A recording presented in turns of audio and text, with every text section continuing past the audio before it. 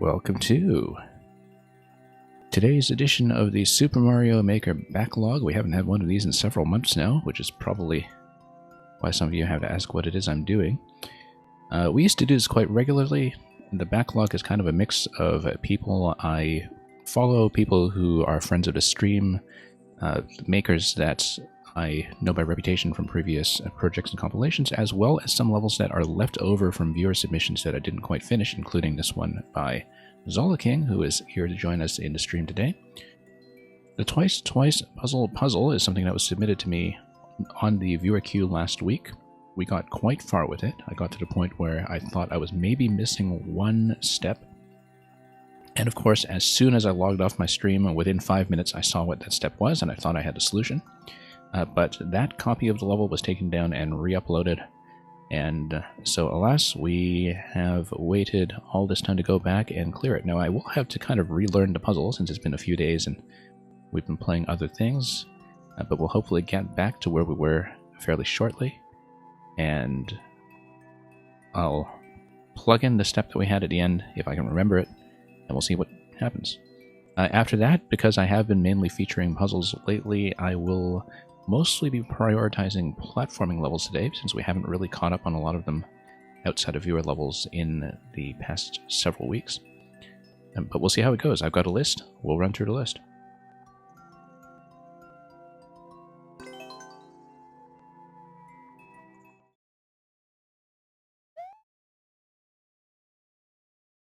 As always, let me know if the sound and video are behaving properly. Sometimes they do, sometimes they don't. And in fact, I have to make a few adjustments to my microphone. Let's be a moment.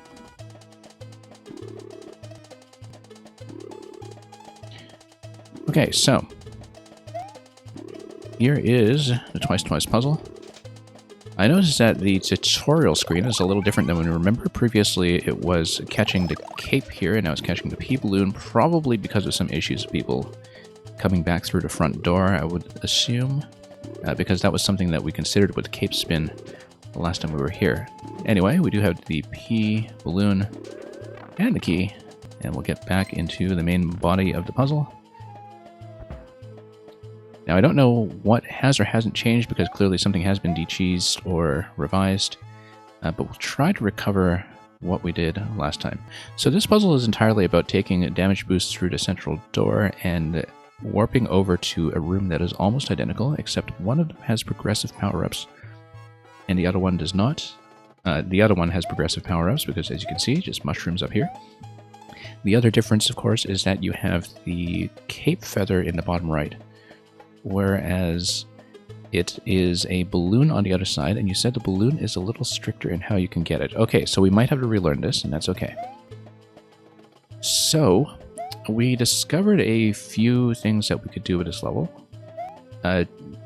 Notice that on any given attempt, if you want access to the bottom right, you would have to spawn in here with at least a mushroom state.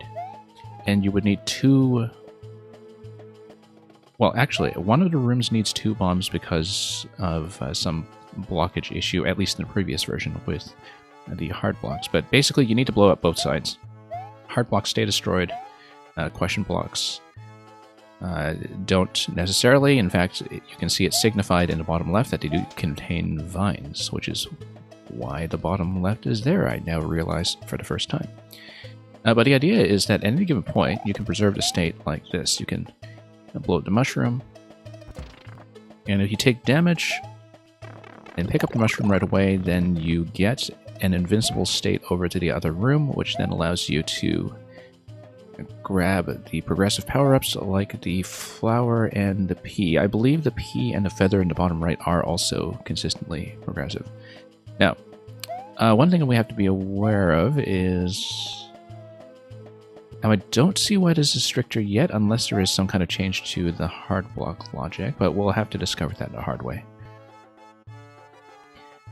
So one thing I was previously doing was I was taking the bomb over to the other side, because then we would have 2 bombs that would then give me access to...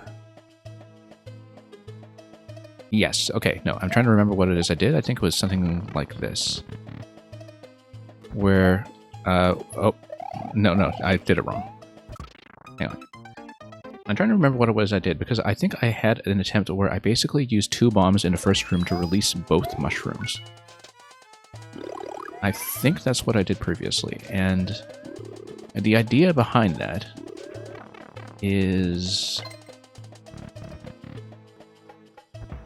to have an attempt where we destroy the hard blocks in the first room without basically losing power-up state. Because every time we pick up something that is a progressive power-up, we can kind of think of that as like a +1 in our power-up tier. And we need to think about that because we kind of downgrade by a tier every time we take damage in the center. And being able to have a mushroom available while you're in a damaged state and then go through the door is an essential part of doing this. Because it's what allows you to preserve all of the progressive power-ups in their full state. So, for example, you go like this, go through here. Yeah, I am kind of recovering this from last week, so I do have to relearn a few things I had established previously. I like being able to do this. And then I think we nudged it in that corner. Oh, this changed. Okay, so this actually kills my previous method. I didn't realize that. I didn't even look at this coin block. Okay, so my previous approach to this actually was patched out then. You'd have to go for the flower first then, in order to blow that up. Unless you toss the bomb upwards, which you can do. Yeah, I didn't know that was not really supposed to be part of the solution. Okay, we basically have to learn this then. We'll just need a new method completely. But I think that can be doable, because yeah, the issue is that we wouldn't be able to get up there if we spend a bomb. Okay, so we basically have to redo this from scratch. That's fine, that's fine. That's what happens sometimes. James D, welcome. Yeah, James D, I saw the solution to this as soon as I logged off the stream the previous week, but then it has been re-uploaded and patched, and now my old method doesn't work. So we are relearning this puzzle. And then we'll be getting to some other levels that I've basically been putting off for the past couple of months. We've got a long list, so I'll be getting through as much as I can. I think that today, though, yeah, we know that, I mean, fire obviously works, the bomb also works. The problem with the bomb is that we can't actually get up there and have 2 mushrooms available at the same time in the same way now. But if you use 2 bombs as before, what you might be able to do is spawn back in here from the opening room. That would put you in a mushroom state. The thing to remember is that if you peel the mushroom off of the track, it's not going to respawn from that point on, if I'm not mistaken. Whereas the one on the left, since it comes out of the pipe every time you come in here, always does come back. So ideally what we would be doing is... Yeah, it changed quite a bit. This ice block kills my method. That's the thing. I think we're going to try to flow through it the same way regardless. Well, I mean, apart from this step. Like, basically, the step that allows me to grab a mushroom on that attempt and get out of here in a mushroom state no longer works. So we'll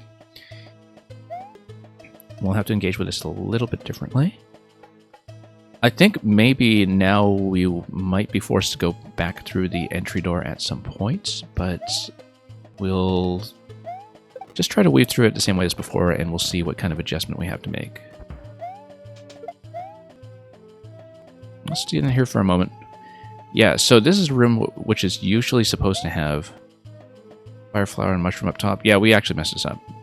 But you know what? In case anything else has changed, let's scout a few other things, since I don't want any surprises.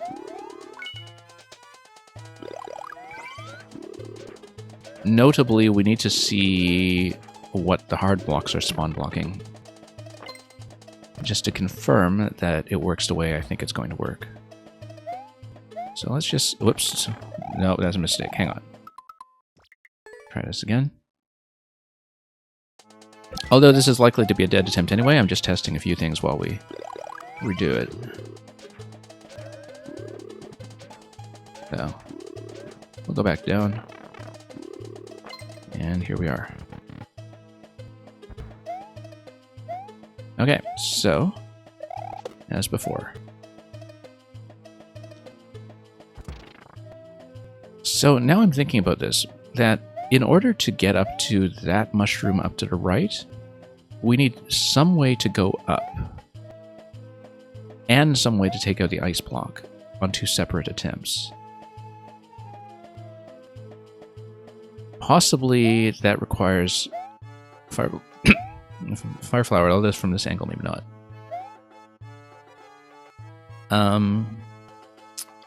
And possibly this is just going to be 2 separate bombs at some point. But we'll see. So let's just take damage here. Let's go to the other room and we'll test a few things.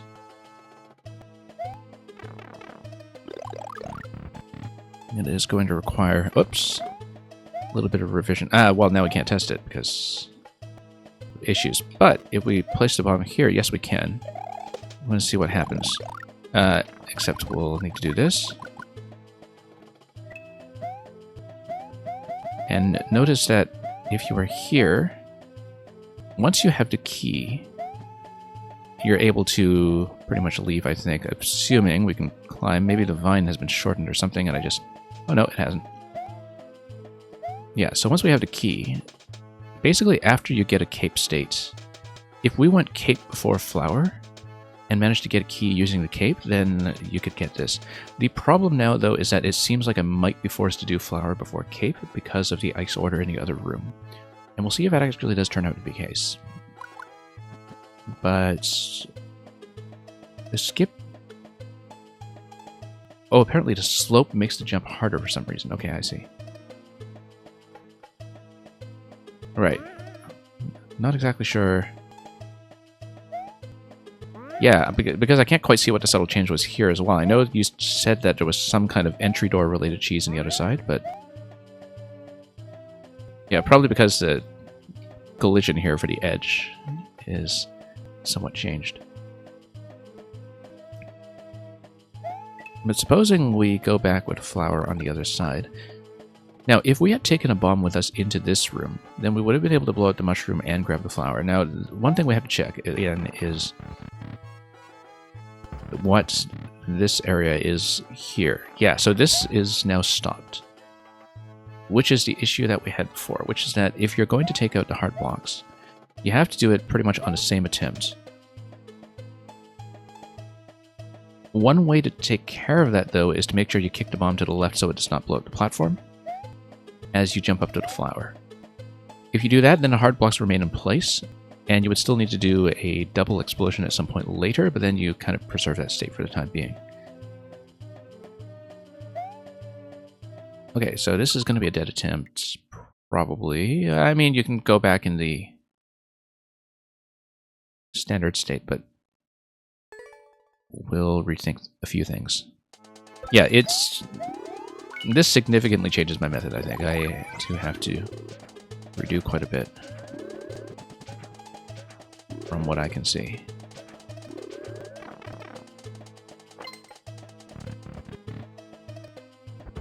Okay, so here we are again. Yeah, given that we have no real recourse up here, I think we have to do things pretty much the same way as before. However, yeah, so the bombs will take out all 3 blocks if we throw it up against a wall. And if we do that, then if we're able to respawn back into this room, we might be able to do something with the entry door. So let's try something like that. We'll blow up all 3 if we can. And then we'll take damage and get into the next room. The problem now, though, is that we are kind of stuck as Small Mario for a little bit until we can have an attempt that allows me to kind of stack 2 power-ups on the same run. We might be able to do it. But I find that if I take damage and get stuck into a loop of going through the door as Small Mario, usually we're kind of trapped from there. And because you just kind of loop through this endlessly without progressing. Ah, right. Okay, so you're blocked from the right side as well, so you can't spawn through that door. However, if we're able to kick the bomb all the way to the left to hit the mushroom on that side, maybe something can be done here. No, it doesn't go far enough. Doesn't go far enough, unfortunately. If it had, that would have been able to do something for me, but on the other hand, if you blow up these blocks from there, then you grab the mushroom, then you come down, then unfortunately you are kind of back into the Small Mario state. Even if you have blown up the hard blocks to the right. And the problem with that is that you can't really get out of that state afterwards. Because you don't have the opportunity anymore to stack 2 power-ups. So that will not be it. There will be something that involves carrying bombs over from one side to the other, and we just need to figure out what that move is going to be.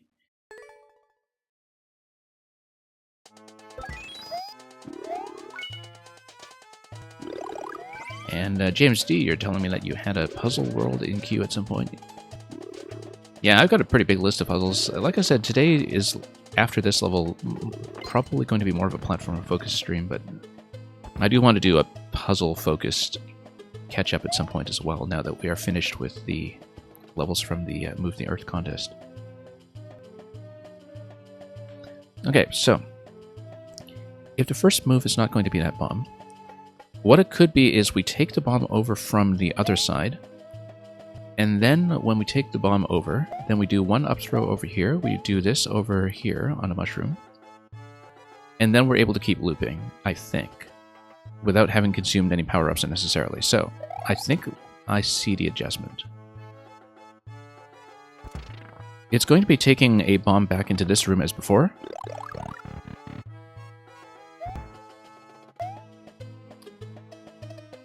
But when you do that, you up throw it to the right.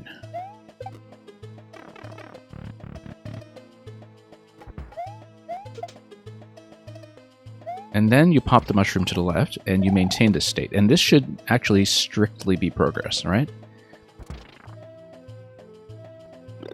This actually gets me... No, it doesn't. Because we will lose this state as we go back to the other side. Okay, so that doesn't quite work. However, if you manage to get the Fire Flower on the other side, then you basically have like a +2 to your power-up state from Small Mario, and then you might be able to progress from there. So let's try this for just a moment. Except we can't get the Fire Flower if we're not in the mushroom state, so that is once again a problem. So unfortunately, if you go through the door as Small Mario, I think at that point you're actually just kind of stuck.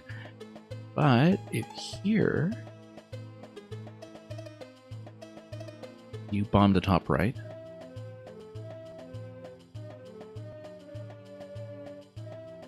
or if you take the flower on the second pass, let's see. Yeah, this is going to be a pretty significant blow to our progress, but we'll see what we can do with it.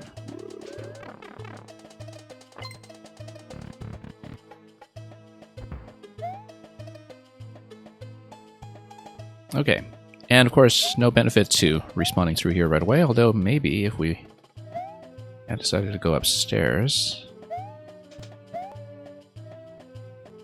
I mean, one thing we can do is we can blow up the ice blocks to the left without blowing up the one on the right. I do think that the hidden gates are, you know, kind of hidden information, and I don't quite know how I feel about that, but it does make it possible at least to later get through here with a Fire Flower, maybe, although you can't realistically grab the Fire Flower and still have enough time left to go through the door with it intact, so I think these coins do have to be taken out by bombs, as far as I can tell. And there's no point in going through here, it is just going to stick you on the side, so that's just going to be a full reset.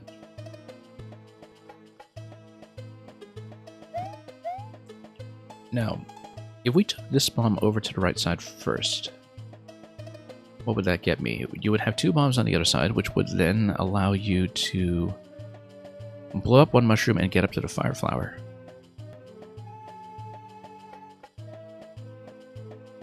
Or take the fire flower and come back here with a bomb, which might be better. So you would take this bomb, you would go to the other room, you would use it to jump up to the fire flower, and that would be a +2 to your state. And then you would have a mushroom that's released from the left. Maybe. No, you actually just use it to jump. There is a bit of a problem that I see, which is that I want to have a bomb available from the other room when I come in. And no, but if you come in while you're big, you can remain big, right? So that shouldn't be an issue. Let's take this over here. Now this is going to kill the first bomb when we kick it to the left. Oh no, we also don't have the fire flower state. Never mind, we can't do that. Keep forgetting that it is progressive. Art Pop, welcome. Does Chris Pratt do the voice for the Mario in this movie too? Yes. It's a him.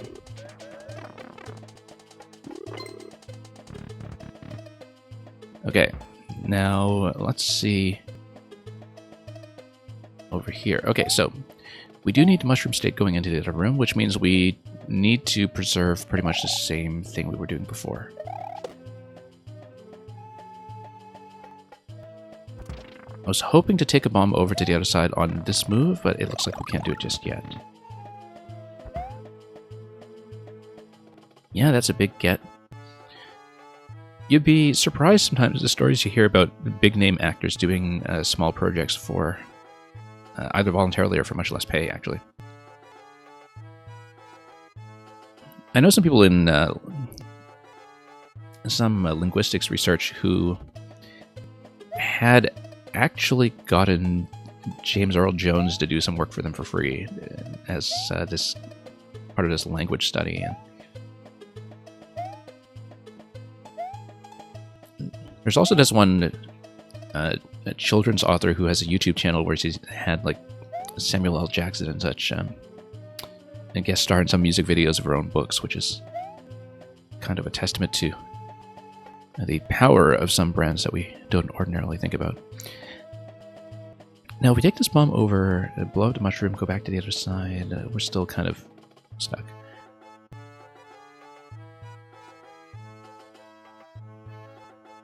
But I basically need to think about how I revised the previous move that I was doing to get up to the mushroom to the right without expending 2 bombs. Possibly I just need to expend 2 bombs to do it. The problem is that that mushroom on the other side, first of all, doesn't roll around, so I can't really grab it down here. Secondly, yeah. But I think we definitely need 2 bombs on the other side anyway, right? Because then if we go back...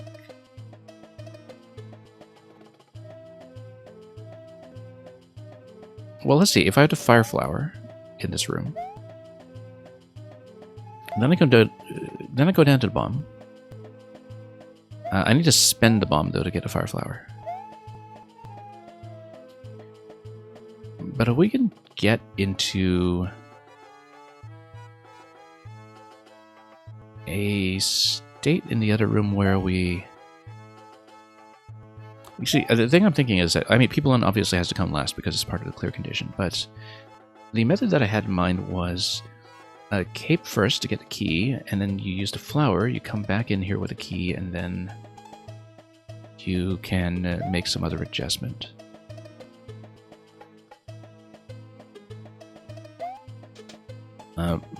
So, Art Pop will fill you in the puzzle in just a moment. So basically you have 2 rooms. There's a cape room and a pea balloon room. The pea balloon you see in the bottom right here is progressive. The flower up there is progressive. The idea is to take bombs with you back and forth between the two nearly identical rooms and maintain a power-up state that allows you to obtain progressive power-ups. In the other room, there is a key that is in this block that you can whip with the cape. Use the cape to get the key, and you use the key to get out the door, but you have to be in the pea balloon state because of the clear condition. We basically had solved it -1 step the last time I played it, but the problem is that this was re-uploaded with a change that kind of kills my previous solution, so we have to rebuild it from scratch. So the method that we have to kind of reverse between the two rooms is to just use the bomb like this, and to take damage, grab a mushroom, and then go back to the other side while maintaining the progressive power-ups. The problem with doing that is that you spend a bomb. And if you spend the bomb, then you can't use 2 bombs at the same time to blow up any of these blocks. Which then becomes a problem. However, if you blow up this side first on one attempt, and the mushroom then after that, well, let's see, maybe we should just grab the cape first, nice and early. And I think I do see a method to do that. Because you just need to take the bomb over from the other side. It's just a small adjustment, and I think we should be able to do it. It might actually be simpler than what I was doing before, which is odd to think about. I think there's a flaw in this, but we'll have to see what the flaw is in just a moment. Yeah, the flaw is that I need a progressive power-up too. Get back over to the other side with a bomb in tow. But if we take damage using the fire flower and then come immediately back here... no, that doesn't work either. However, if you're carrying a bomb from the other side, then it's okay to be in the mushroom state because you can go for the fire flower right away. I think there is going to be a flaw in this reasoning, though. And I think I see what it is. But we'll have to run through it anyway, just to kind of prove that it works the way I think it does.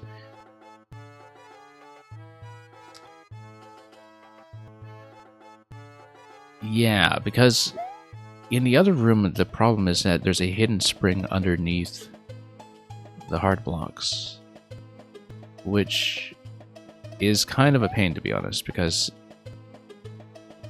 it means that even if you do grab a fire flower, you can't take a bomb back with you.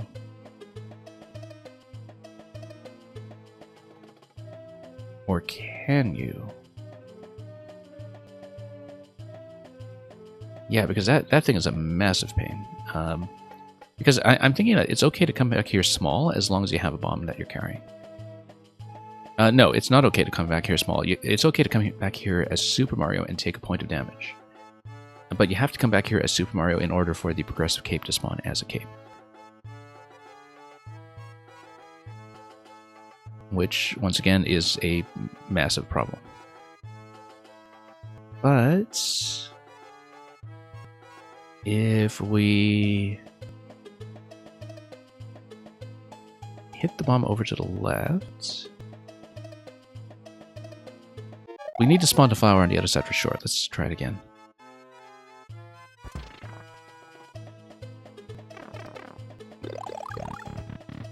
I mean, I can't believe the thing I was doing was not actually part of the solution. It looked completely like it was a design part of the puzzle, so...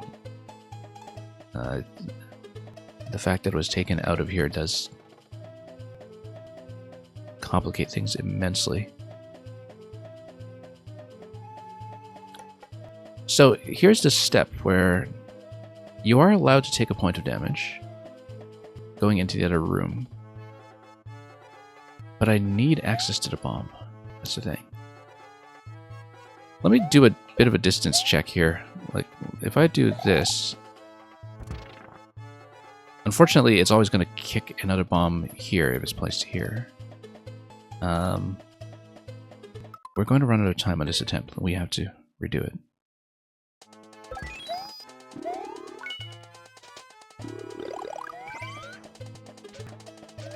Okay. Let's try it again. That's okay. That's why I'm taking the time on a separate stream to run through this, so we can actually look at it properly.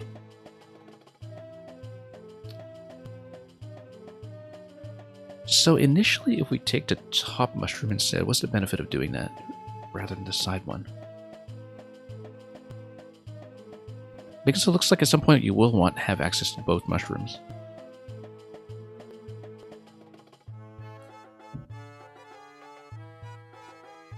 And if you do that...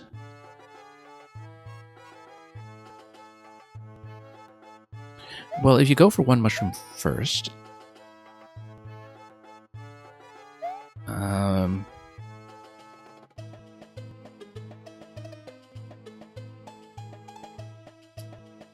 you do need a spin jump to get up there. But, whoops, no, that's not what I want to do. I basically need a bomb at some point to serve two functions for me at the same time, then to get rid of that. We'll see. Kick the bomb to the left, grab the mushroom in the center.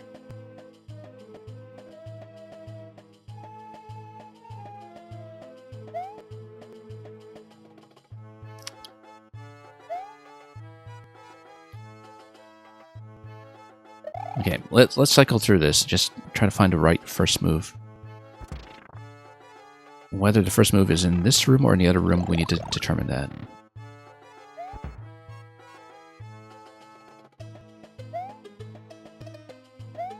Yeah, this is definitely not obtainable, I think, without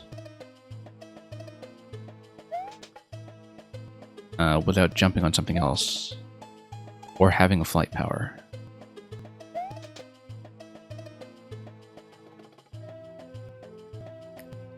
One thing that occurs to me is that the trampoline that drops from the bottom, sorry, from the top right, is something that can potentially be manipulated using the cape.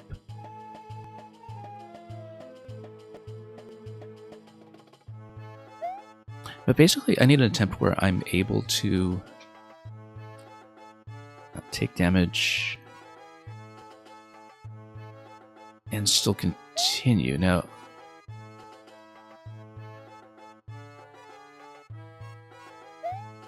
but once you start spawning through either door as Small Mario, you get stuck pretty much. So you go up there, you grab that. If the bomb destroys this... Well, unfortunately, we can't really keep the cape going into this room, otherwise we could whip the spring as well and get it out of the way.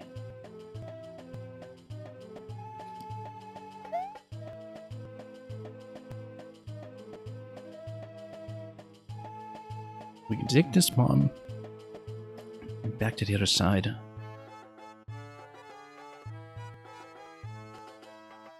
We gotta think about this.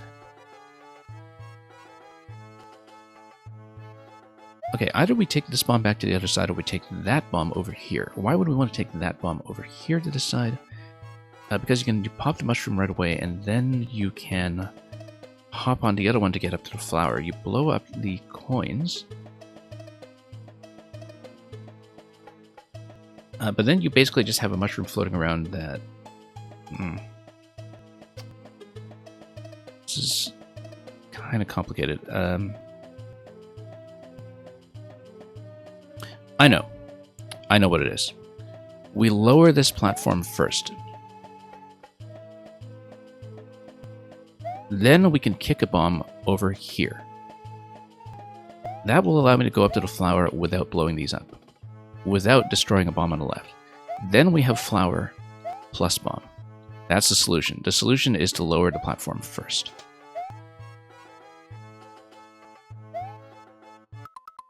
We can continue on this attempt, but I'm going to start over because of the clock. Yeah, I see it. I see it. That achieves the same thing that we were trying to do before. And that should get me back on track. To grab the cape from then on. It would be flower before cape. It just changes one little thing, basically. Which is that we're going to take the bomb over to the other side. We put it here. We lower the platform, then we jump up to the flower. Bomb will not blow up the hard blocks if we're quick.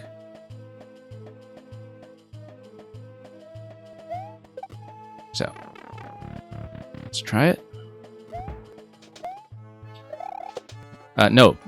We don't have the progressive flower. Just a moment here.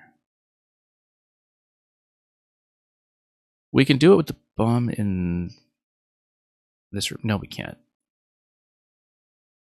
Hang on. We're still short by one.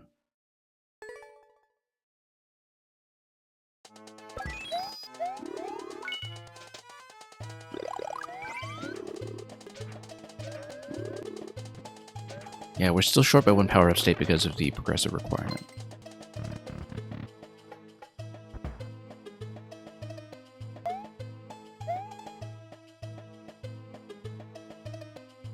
If, however, we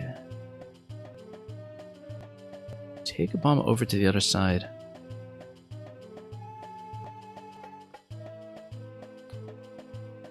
if we use the bomb in the other room, then we get the flower but no bomb.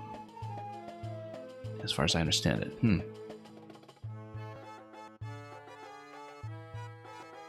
Like, basically the thing we're going for is we need to get into this room in a mushroom state, but with both the left and right destroyed.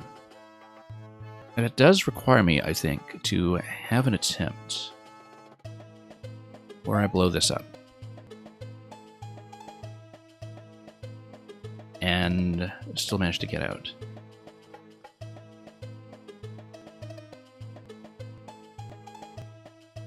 And unfortunately, like, everything would line up except for this ice block over here. It's the one thing that sort of destroys the entire method.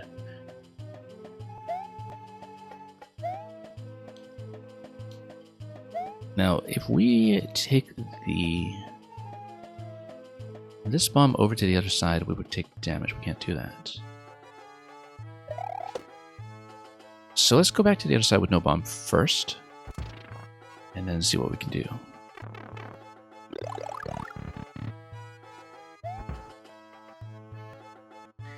If we take this bomb, lower this platform, that would be the equivalent to what I did earlier, though, where I just didn't actually manage to get anything done. Because you need the flower state plus a bomb that's still in hand in order to blow up both sides at some other point. But then do we need to blow up both sides at once? We just also need to blow up the hard blocks in the other room.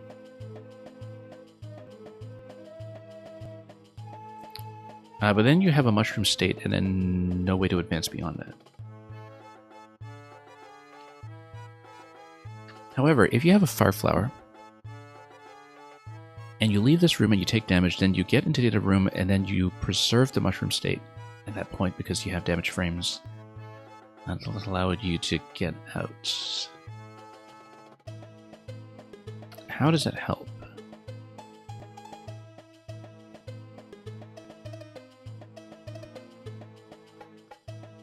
Yeah, because of the time that it takes to get out of the top once you have the fire flower, you can't really get out of here with the fire flower while still invincible, which is still going to be an obstacle. So you kick the bomb to the right.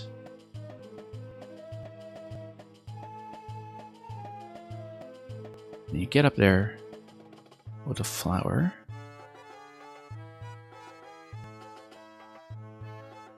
We'd have to take damage first.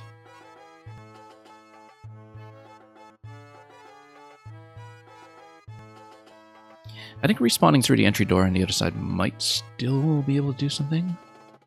Because it reloads a mushroom.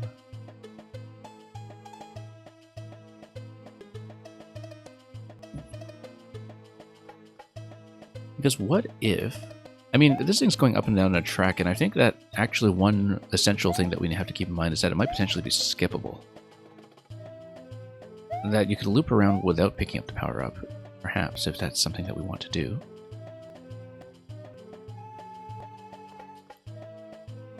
But then why would you want to do that? I mean, you would only be able to do that if you take a bomb over there. So you take one bomb in here. But on the other hand, again, you need the power-up state to do that.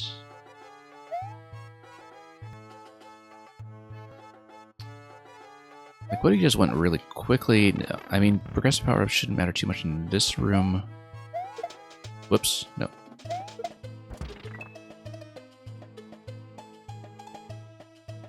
Now, since we lowered the platform, we can no longer blow up this side either, which is a problem. But basically, if you still had a damage state going up there, then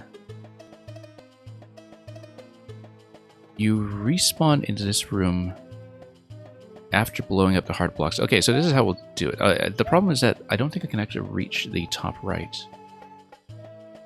So here's one way to basically spend 2 bombs, right? Is on the same attempt that you've blown up the top. And we can no longer do this because we blew up the blocks on the right, but the idea would be that you would do this. You would go over here, drop this, you would blow up the blocks because, you know, you wouldn't have this kicking issue here. You skip the mushroom. If you skip the mushroom, though, it looks like you probably can't reach the vine in order to go up, which is going to be an issue. Because otherwise, you could grab this mushroom and spawn back in here and have a bomb available, and maybe you can still do that, though. Because let's say you grab this mushroom.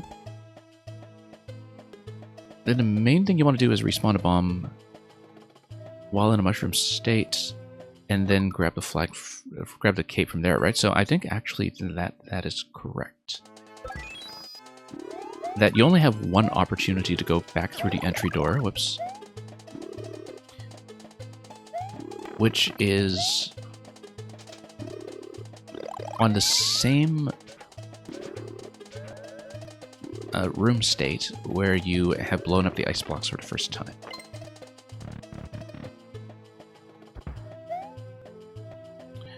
Which means that if you have 2 bombs here, you use one to blow that up, you use the other bomb to jump without lowering the platform here. You blow up the hard blocks, you grab the mushroom, you hit the yellow block, you go through the entry door, you come back in here, and you respawn 1 bomb while you are in the mushroom state. On that attempt, then you can grab the cape. After you grab the cape, then the rest of the puzzle should come together nicely. So let's try it.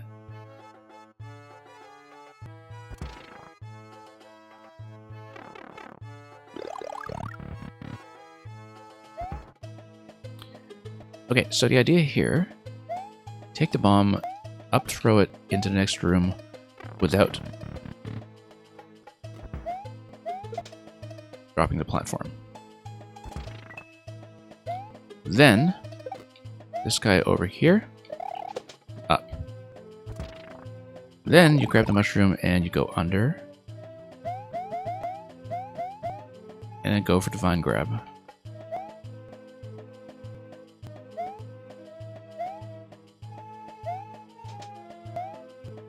Then you respawn the bomb. And we no longer need the mushroom on the track, I think. So it's okay that this is now gated off.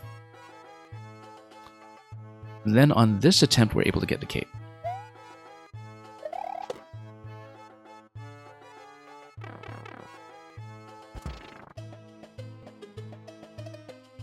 Once you get the cape, you get the key. And once you get the key, then you can do the flower interaction in the next room. Because you'll be able to go through to the other room with the progressive power-ups preserved.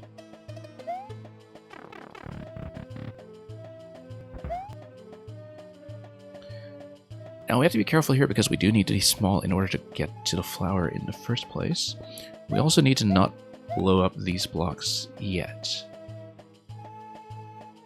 Because basically we want to grab the flower, and now that we have the key, then we can re-enter through the door on the right.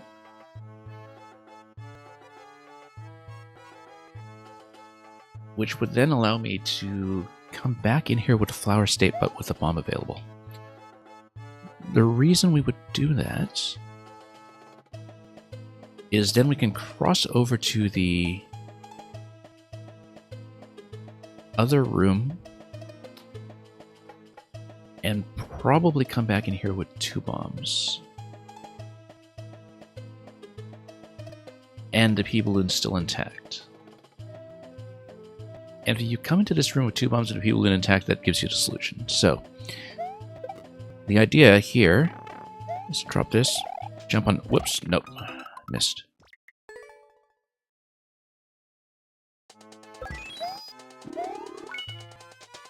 Anyway, this is the part where we die to the execution mistakes. That's fairly typical.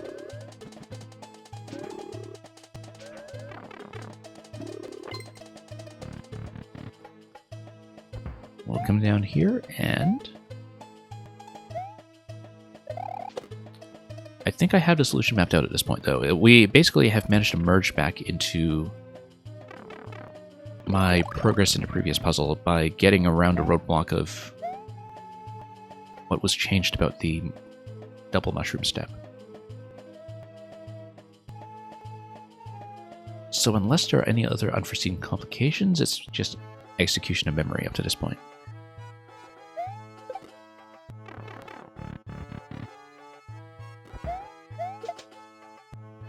Okay. Over here. Kick right. We'll try not to go past a one-way panel. That is a mistake that could very well happen. And thankfully will not. Okay.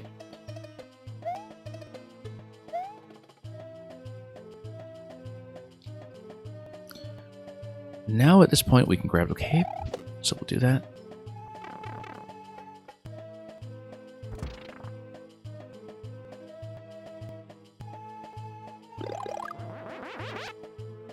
Now that we have the cape, we get the key, and then just need to execute properly once we are on the other side. So we do need to take damage initially, that's the thing I missed. We don't want to decide on that at the last minute without having mapped this out properly first, so... Easier if we take damage first just to time this out properly.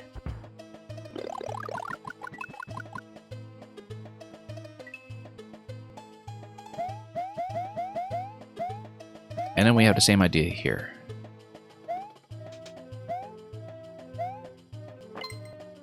We re-enter through this door, I hope. Okay, good, you didn't, you know, raise the door by a tile or something. Just to surprise me.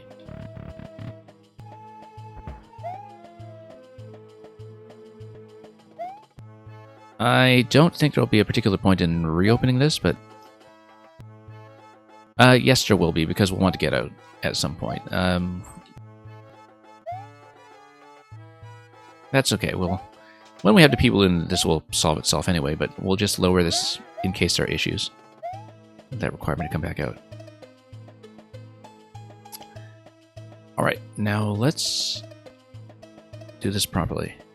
We need 2 bombs in this room, so we need to get the other one in here, which will mean taking damage while carrying this bomb to the other room, I think. Because we need to take advantage of the fact that we do not need to blow out the left side in order to get to the other side with mushroom.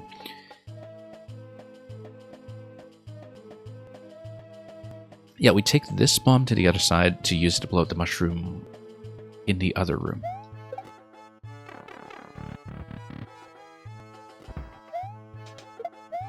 Okay, that's good. Now let's dodge this until we need it.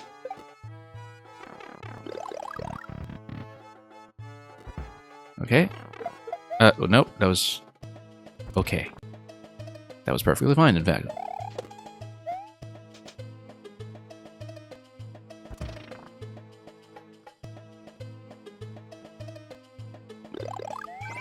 The balloon is ours.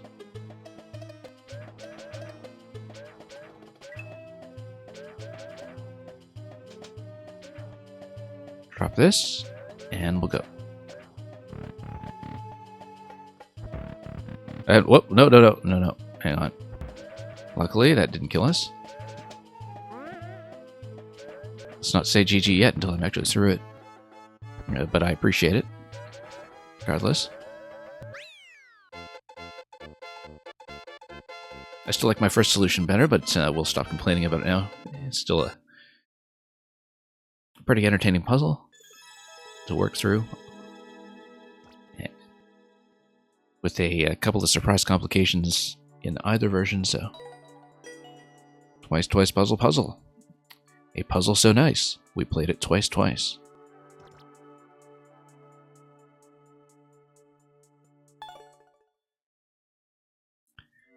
Okay, like I said, we're going to go through some older levels from my backlog now.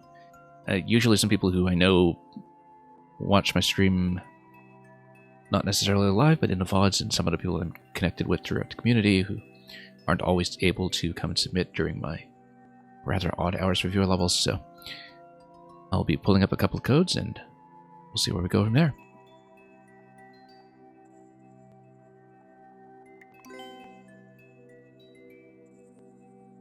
Well, this person is not one of the clears,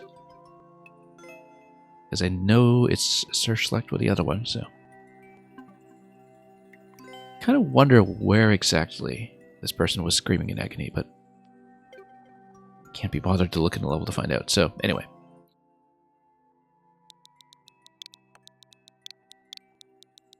And I should actually remember to paste codes in chat as well.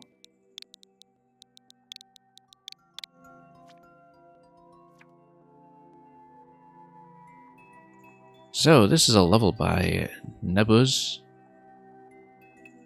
someone who's been around as one of the most prominent people in Mario Maker since Maker 1, an absolute technical wizard who devised a lot of the direction detection techniques in Maker 2. This is his first upload in quite a long time. Yeah, as you can see, 400,000 likes or so. First upload in, well, since the previous GDQ. Speaking of which, the Mario Maker Relay is confirmed for this year's GDQ at the end of May, beginning of June, I think. I don't know who the makers are this year, but there probably will be some pretty significant overlap with people we know, just like there was last year. And so when those levels come up, we'll probably be giving them a look as well, even though we'll be probably right in the thick of Zelda at that point.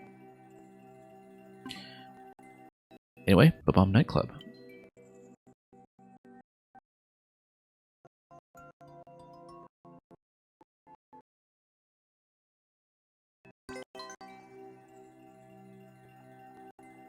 So yeah, we'll see. There's always something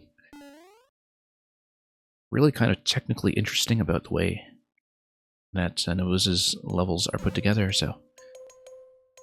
Oh, okay, so these are the bouncers. We see them bouncing springs away, and I don't know how that's going to work, but...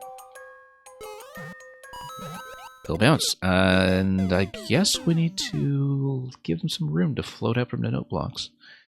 Let's see how that's going to go. Ah, I see. So the reason for the spring initially there is... you'll see that it manipulates the facing direction. So if we land towards the left... let's see... well, not that far left, obviously, but... there's going to be an overlap here that bounces them up. We need to give them a bit of room here, though. Got the first bounce earlier, but we need to find a technique here again. There we go. Dead center like that. And we need to not miss the easy jumps, obviously.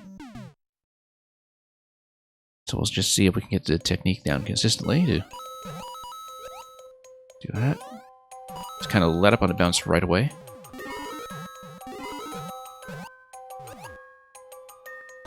So yeah, what I'm doing is bouncing on the bombs and letting go immediately. It's actually kind of a short bounce.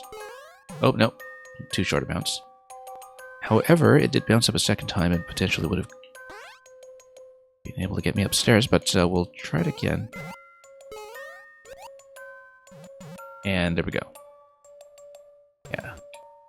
So basically, you hold jump for the first bounce, but then you let go immediately. And that's not going to work here, though. That's not how it's going to work in this location. So we'll see. It might be that maybe the first one's supposed to be short bounce, but no, it's not.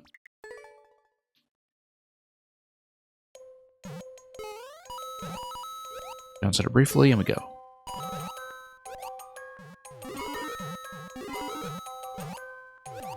And we just need to figure out the method for this second segment. Audio's messing up again. Thanks for letting me know. We'll fix it. Yeah, I'll fix it anyway because if it's starting to glitch out, it will likely continue. So, and at least cause synchronization issues or distortion or something. So, thanks for letting me know. We will patch it up immediately.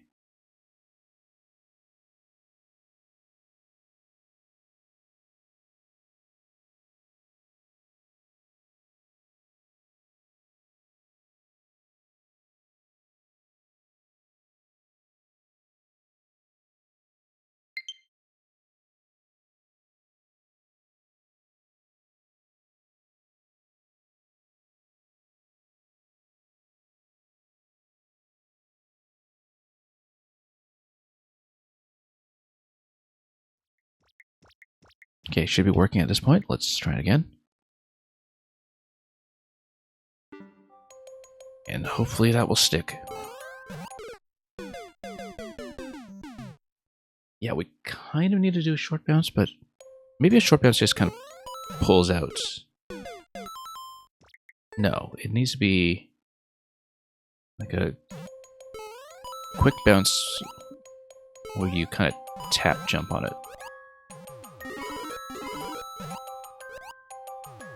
Yeah, once you find a method, then it's a matter of finding out how to apply it to these later segments here, particularly once we get down to these other short bounces, which, all I know, might just be short. We'll see.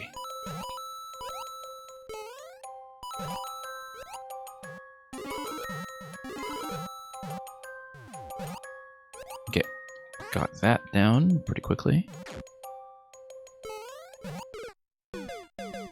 Yeah, we need a better angle there so we can pull out with something nice and shallow.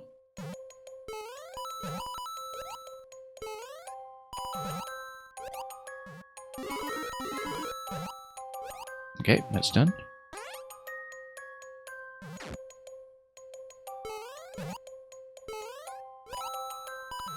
Nice full jump over there. So now we bounce on that. I think we just need to lean into a short bounce there, though, and maybe the bomb will still go high enough. Low gravity.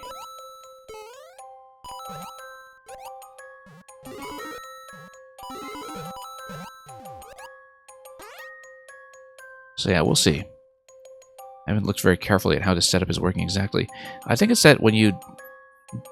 Yeah, when you jump on a note block, it is launching a trampoline. I think that is raising the bomb, so... The actual strength of your jump probably shouldn't matter too much as long as you don't double bounce the bomb right away. Or... Well, let me take a look at a collision here. Yeah, no, the spring is just kind of doing that initial alignment.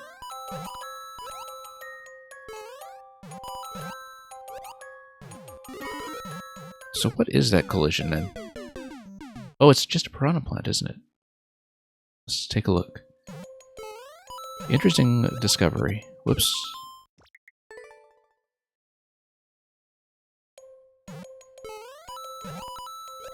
Yeah, trying to see exactly what it is going on here. We are, of course, just clipping the wings off the bomb as well.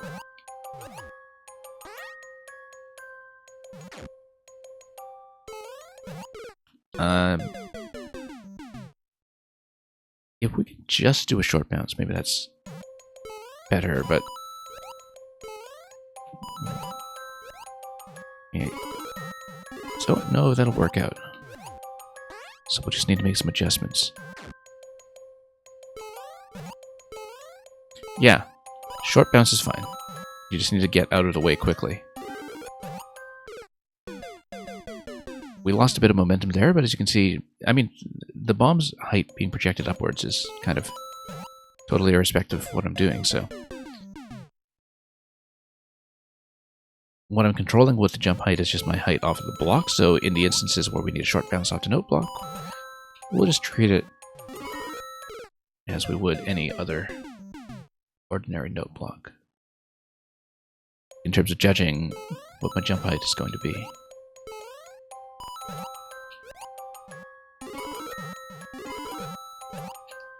Okay, yeah, we just treat it as a note block. And as long as we get out of the way of the bomb, we're probably fine. Whoops, too slow. Let's redo it.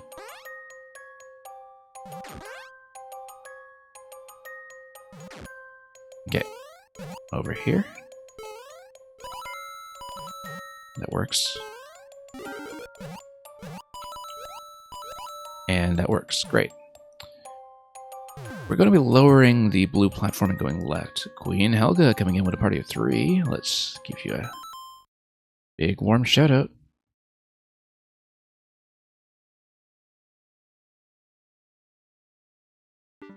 Last team playing Need for Speed Heat.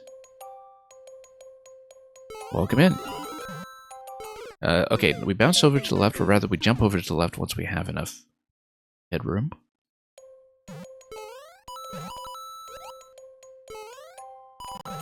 Yeah, I hope the driving went well over there. And welcome in. We're doing alright.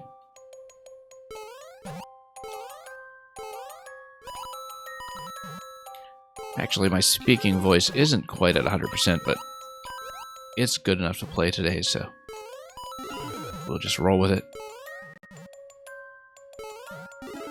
Short bounces here, we just need a much better angle.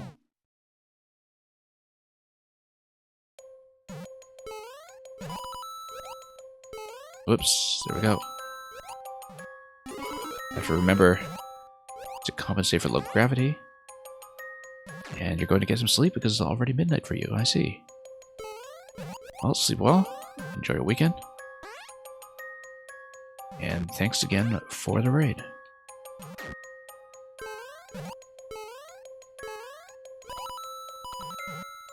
Alright. Short bounces here. Whoops. Bit slow there that time. Can't really afford to miss.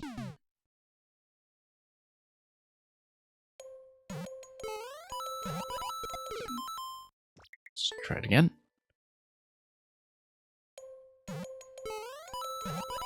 Nope.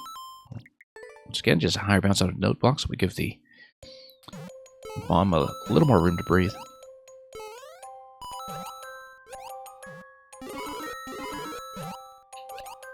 And there we are. Short bounce here. Straight up. Short bounces here, but accurately this time.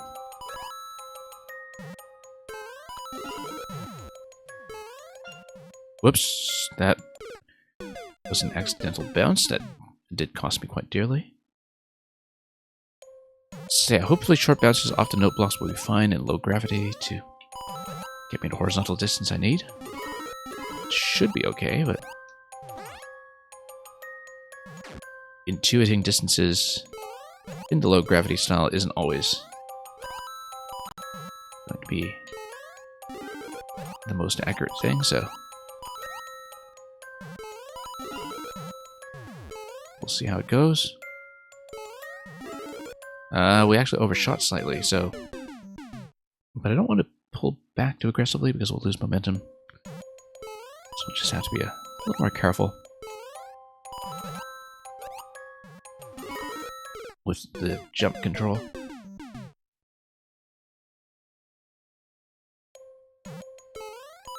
But yeah, short bounces will be just fine.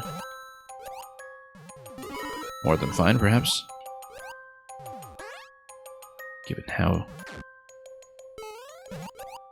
that previous attempt was going, let's reset to the door, try it again.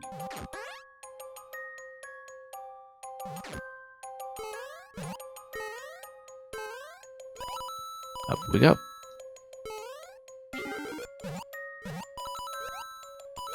Okay, that's all fine. Take it over here, and then short bounces, controlled. Not that controlled. We still need forward momentum, just not too much of it. As long as we hit the blocks dead center, we're probably fine. We just probably overshot the first block in the attempt that I had earlier that also failed in the same spot. Whoops. Once again. Back we go.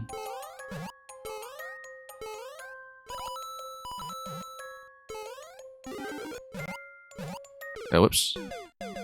Yeah, I need a high bounce off the second one, obviously. We'll just fix that up. Whoops.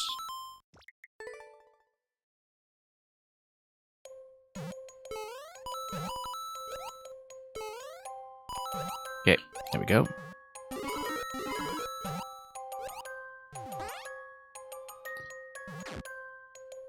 Then, this way.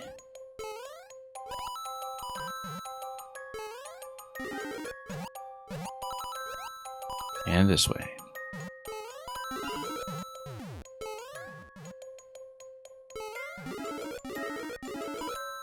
Short bounce. Then we try to catch the bomb over here. Kind of out of view on the camera, but we knew it was coming, so luckily we just went for it. Now this will be timing dependent. We just need to watch out for that. So just a slight adjustment. We need the bombs to overlap the note blocks, but the interaction is pretty much going to be the same. And we'll see how it goes. And B. Suzuki, welcome.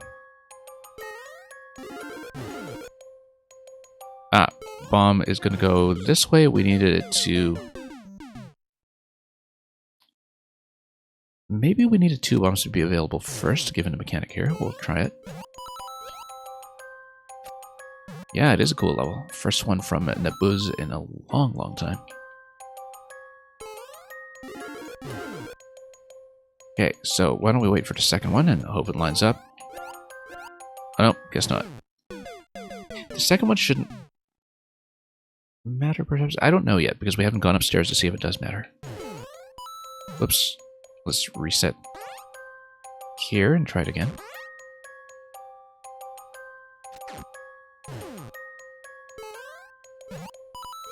Okay, there we go. Oh, whoops. We shouldn't have deflected a bomb back. That was a problem. That's okay.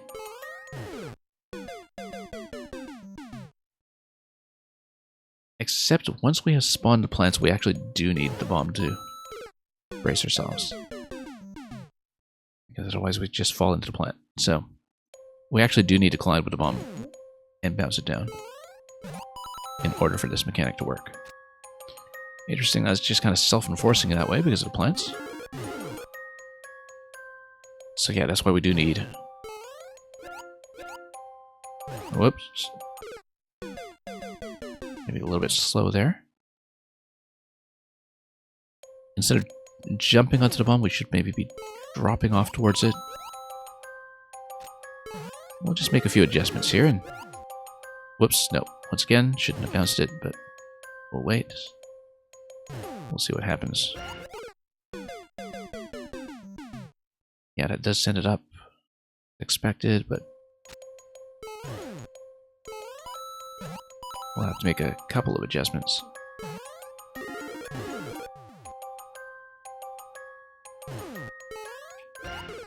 Short bounce will be fine. We just need to outpace the bomb and not collide with it the second time.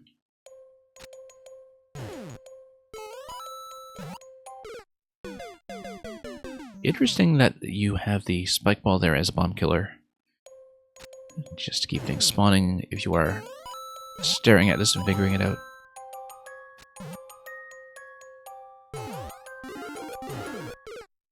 Yeah, it does need to be a high bounce off of that one. I'm just trying to determine if it is a jump or drop off the vine, I think. It should probably not matter. We'll see. Whoops, no, let's not slip. Probably a jump so we can position that a little bit better. Whoops, too soon. Let's stand back and watch out.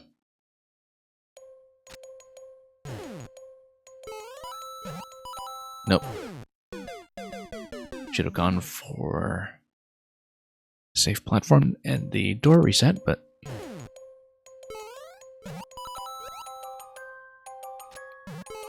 we'll try it. Once again, we'll wait for this next guy. And we missed, but that is the right idea, actually, because we bounced both bombs. Second one's going to bounce on another set of trampolines. And then we'll basically have 2 bombs to carry us up some kind of vertical climb. We just need to watch the timing quite carefully and get the 2 bombs in that segment to line up properly over the blocks. Which is actually a little bit tricky. We do need to remember to high bounce. Oh. We'll try it again.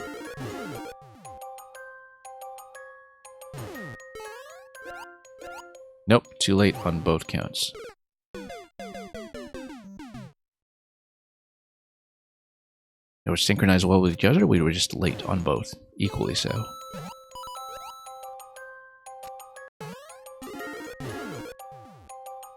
Let's try it again. Nope.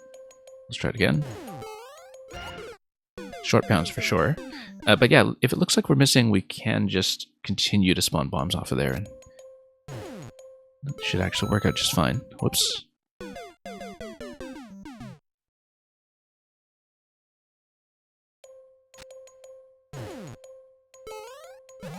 Alright, up we go. And we'll wait. There we go.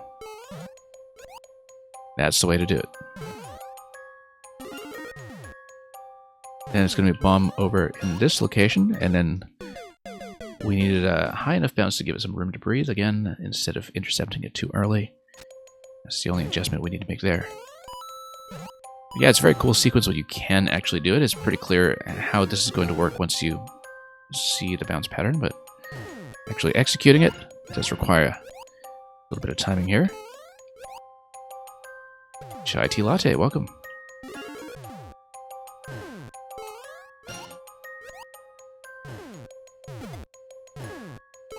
Okay, whoops.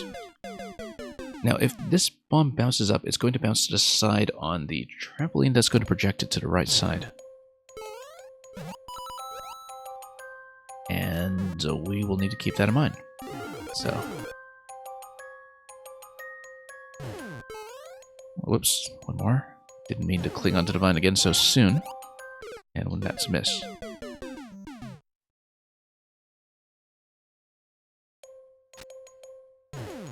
Okay. Once again.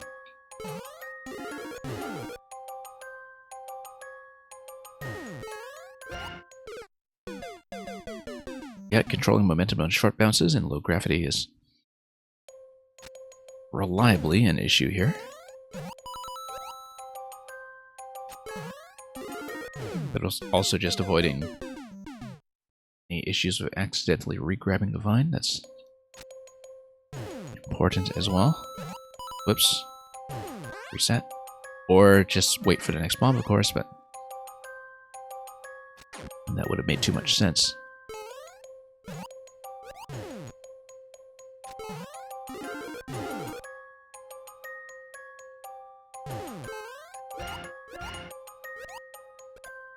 Up we go.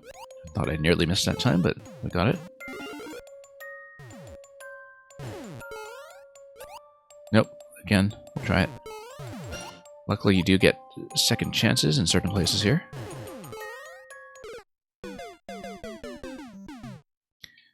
Yeah, so I follow the coin trail, then the bomb is going to follow me from behind, if I understand it correctly.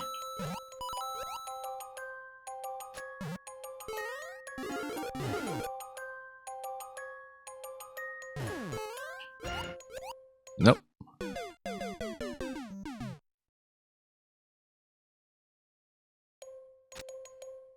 That is a tough little spot there to synchronize. Always just a little off center, but yeah, if we kind of keep our eye on the note blocks, that might be best, so we Don't get into too many deflections like that. Oops, nope.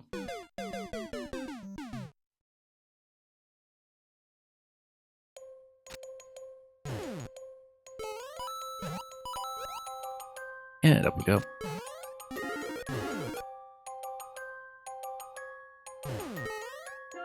Nope. Completely missed. Yeah, we're kind of at the mercy of the timing with the second bomb. The one that's on the right side when we get two stacked together like that. Whoops. Let's wait for two to spawn.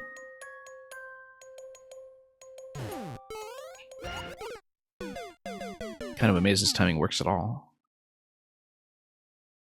That the spacing just fits.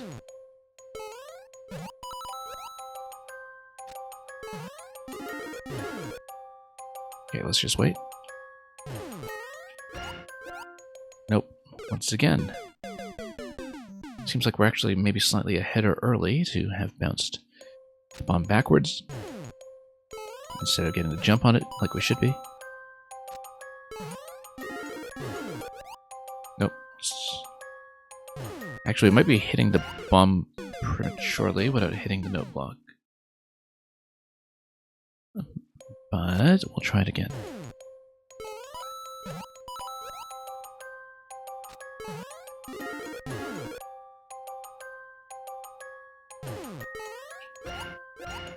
Here we go.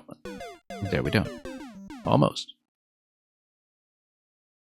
I was surprised we managed to actually land at that time. Too surprised for one's own good.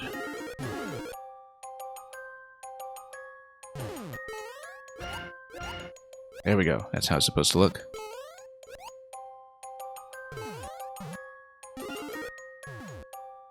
First bounce here is not too bad. Second one here we need to really watch out for. Let's wait for another one.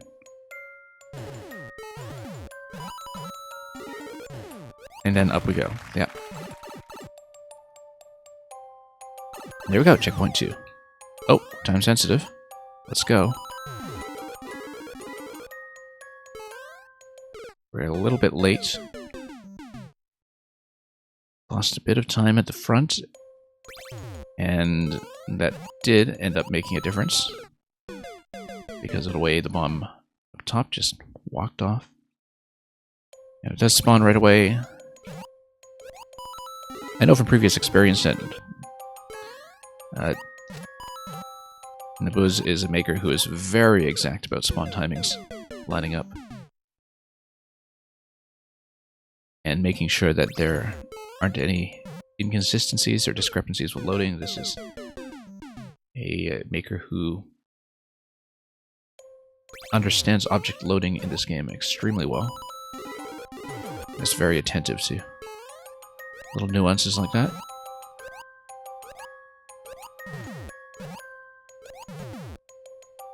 Okay.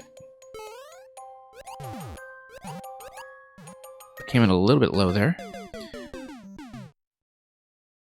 It may be because I was a bit late on that bomb. Wasn't quite dead on the note block that time, and that might have made all the difference. Whoops. Yeah, if we miss like that, not much of an opportunity to catch up and still manage to catch all the other bombs in time, so not really a lot of room for mistakes here in the climb.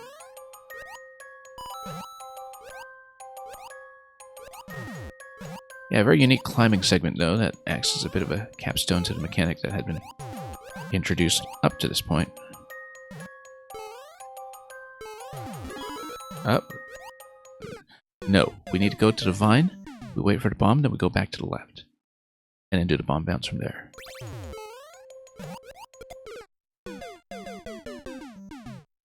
But we'll see. Yeah, because the first time through the loop, there's no piranha plant there yet, so you can hit the note block the first time. Piranha plants do prevent you from hitting the note blocks a second time. So they make them single-use note blocks that become usable again once the bombs overlap, which is really neat, actually. No, we don't want to hit that right away. We want to, once again, go over to Divine, wait for the bomb to overlap, then go back. Very easy to say it, but to do it in the moment, of course, it is a different test entirely. But yeah, this is a very smart central mechanic. That you basically have the level, have this totally controlled timing for when the note blocks are available. That, you know, you hit, you drop a plant, and you can't touch it again until the level says so, using the bomb timing.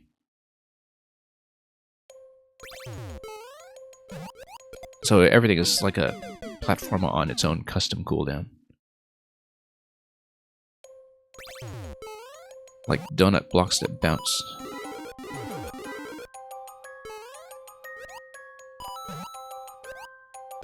Whoops. Lost our grip a little bit on that jump. We'll try it again. Okay, there we go.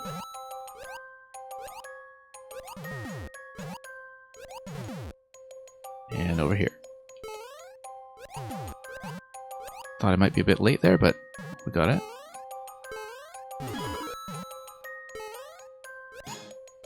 Here we go. Pokey. Ah, boss time. Okay. We need to hit the on-off switch and then get up to the pipe. Which means we don't want to expend all the bombs at once.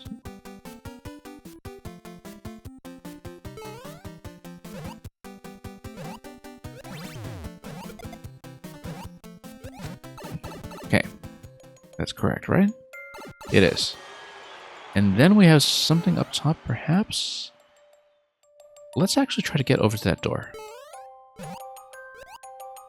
And see if it's something like a custom hard mode or just a bonus room or something else. We'll take a look. Oh, 1-ups, okay. That's fine, we'll take it. And that's it.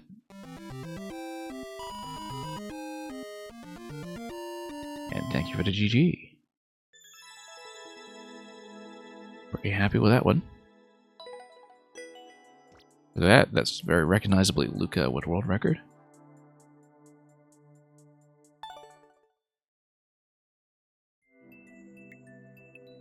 And yeah, I got about a 0.61 on this one. Execution-wise, it feels much, much easier than that, but I think you would have people run into this level and potentially just take a few attempts to really acclimatize to the mechanic. Execution-wise, I would have expected a fair bit higher than 0.61 with this, but, you know, you kind of have to get over the conceptual learning barrier. Yeah, Naboo's still making levels. This is the first one since GDQ last year in NetCat, as I was saying. I don't know if he's one of the GDQ makers this year, but there is a GDQ relay that has been confirmed and is coming, with a pretty good selection of highly recognizable streamers, old and new. And NetCat, glad to see you around. Definitely give this one a try if you haven't.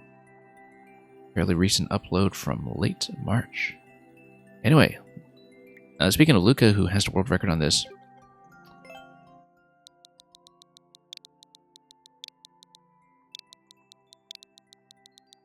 so some of you know, in recent streams we had completed the Move the Earth puzzle contest.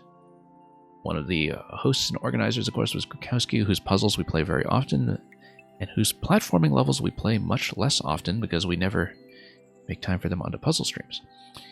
So here is a recent tribute level that is a platformer. Gamer, you're a firework, inspired by and dedicated to my platformer pals, Lou, Mang, and Novo. What a fantastic club. B. Suzuki tells me the stream is still working. That is good news. We already had to reset the audio once, so hopefully things are holding up. And NetCat's back in. Excellent. Let's take a look.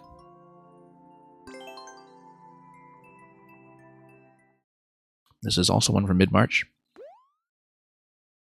I spent all of late January to mid-March playing Fire Emblem, and so we haven't had a proper catch-up stream outside of viewer levels like this for a very long time. And yeah, if you punch through a POW, you can actually just punch through it directly and bounce. Because of the mushroom platform, that's why. Because the POW pushes you back towards the mushroom platform, and then that bounces you up. I didn't see that. So you can actually just punch right through, like this. Feels great. Natcat, yes, I saw the film the day it was released. I braved a major natural disaster to do it. Okay, maybe not a major natural disaster, but a major weather event. That my entire region was consumed by a combination of thunderstorm and freezing rain, which knocked out power to a significant part of the area, but thankfully not the cinema. And so I did manage to see the film in hostile conditions.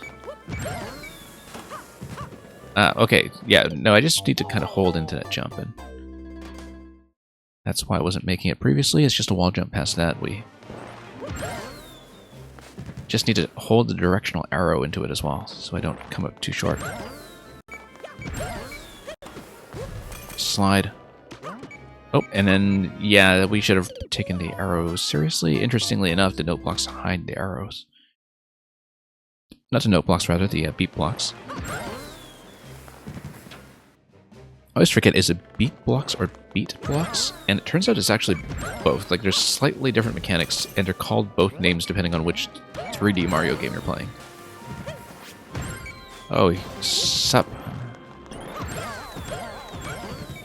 Well, we're a little behind pace here, as you can see. We're getting squeezed.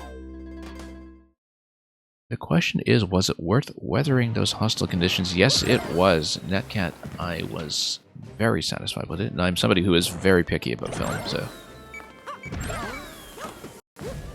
I mean, in some ways, it's pretty much exactly what I expected from the marketing.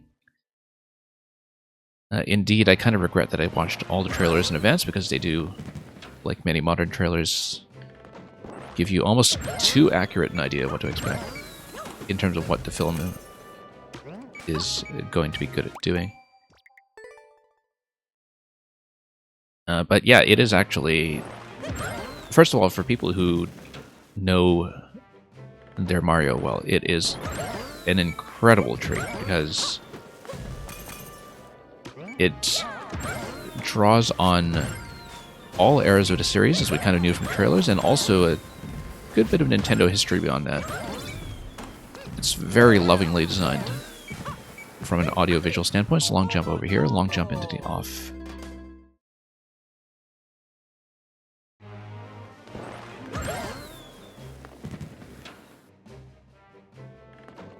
And as a piece of animated action filmmaking, is actually quite strong as well. That, in terms of the shot design, the editing, the you know, kind of formal elements of how things are put together, this is a very accomplished film.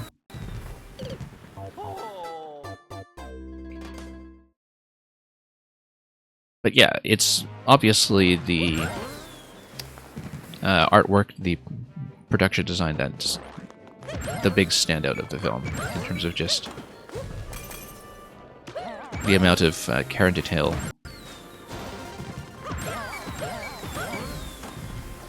that kind of makes it a joy to read visually. Oh, whoops. Duck into that. We just need to do it quicker.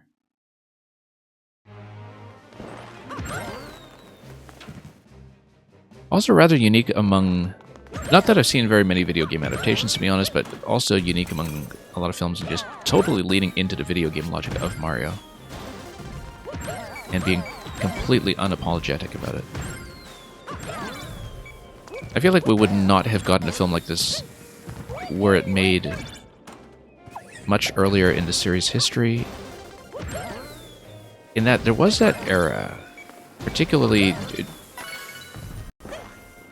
in the wake of Mario 64, when I think a lot of classic Mario conventions kind of gradually dropped out. in terms of the, original power-up logic that we only really saw back in the 3D series with 3D World and fully revived in the NSMB series as well. But yeah, it's very much an all-eras film when it comes to the Mario elements. Kind of make sure that whichever game you came in with, it recognizes your history, and not just in the sense of making references to material you know, but in terms of how should I put it? Like, I don't know what a conveyor belt is all about. Ground pound and pow, then we take it up. Okay. I don't know if a conveyor matters. What is that even doing? It responds to the on-off switch, but... I see. Spike balls smash up going on there.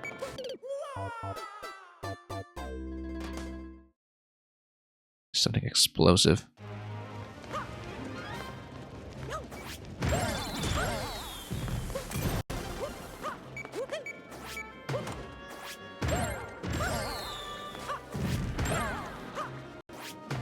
But yeah, there's a very concerted effort to really embrace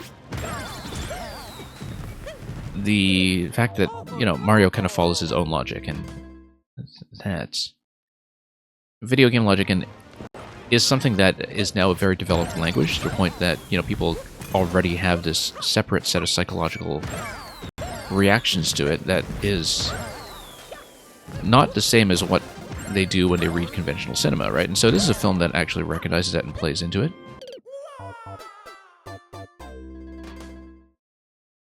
How does POW trigger the spike block? Yeah, on, off, below. That's what it is.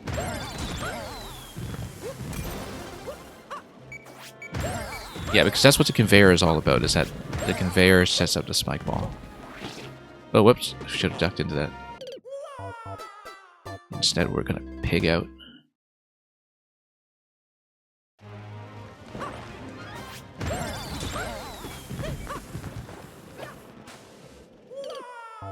It's always interesting to see Grikowski try platforming levels. For somebody who's mainly a puzzle person, I found that a lot of his platforming creations really like to lean into things like the more finesse techniques that you get out of either... Okay, that's going to be a long jump.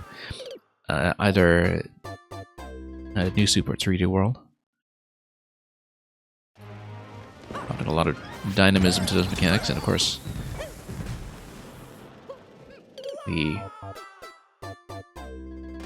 screen here, when I die, you can see there's just this eye and a mouth. That's how I'm reading it.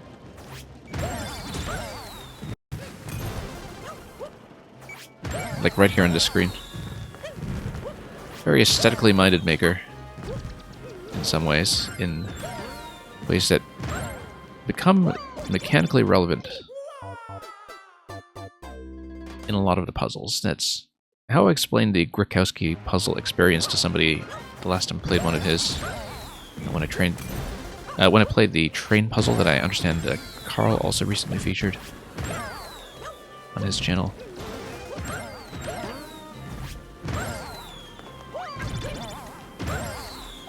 That the experience of a Grikowski puzzle is that you look at something and say, oh, these are lovely aesthetics. What a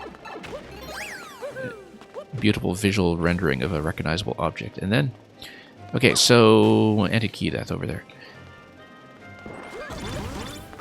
And then it becomes mechanically relevant for some reason. That's very often what actually turns out to be the case. So we're rolling into that, but then we don't have enough time to really bounce out of it unless we jump beforehand. So why don't we go long jump into it? No. I think we do have to roll.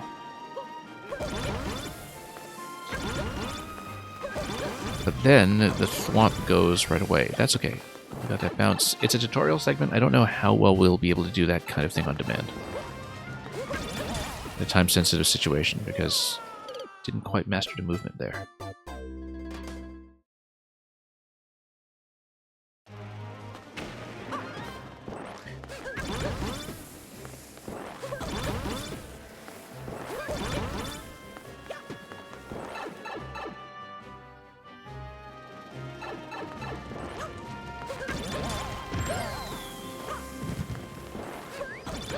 But yeah, that's the thing about the film, is that it's this incredible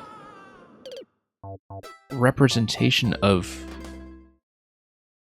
Super Mario that is very unique in how it translates video game mechanics into cinema, and the kind of feeling of playing through video game mechanics into cinema.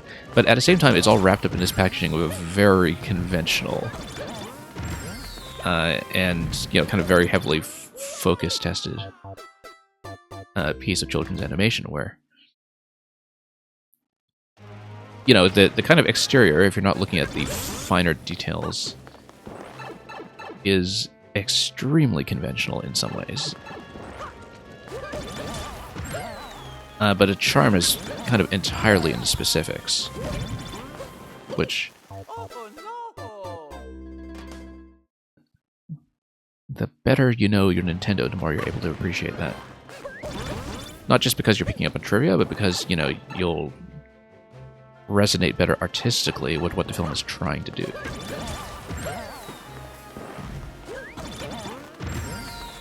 I think maybe that's the best way to explain it. So yeah, very happy with it. And I'll definitely be back for more at some point to really study it closely.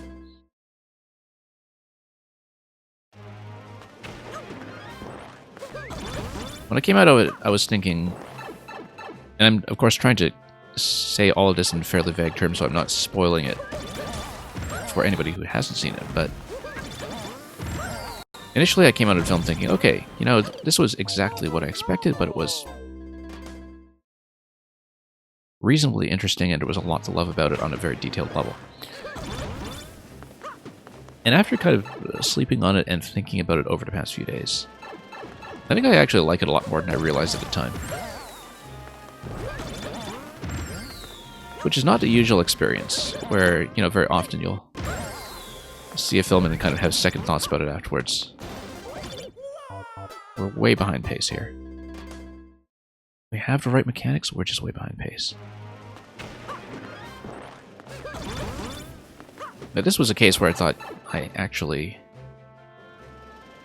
liked it better than I realized. Or was able to acknowledge it first. Say, you really kind of need to lean out of these jumps, directionally speaking, in order to keep pace. Like, the direction matters a great deal. There we go. Oh, wait, we can keep going? No, we can't. Okay, just a loop at the end. This section isn't so hard. You just need to lean left and right out of every jump. Very carefully. And there's a lot of stuff that you need to read quickly. Like here, for instance, you basically need to read things quickly enough to beat the auto-scroll.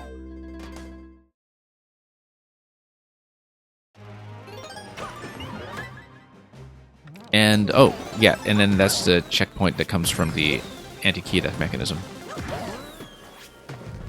Yeah, so your facing direction matters a lot, it seems, in this level, in terms of just knowing when to hold left and right, and being able to determine it quickly. When you do determine it quickly, then things go well. When you don't, then you get stuck on a dash panel. And the flag, as you can see, is right there. So, we're almost done.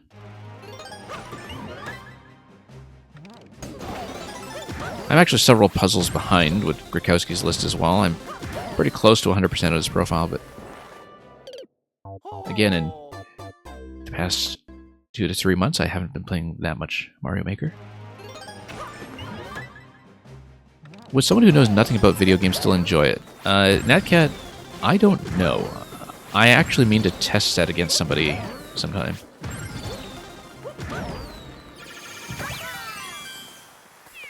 Because I think if you truly never play video games and don't pick up a controller and have never even touched Mario Kart or anything, or know what it looks like, I think psychologically some of the beats aren't going to work. In the same way that like a lot of films often kind of play on your expectations and your kind of trained personal reactions based on what it assumes about your existing vocabulary with cinema. This is a film that kind of trades on some of your existing knowledge and vocabulary in video games. And it's not exactly the first to do so. I would say that Wreck-It Ralph many years ago kind of did the same thing. And so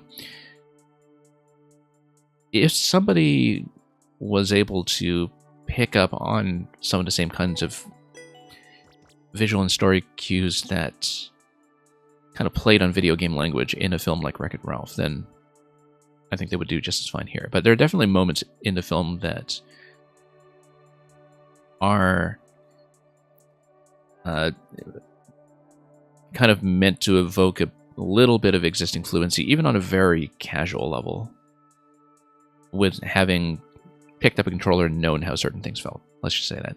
I wish I didn't have to put it in some vague terms, but there are some pretty big moments that I don't want to talk about to somebody who hasn't seen it yet. So, and because even I feel like I was excessively spoiled just by watching the trailers. In that, there are certain things I definitely would have wanted to experience cold. So, anyway, thanks for the GG. We were definitely a firework this time. I wonder if anybody left artwork, given that this is a dedicated level. And yeah, like I was saying, as usual, every time Grukowski turns out a platformer level, there's quite a lot more finesse to it than you would see from a lot of puzzle-centric makers. And Luca really playing into that eye that we kept dying on between checkpoints 1 and 2. Like I said, we're a few puzzles behind with Grukowski, but we'll probably save that for a puzzle-centric stream. Also, I completely forgot to pin the code for this level when I dialed it up. I'm going to punch it in chat. I forgot to unpin the previous one, rather.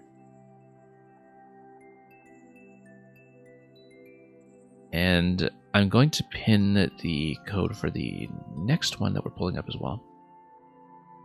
I'll show you what that is in just a moment. Yeah, he re-uploaded Stairway to Heaven several times. We'll do it at some point. Link level. Yeah, we're, I think, 3 puzzles behind. That's okay. We'll catch up someday. Anyway, here's a big one that I missed. This is back in February. Also by somebody who's very well known to this stream.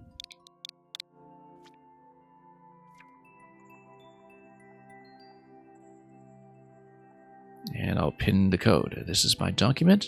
It's called Kit Cloud Kicker. It was made for Nova 19, which was Supernova's 19th birthday special, which was a kind of contest event in its own right.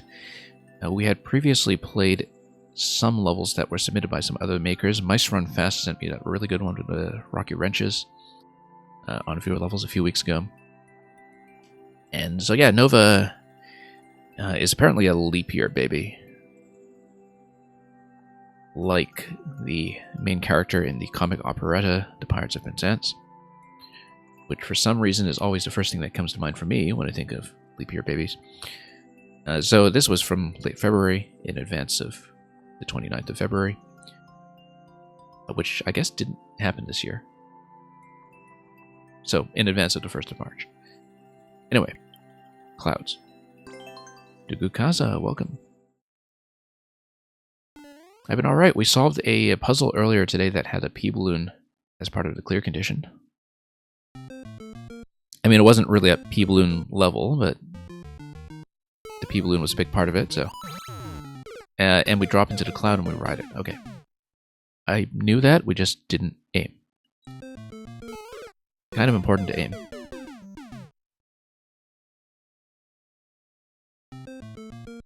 So yeah, Nukukaza, hope the ballooning and other business has been treating you well. We need to sneak under that guy, get up to the next note block. We just went a little too soon. We'll learn it piece by piece. I still know how to platform from time to time, I hope. Yeah, let's not lag behind too much, though. Do need to keep pace with the snake block. And of course, you can go right away off the top, as we would typically expect. We head over to the upper jump block, and it's going to be a short bounce from there.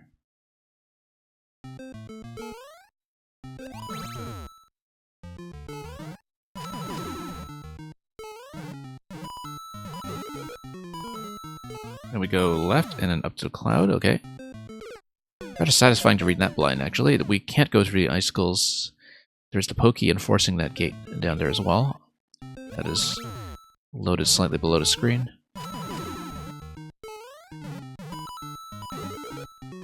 And then this sequence, fun and easy to read. We'll have to go up here, though. Try to beat the boos back down. Always love the reuse of platforming elements like that, you know, save budget and get recontextualized a lot. We need to hit that a lot quicker. Get back onto Goomba, get up to the cloud. So this was for a contest. The contest was that Nova is able to drink in more jurisdictions than he was able to before, although possibly... Actually, no, I shouldn't say that, because I know that he'd actually told me once that his family has like a negative history of alcohol or something. So he's legally old enough to do other things that you can do at age 19.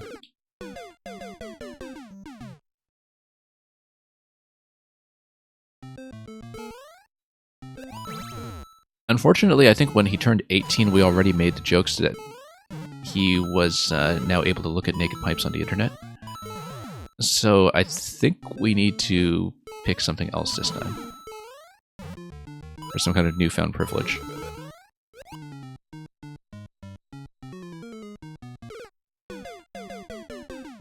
We have to face the boos, right? No, because they're loaded on top of the thwomp, so we need to not trigger the thwomp, perhaps. Let's see. Don't quite know how I'll beat that one yet. Because the thwomp stack is going to come for me, and facing the boos won't change that. Whoops, let's fix the jump timing there. I am leaving a little bit early. So Natcat, was it any kind of platforming level? I don't exactly know what the constraint on it was.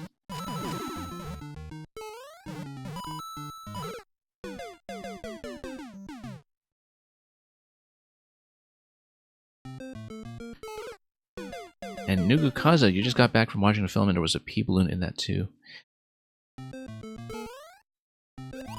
Was there? I'm trying to remember though. I mean, so much went on in that film in terms of representing power-ups from across every entry of the mainline series. That actually can't remember the bit with the pea balloon. Now that I think about it. Oops. Oh, right. No, I think I know what you're talking about. Yeah, no, you're absolutely right. You're absolutely right. For some reason that escaped my mind.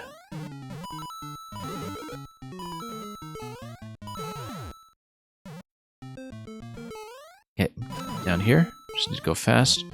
Yeah, we were just behind pace there. And then... Okay, so boos are going to go here. We need to not activate the thwomp, right? We need to not dawdle too much on the cloud either. We need to lower these guys and go back up. And we need to follow behind them. I think that's the way to do it. That's not the jump. Yeah, Nukukazo is one of those films that has so much going on in every single frame. That you're not going to catch everything on a first pass. You'll catch a lot, but... It's kind of like the experience of watching something like a Wes Anderson film, right? Where most of the time your eyes are not actually in the center of the frame. They're kind of darting about, looking at the full composition. Picking up on the little things. And it's very much the central pleasure of the film.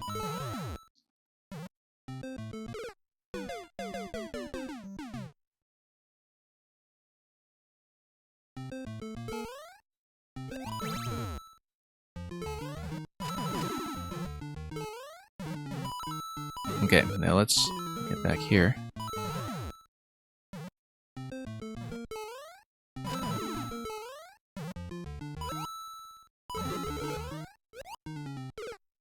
Still a little late here. Yeah. And I kind of knew from having seen the trailers that, you know, the experience was very much going to be the sort of Easter egg experience that we haven't seen since the likes of Who Framed Roger Rabbit. But even so, you know, as somebody who knows Nintendo relatively well, there's just so much to chew on, and just so much care lavished on the whole project. Okay, so we jump towards the icicle, I see. And the icicle hits the off switch and we jump off. Because I understood the first P block to be jump out here. That's what it's telling me. And then I understood the second P block to be saying the same thing, but I jumped vertically instead of thinking about our destination. So we do need to make a bit of an adjustment there.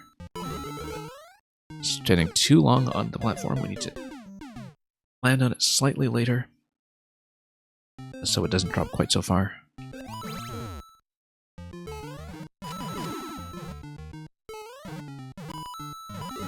Okay, now we'll go down here. Whoops.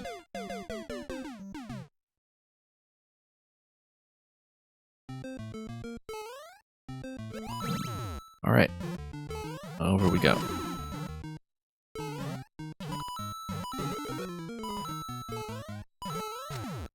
And down. And then this segment has been more or less fine. Hitting the Goomba just as it falls off. Whoops. There we go. Needed to go a bit lower. Jump towards this, and then back towards the cloud. Yep. A little bit low there, I suppose.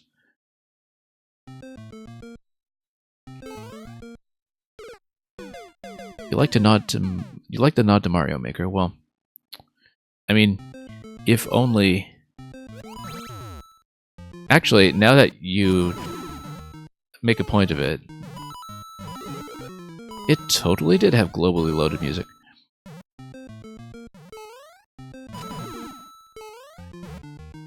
Like that specific scene.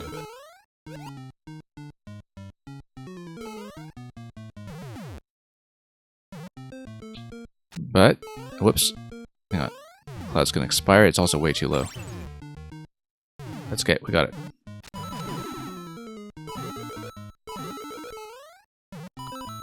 On top of the mecha and then on top of the cloud. Okay, that's fine.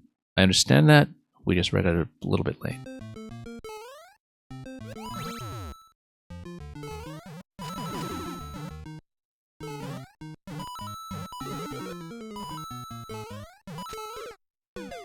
Anyway, I was in the middle of saying something about how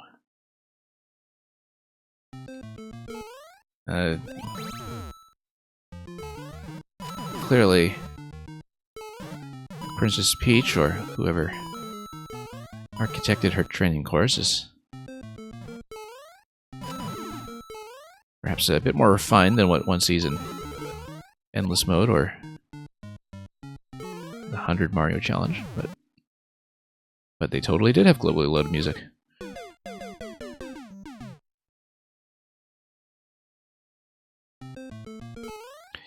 Yeah, so Netcat, I was telling earlier about how I braved very severe weather conditions to make it to the film in my area because my entire region was caught up in this massive ice storm that also had thunder in it, which is a fairly rare event. So I made it to the film and, you know, everything outside is just encrusted with icicles. So I always associate the opening day of this Mario film with,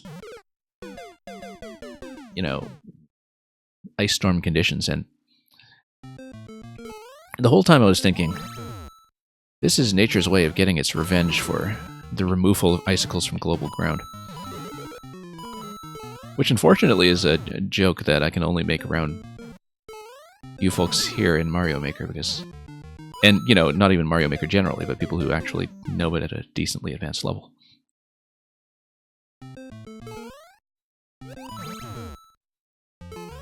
That's why you're my audience.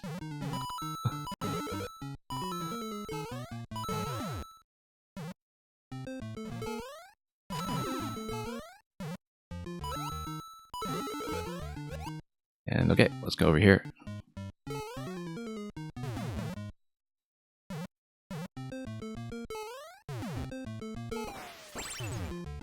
Okay.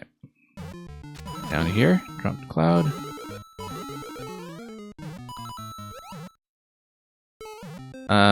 Yeah, we do need to get away from the one-way panel, but probably not that far. Just a little bit to the left. I overshot. I knew we had to do it, but the timing was not right. So. Whoops, overshot. Only a fraction of Maker players will get it, exactly.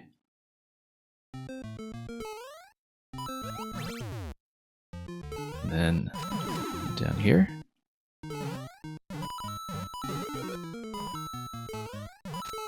Yeah, it'll be interesting to see what ramifications this film will have in the long run for the games themselves in terms of the audience it's going to bring in. And because I understand that it is enormously successful already, even in the first few days of release, and enough that, you know, it's going to have a significant lasting impact on shaping what major Hollywood studios are or are not going to fund or pursue, and what Nintendo themselves are going to pursue as part of their brand strategy.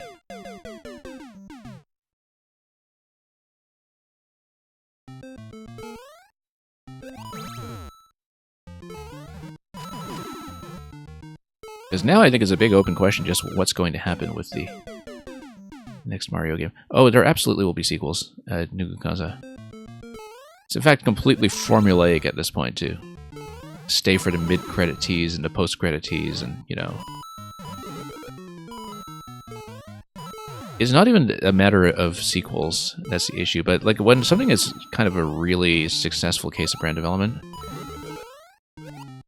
the fear is that everything will just become the same kind of commercial pace that is what was the fate of the Marvel films, except the thing you have to give credit to the whole Marvel brand development for is that not only did the whole idea of the Marvel Cinematic Universe kind of elevate a lot of these former B-listers into globally known characters, but also gave them the creative flexibility to pursue projects with characters who are much further down in terms of obscurity to the wider public, right? That, I mean, a decade ago, I think a lot of people had no idea who the Guardians of the Galaxy were unless they really followed comics. And so, you know, here I'm thinking, how long is it until we get video game adaptations of the legendary Starfy and Captain Rainbow and Codename Steam and Disaster Day of Crisis, which I guess was never actually finished, was it? Or was it? I don't know.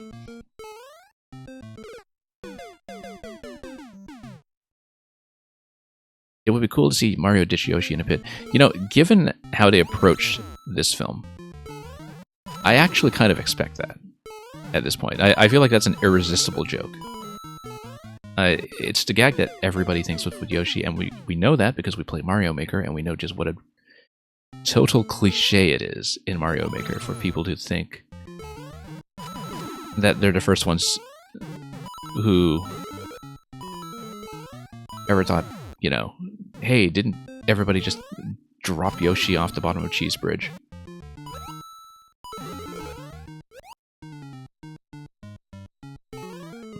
Like, it's kind of low-hanging fruit as far as Yoshi moments are concerned.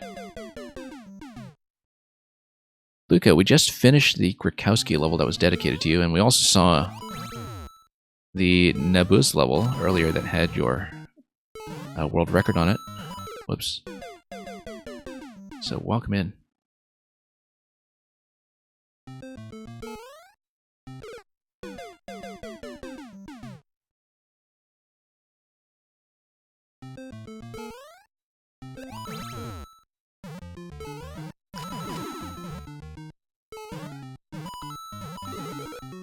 Yeah, in some sense, you know, the film definitely went for a lot of the more obvious low-hanging fruit when it came to do with certain moments and characters, but at the same time, there were definitely some very interesting choices. I'm kind of being intentionally vague for the purpose of not spoiling anybody who still intends to see the film, but, you know, hopefully I'm being just specific enough to communicate with the people who have. Luca, you wished you could watch it not in a theater? Do you have a particular objection to going to cinema, or is it just too expensive in your area, or too difficult to access, or just not an environment you like being in, or what?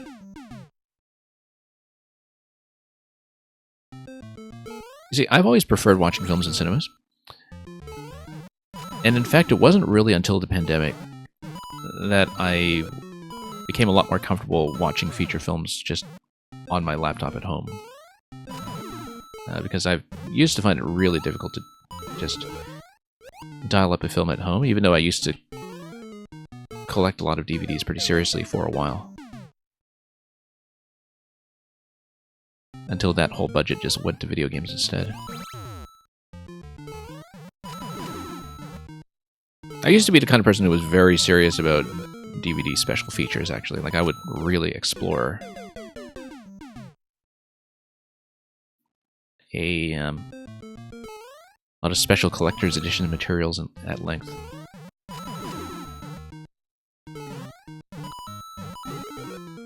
But yeah, before the pandemic hit, I very regularly held things like film club memberships and such, and went to actual cinemas all the time. Not so much for newer releases, but for a lot of old films, actually. I prefer to see a lot of classics in their original presentation, because, you know, that was what they were designed for in the first place, in terms of the sense of scale and presence. Like, if you look at old Hollywood musicals, that's something that people who know the genre well often talk about. You don't like crowds and you have sensitivity to loud noises. Yeah, that's understandable. I mean, you know, crowds will eventually dissipate, especially with a film this successful where it'll run for a while, but if you're not so fond of booming multiplex sound systems, that is definitely a constraint.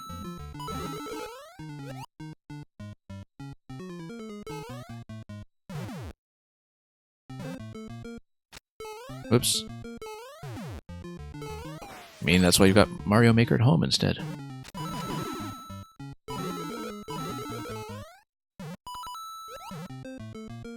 Whoops. Yeah, Nukukaza, I actually really like that about the way that a lot of the kind of high-end multiplex business has worked itself to remain relevant. That, certainly in my region anyway, that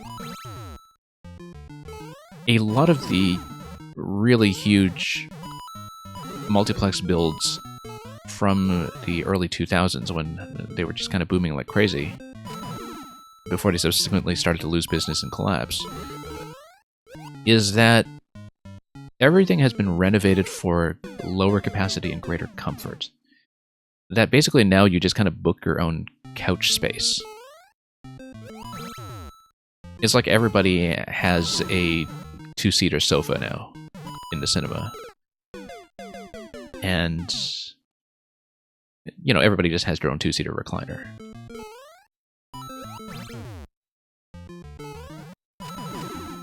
For the multiplexes, anyway. I mean, most of the time when I was going to films, I was still going to, like, repertory cinemas and film institutes and and so on, where that's not the case. But that was okay because, you know, it's kind of a very different vibe and very different audiences that you're sitting with anyway. Like, people who take film a lot more seriously. Whereas when you go to a big commercial film, you're likelier to run into people who are very annoying and impolite. And you do often crave a lot of space away from that.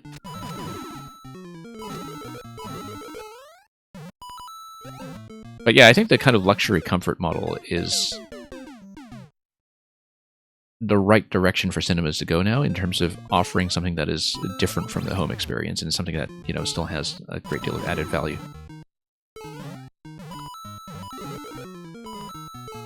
I think that was definitely a wise decision.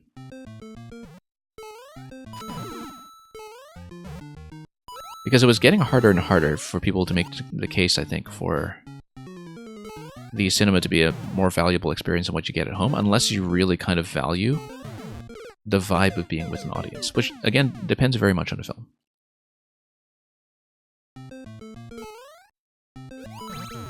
With a lot of big, popular mass-market cinema, you know, it's probably much easier to get annoyed with crowds around you.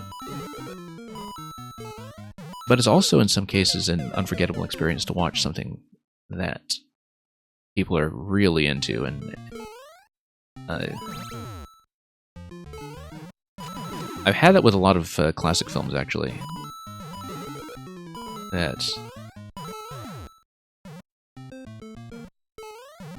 And by classic, I mean, like, you know, going back to the 30s to 50s. And being able to watch that in a cinematic presentation with people who also respond well to that, like, that's a definitely unique experience. Because, you know, back then those were films that really knew how to play to an audience in ways that are a little bit of a lost art. Whoops. The old stadium seating was horrible. You seem to always have some person kicking your seat from behind. Yeah. Totally get that.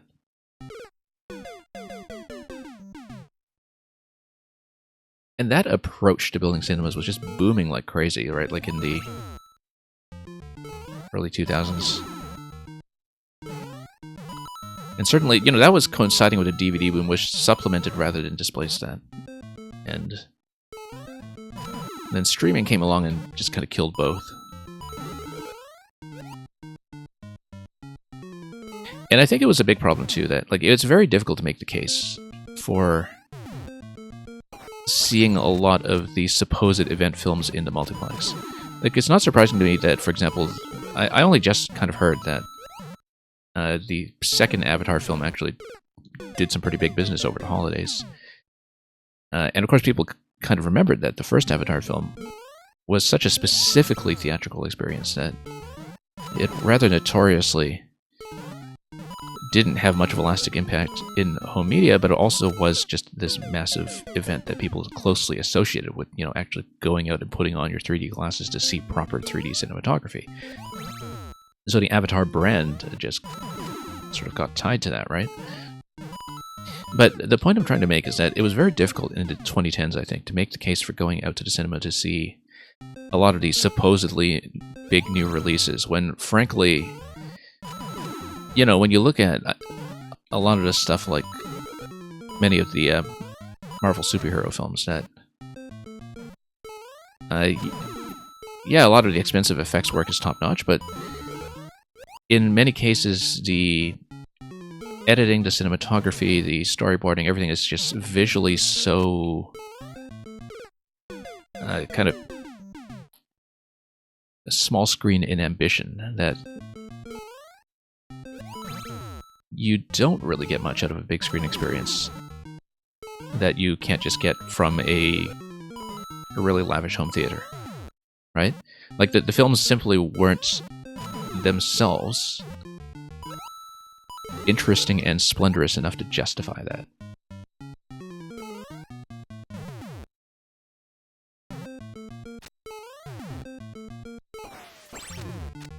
Avatar 2 caused a spike of urinary-related trips to the hospital. You know, That's interesting, because you'd think that a film that has that much underwater photography would also just really encourage people to take a pee, but apparently not. Anyway, that's what happens when you're thinking about urinary tracts while you're between a stack of booze. You lose track of what you're doing.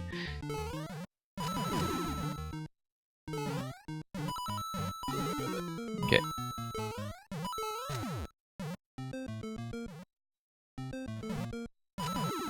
Yeah, plus it's long. Well, I mean, for films that are kind of getting into 3 or 4 hours, they really should have that old sort of roadshow format of overture and intermission. I know it's not the norm anymore these days. It's much more of a specialist cinephile thing to be aware of that. But like, that's basically how they handled the great big epics that were all over the place back in the 1960s, for instance. If you're going to have a film that long, then you just have it paced around the expectation of an intermission, and you just deal with it. I understand that the next Scorsese film, for instance, is targeting a 4-hour running time, and sometimes even if an intermission isn't necessarily a part of the original cut, like if you're exhibiting it, you should probably just put it in anyway. One of the most interesting films I've seen in recent years is a film from China called An Elephant Sitting Still. It is a terrific piece of cinema. It is also 4 hours long. And it was by a filmmaker who actually died very young before the film released, and so it is his only feature film. And his family fought very hard to get it released with the intended cut instead of being butchered by the distributors, because that was effectively kind of his dying wish.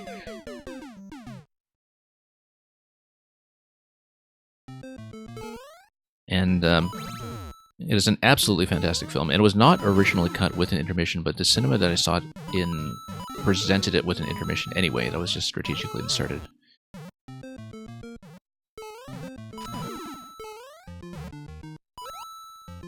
For lengthier films, that just has to become the social expectation again, or... I think prior to the release of The Way of Water,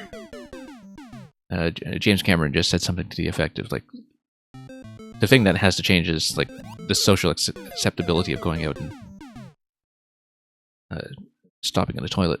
But I mean, I know that when I watch a film, I don't want to be interrupted, though.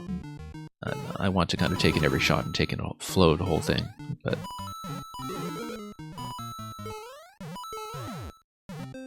This means that intermission should be back. One of the reasons that films are getting long, though, is that they realize that length is not actually that much of a deal breaker for audiences that are increasingly accustomed to binge watching television series in season-length segments that are, 8 to 10 hours long. They know that people can and will do that these days, which is why I think feature films are willing to go long again. Because they know that's not so much of a constraint. And it's funny to see the Super Mario film do the exact opposite, where basically, Illumination is taking a look at their metrics and saying that they want to very strictly pare down to 90 minutes. And of course, part of that has to do with the budget scale of animated productions as well, where, time is expensive. You don't just shoot everything and cut down from there. We lower this swamp. Why don't we just go under it? Why didn't we just go under it? So I should pay attention to this. This is an obvious thing.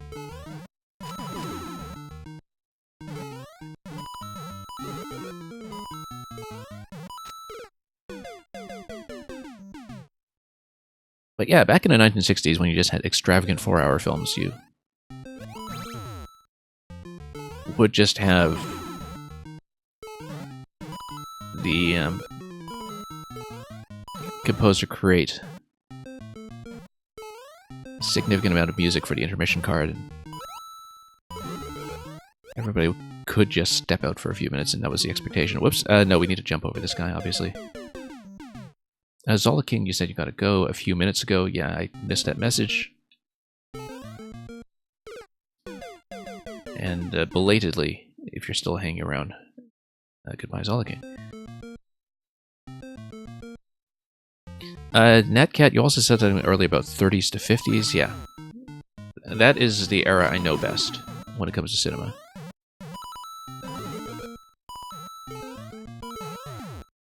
I also know the 2000s very well, but that's because I was actually actively reviewing films for a newspaper for a little while. And when you do that, you get lots of free passes, but you also see a lot of stuff that is pretty forgettable in the long run. You see a lot of films, and not everything's worth your time. And you quickly realize, when you see a lot of new releases, just how much is not worth your time.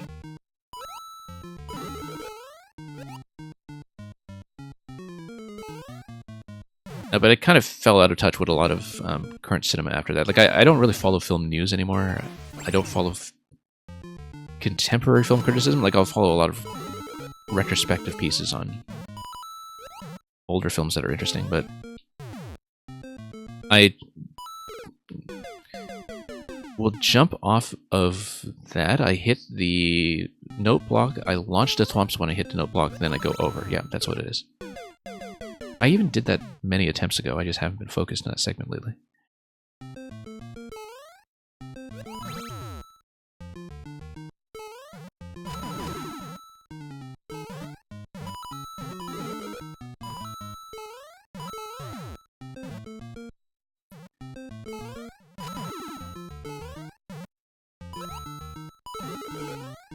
So yeah, Nukukaza, speaking of that, speaking of toilet stops for films,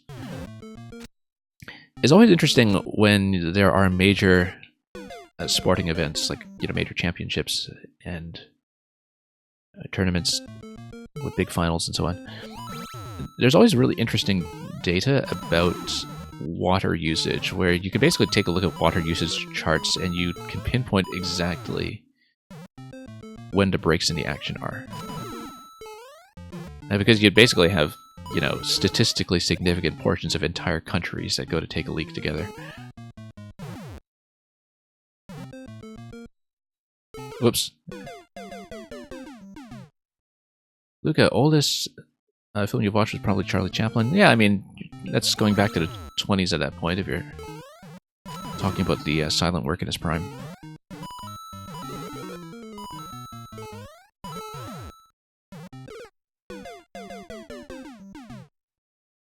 And honestly, feature-length silent films from that era are really kind of underrated, in that they really kind of, for obvious reasons, just dropped out of a lot of people's general cinematic literacy. And you can really tell there's a huge difference between directors who actually did grow up with exposure to those films and who would have apprenticed under filmmakers who worked in that environment versus ones that don't. Like,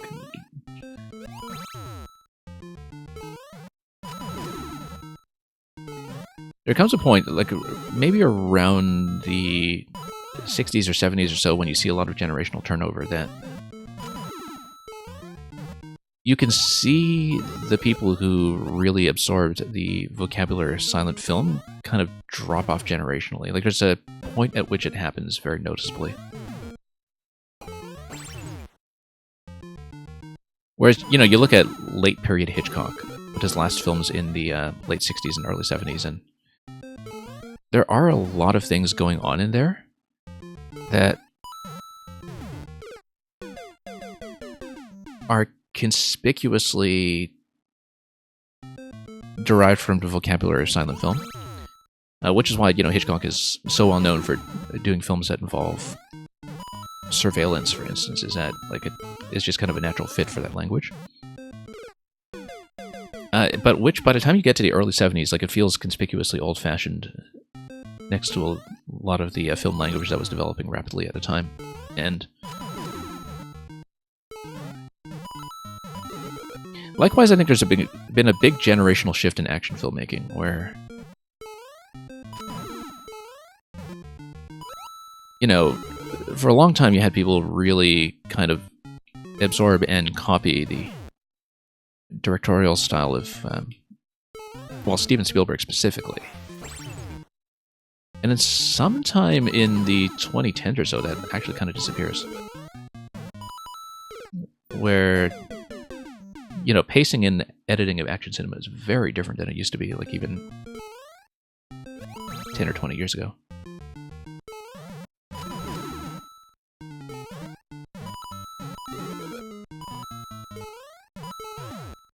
And yeah, the Charlie Chaplin influence on Mario is kind of pretty obvious in its own right. I don't know if influence is the right word, but definitely the kind of continuity from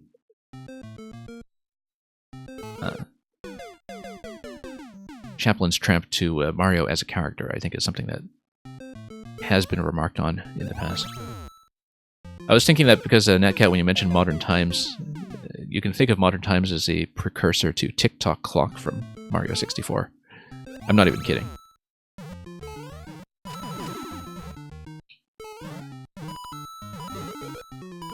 Oops. And yeah, Luca, you really enjoyed nonverbal media such as Mr. Bean and such. Yeah, I mean, it's kind of interesting that the main format these days really keeping that tradition alive is actually short animation. Especially independent short animation. Like,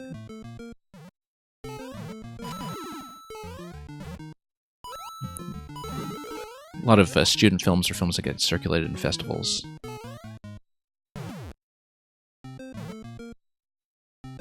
Because that's where most of the action is nowadays, in terms of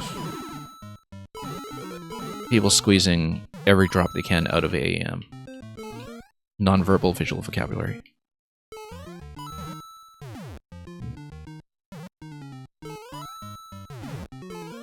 Okay, there we go. Took us way too long to get here, considering I managed to do that read ages ago. Here's a checkpoint. We take the cloud over here. Don't we need to drop into it somehow? Or... let's see what this is. Let's see what this is. Okay. That's what it does. Okay, let's reset to restore. Let's try that again. We need to send a cloud down below, and we use the platform to get up, I think. What about these hard blocks here? That's because of the bomb, right? Let's... or, there's no bomb. What am I talking about? We are going to read this again. Let's take a look.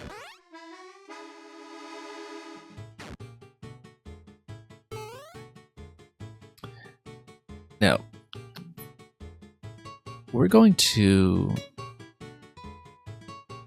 yeah, so, I mean, this is basically an enforced one-way gate, but then... the blue platform strongly implies that I should be jumping up there and I should be catching cloud by some other means. I feel like we should be parking a cloud down here. And that we land in it, but manage to pick it up while we're above the one-way panel. I may be totally wrong, because this arrow is telling me something quite different. Yeah, we need a cloud to get up here, though, in the first place. And then... what do we do?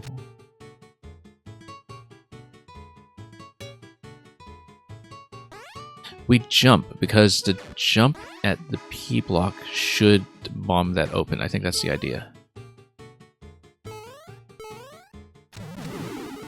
Or not. We can't actually jump.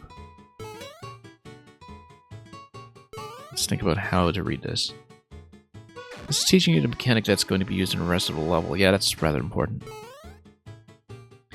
So we see the cloud over there. I think that's just being used for the offset for the blaster.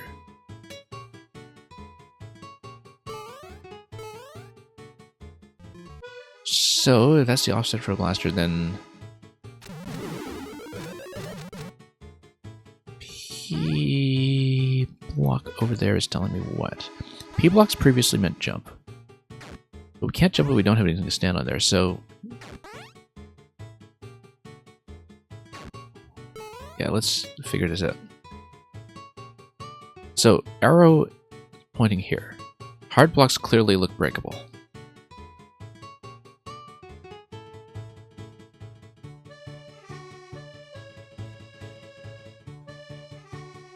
Let's think about this. And we are supposed to ride a cloud over to the right side, so we should be breaking that open, right? So, yeah, because that opens up, and it blocks the blaster from spawning something, but it feels like if we didn't activate everything there, then the blaster would be able to spawn something like a bomb that would open this up. We've got 186 seconds to figure this out. Yeah, because the cloud comes over here, it's going to give you a push. I mean, we should be riding a cloud down there, though, right? Because then, if I do that, then I can jump. No, it's going to get stuck here. It's way simpler and not a puzzle. Well, maybe we'll understand it by the time we're out of here. Cloud gets nuked over there. Okay.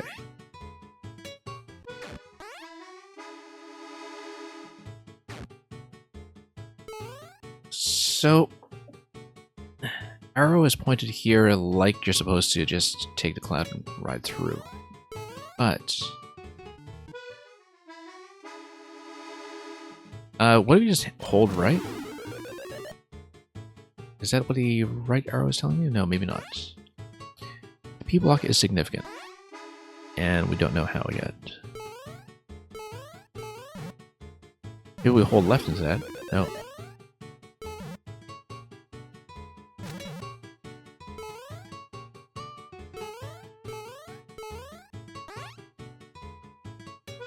Well, I mean, the more effort we put towards figuring it out, hopefully, the easier it will be to remember when we do, in fact, do it.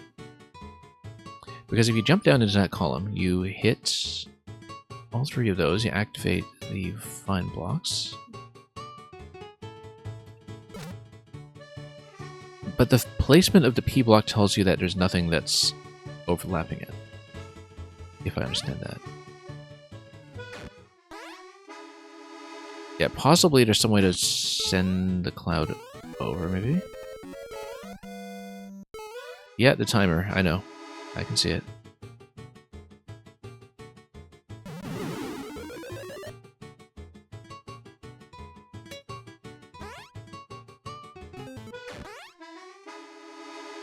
Well, we're going to earn the checkpoint, that's for sure.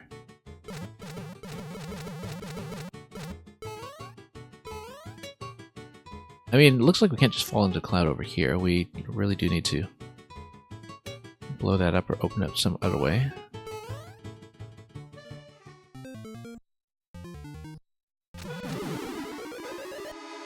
What do we hold jump into that?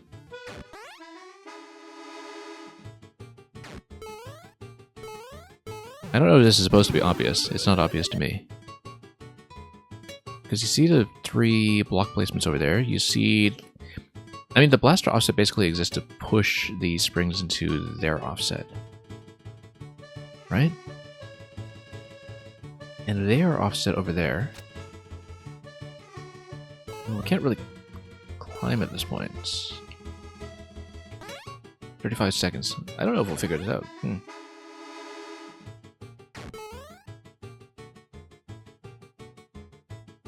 Like, this... There's no point in doing that because I feel like the blue platform significantly implies that we need to jump off of it and proceed. But then if you come down here at all, then that's going to stuff up all those blocks, and that creates a problem, right? So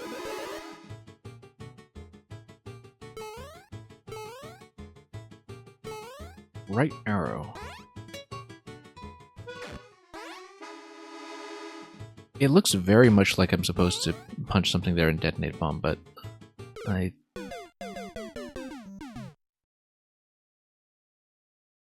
don't think the vines spawn quickly enough for me to grab onto them. We'll see.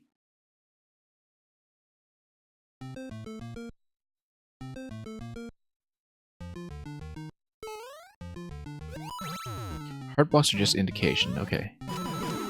You know how I am about reading indication. So, we'll get back there. We should have gotten there ages ago anyway. I just wasn't paying attention because we were too busy talking about urinary tracts.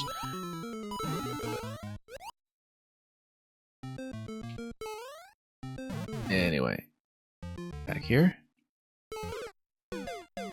Why isn't the CP before the teaching mechanism? Because it makes sure, first of all, that you really have an incentive to learn the teaching mechanism, and secondly, so you don't have to repeat it.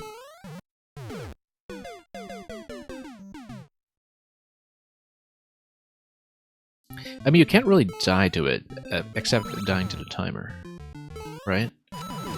So it just sort of expects that you'll be able to figure it out by that point, which I obviously didn't do.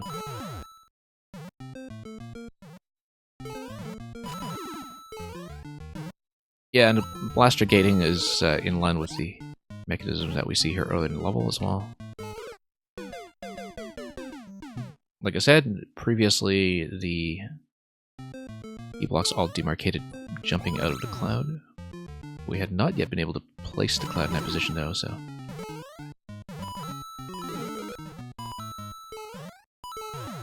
Okay, let's get back out. Oh, too long here, that's okay, we got it.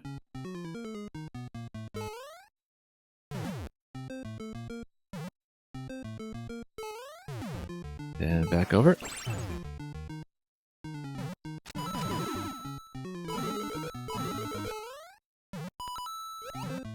Whoops, totally missed that.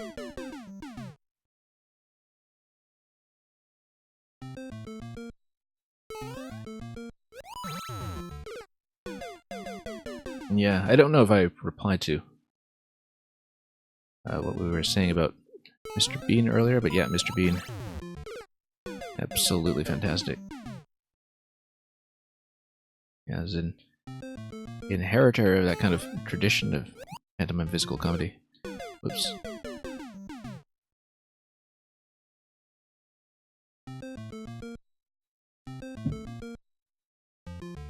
Seems like if the CPU was by the door, it wouldn't change the fact that the player still has to learn the mechanic. Yeah, probably. I mean...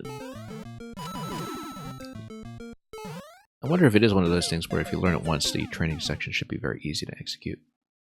But we'll find out.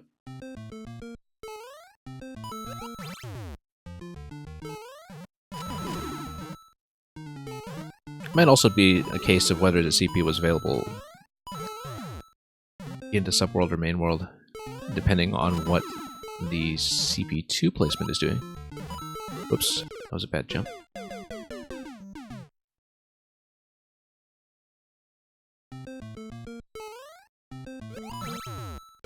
Let's not do that. But yeah, I want the checkpoint to start into the next section. That is pretty much what I expected, yeah. Oops, a little bit slow here. You think Donkey would just expect the players to learn that fast? Well, yeah, like I said. You know how I am with indication, so... We'll see. Is there something specific I'm supposed to do there? Couldn't quite discern that from how the arrow was being marked, so...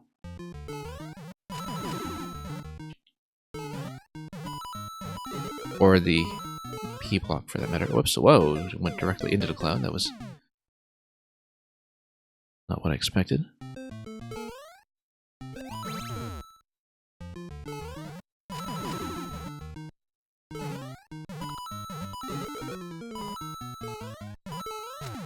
Okay, let's keep going.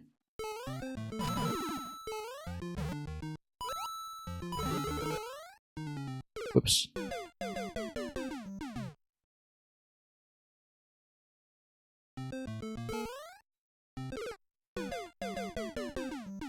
Maybe a switch state could have been used to skip the tutorial from CPU. Yeah, I understand what you mean.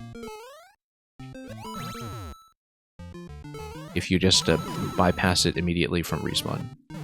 Again, don't know how practical that is given, you know, there might be all kinds of things that are considerations here, from entity budget to placement of the other checkpoint to anything like that.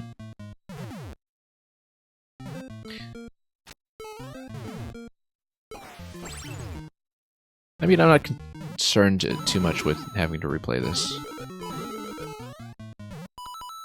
Whoops.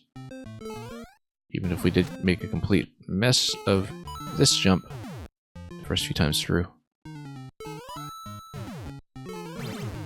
And there we go. 350 seconds. Let's see if we can learn this from the hit. So the cloud isn't telling me anything. I think it's just there for the blaster displacement.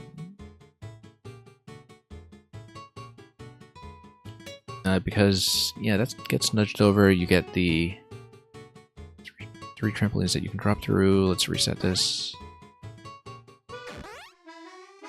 The hint can't be clearer than this. The hint says, go here, right? So if the cloud is here, then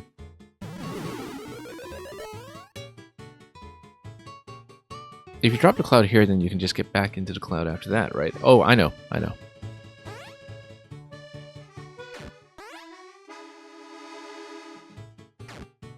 Okay, so let's say the cloud is here. Take the cloud back here. You definitely can't go through the one-way panel that way. That would break so many things. Okay, I don't know, then. Let's try this again. Play it fast. Oh, so maybe racing that cloud does have something to do with it.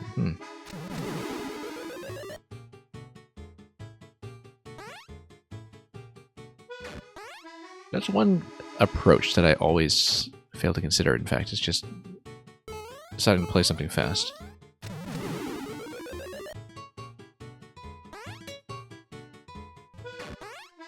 But then you would want to park the cloud over to the right? Park it, go over here. Then why would you want to go faster from that point? Where's the time-sensitive element? The time-sensitive element is that the cloud needs to remain alive.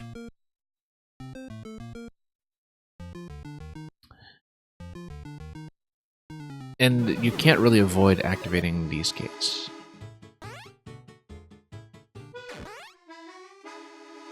Title is a hint. Kit Cloud Kicker. How do we kick the cloud?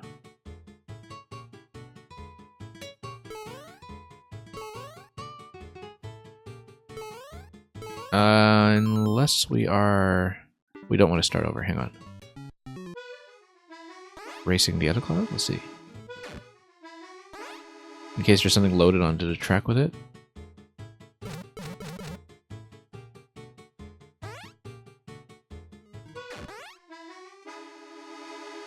Like something that spawns a bomb block or something, that, or spawns like a flying bomb. Nope. Nothing stacked on top. We would have seen it if it's something like invisible block that has to drop into the same position.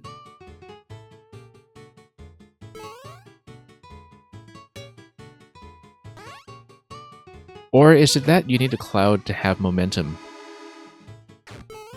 That you zip it over and you need to send it over to the other side so it lands on top of the block. I think it is momentum, that you send it across the wall. Like that. Except you need to send it further.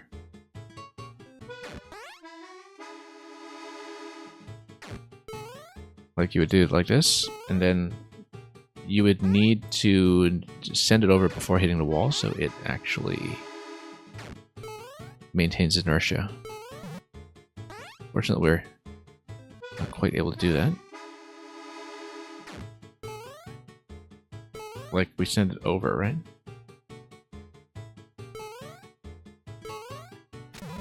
And the idea is that we send it over quickly enough that you can drop into it afterwards. That's a really interesting mechanic if so. I mean, we can only get it over 1 block so far, not 2, but if we're able to do it.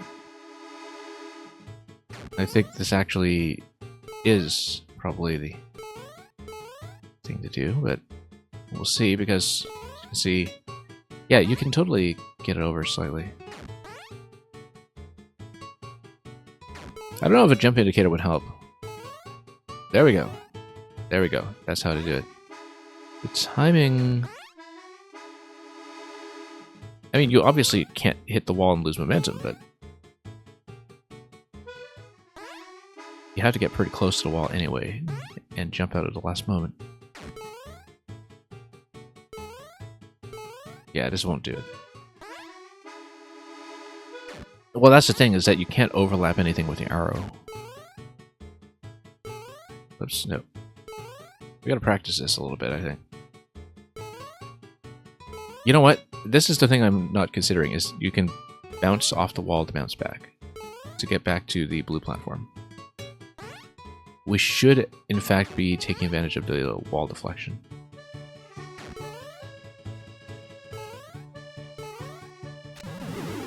There we go. The wall deflection is the key. That's the thing I was missing. Okay. Now we need to mentally sort of understand that. And send it through the wall.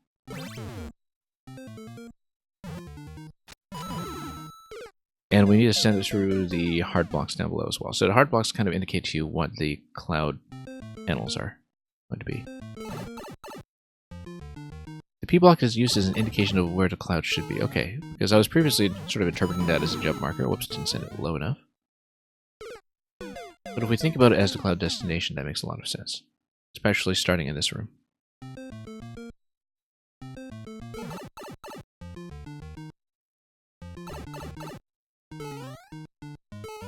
Yeah, I didn't think I would get that many blocks of momentum off of the cloud, so I didn't really consider that carefully. If you hit the block, you need enough time remaining on a skull that you can head back up, I think. Let's see.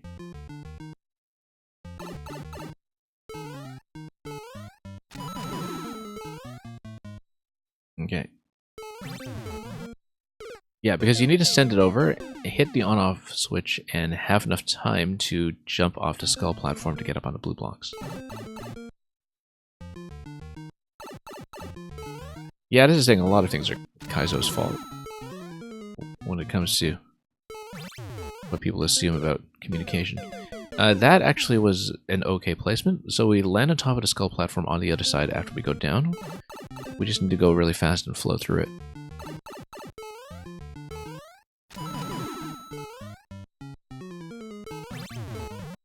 Okay, yeah, you jump on top of that, you go down immediately, you land on top of the skulls, and then jump towards the cloud, and you're fine.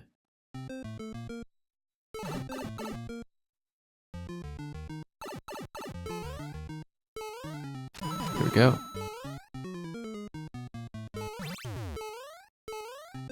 Whoops. I saw that coming, and it still happened. It's okay, just need to be nice and crisp. I suppose that's probably there just to enforce the right amount of tension and timing.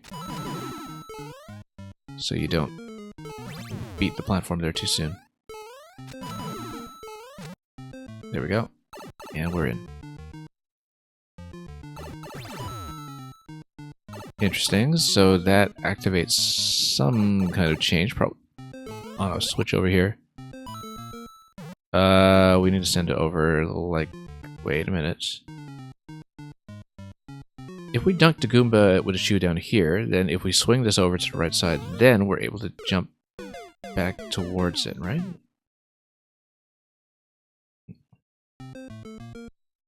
We'll try it. Didn't read that very carefully.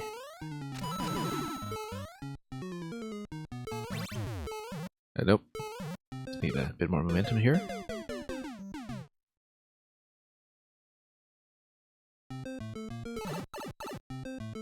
And we'll try it again.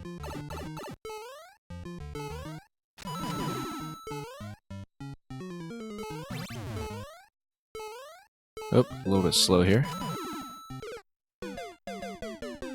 Just got caught up a little bit in the corner again.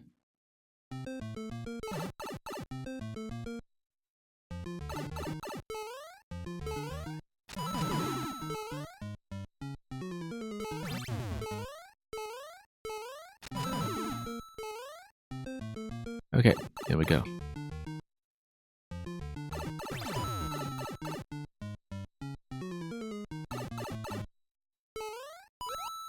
Yeah, the boot needs to land in the middle.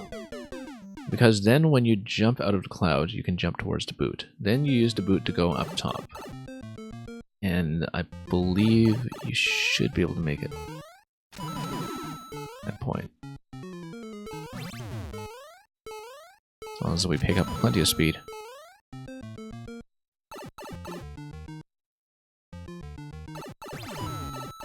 Something blows up.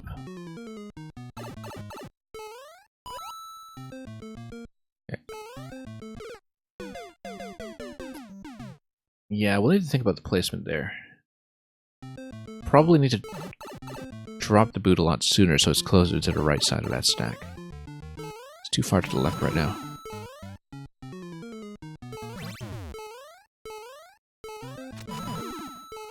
Okay, through we go.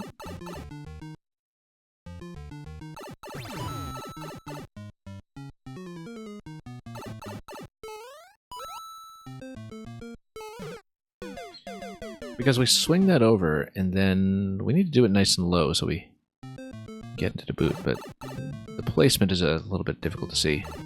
It's very momentum oriented.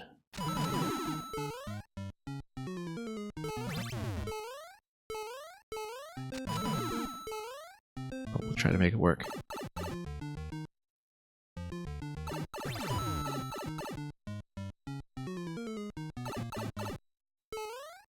Yeah, too far to the right. You know, what if I get in the boot? Instead of jumping into the boot from the cloud, we should get in the boot in the first place, and then so we have boot plus cloud. We send the cloud over and we can jump out safely without having to worry too much about the spacing. I don't know if the cloud will last long enough to do that, though.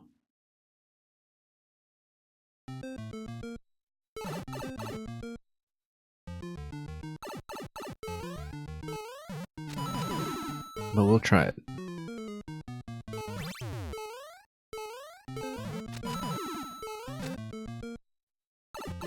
Anyway, through we go.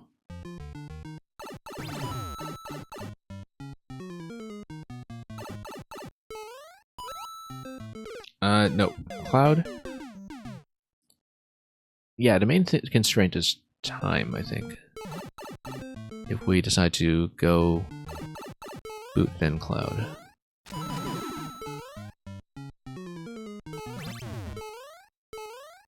We'll see if we can fix it.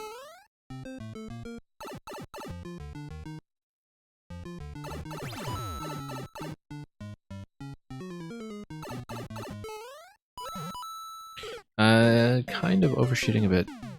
We do want to land in the cloud immediately, of course, so we can swing it over. But we have a couple of things to work out to make that functional. Nope, not far enough. Yeah, I guess the spike also gives you a quick voluntary death if you see mid-run that things won't be going too well. Oh, like here.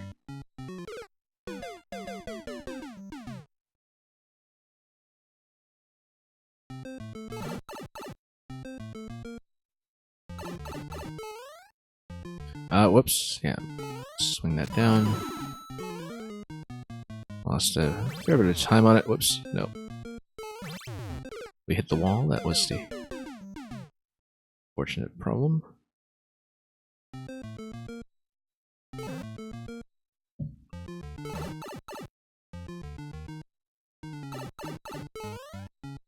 Okay, send it down. You have to really trust the momentum on that thing. And also the fact that you can grab it within a half tile.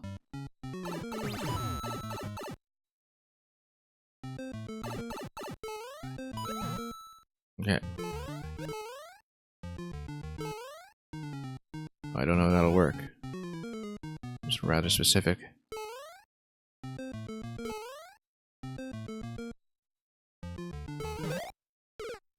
Yeah, I need a lot more speed, actually, to do that. We need to pick up a fair bit of acceleration, not just a center point there.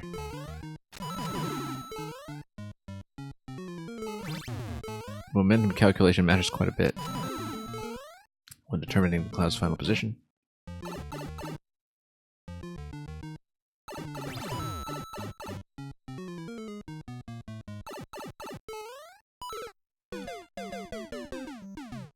Well, we'll see what it can do.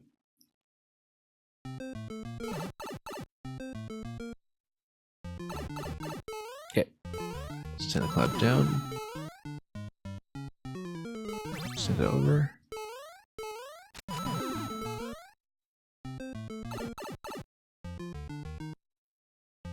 And there we go.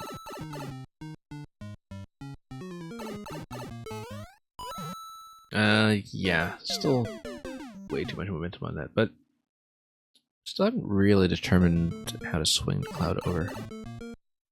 I guess we need to catch it far enough to the left that we actually get as much distance as possible to travel with it and pick up speed.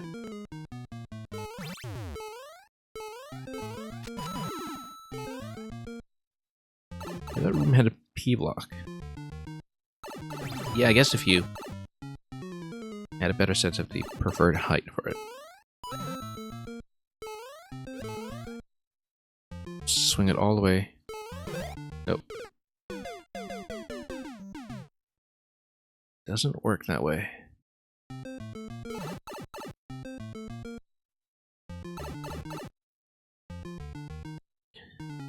But, well, actually, you know, we'll reconsider that, Ruben. Just a bit.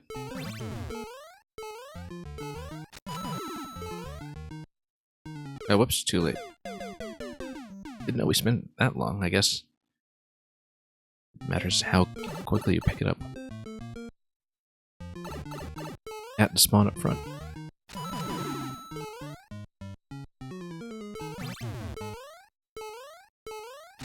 Anyway, down we go.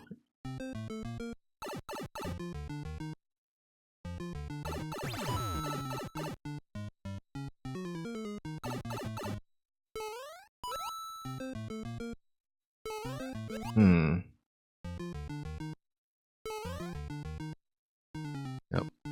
I'm way too long with this. Why don't we just go down this way? Because we hit the on-off switch at that point, then what happens? Let's think about that. Yeah, it's an anti-cloud gate.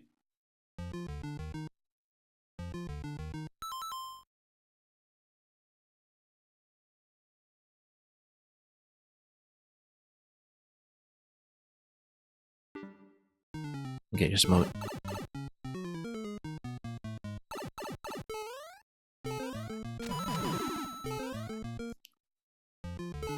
Voice isn't totally together today, so...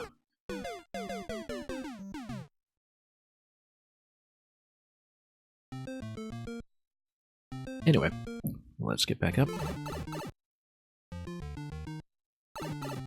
Yeah, if you're talking about the gate mechanism using the blaster and the blocks that stop you and kick you out. Very neat solution to it.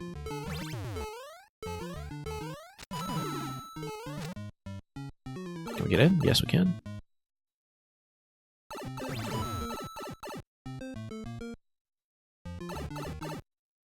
But let's read this for a second because we know that we can get back into the previous room if the cloud is at risk of expiring.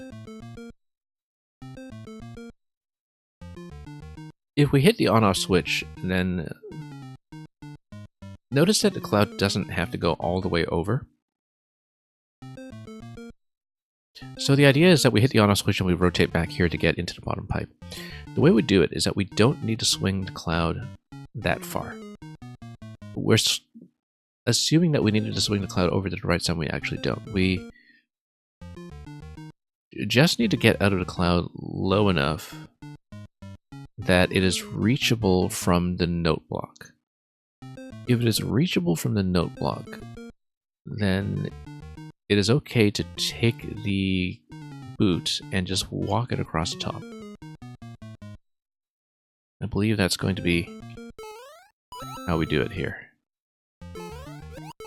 That the cloud can actually be not that low, but you know, you can swing it over, maybe a bit lower than that.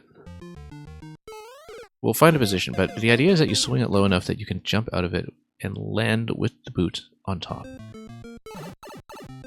And as long as you can reach the cloud from the note block afterwards, you're fine.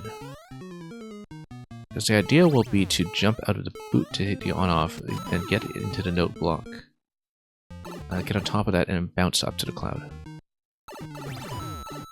So yeah, we should have actually looked at this carefully enough to map it out first. Because it is clear that it will matter. Oops, come on. Swing it over. No. Yeah, you do need to swing it over and still have the boot remaining here, so.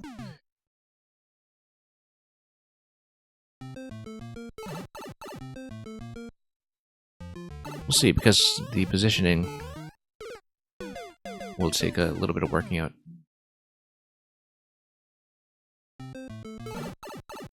But I believe that's how it should go.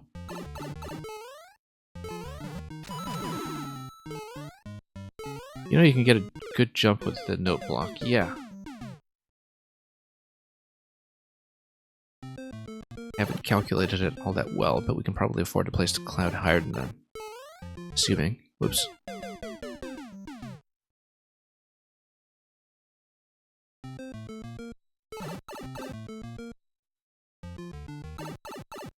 Okay. Down that goes. Whoops. Come on. No, I mean, we missed a train anyway, so.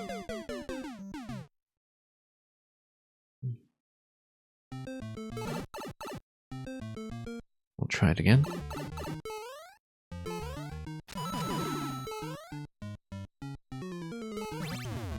And up we go.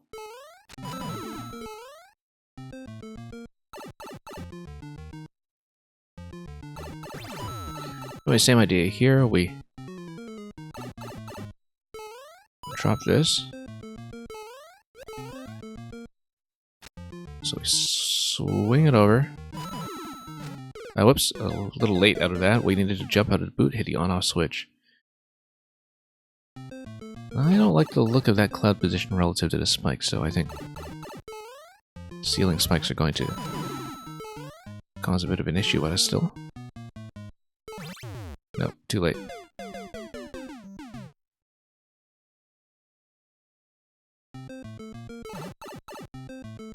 We'll have to try it again and find out.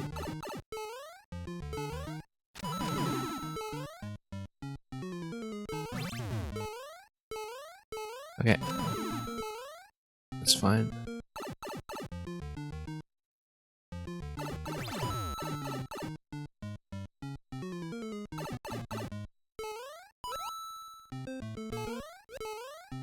Okay. Came in a little bit low. If we align it with the top row of the red blocks, if we align it with the top red block, then I think that should work, given the height of the jump that I had just now.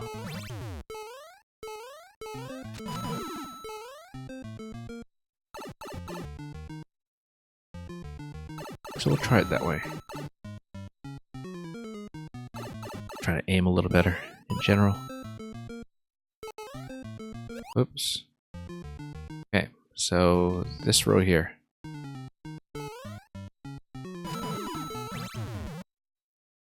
There we go.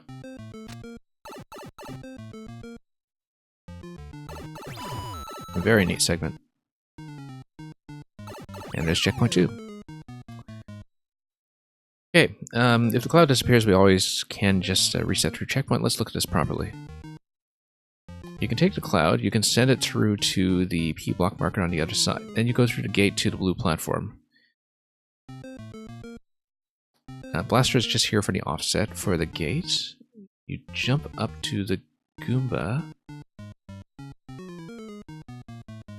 And and then back to the cloud. Probably because if you lower the blue platform, you can't get enough height to get up to the cloud in the first place. At least not at that angle. We'll see. Let's try it again. And that's why there's this transitional screen, so you can, in fact, reset through here. Okay, so there's a bit of a bounce there. Now, why do we want that? Because then we can swing and land on something.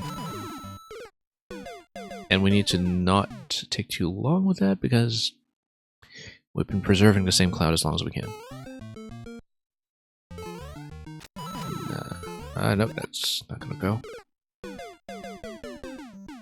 So yeah, you do hit the block and then send the cloud over and then jump back.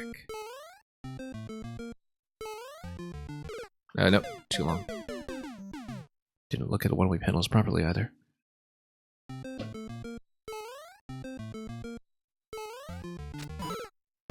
Yeah, we're burning a lot of time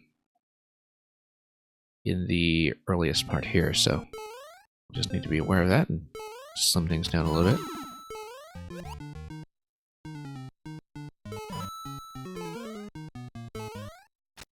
Take it down, jump.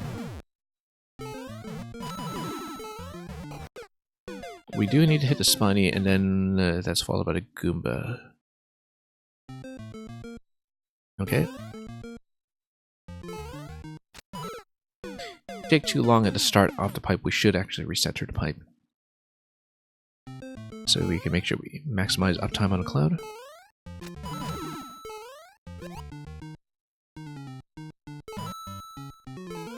Nope. Should be able to hit the block and send the cloud over in one fairly smooth motion, but we did manage to do it without, so we'll see.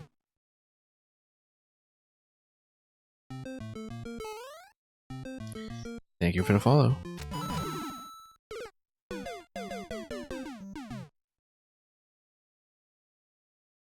Also, my sound alerts are probably not properly on today.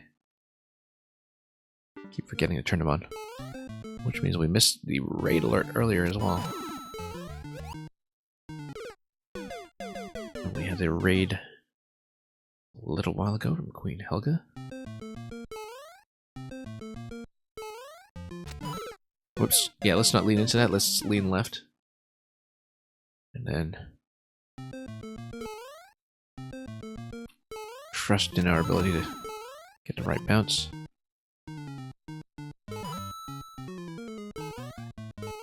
Oh, whoops, no, need to get a bit more momentum here.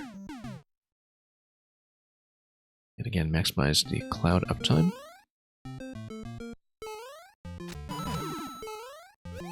Okay, here we go. Wind that up slightly, probably too long. Bit of a close call, but short bounce over there.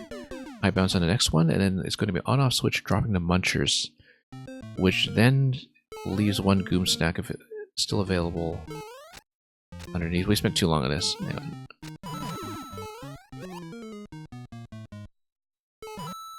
No, whoops. We don't need to jump out, obviously. We should have just whacked it. Nope.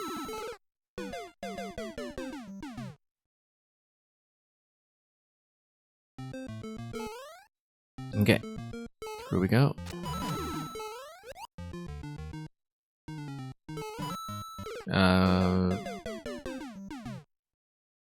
Yeah, we should jump it so we maintain the cloud in the correct vertical position just to save time on getting it across in the right place.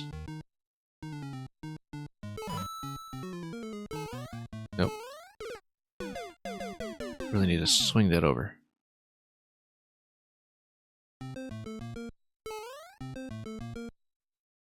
What happened to the cloud fun surprise ending?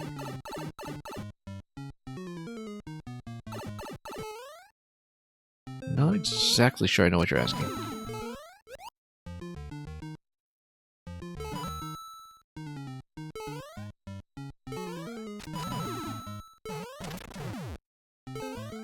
Okay.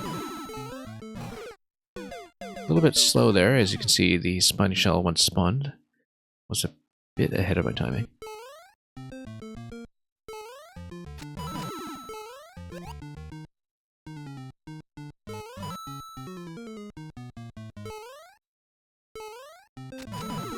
That'll be okay. Nope. A little bit too much airtime in some of those jumps. We can slim down a little bit. We'll probably be okay.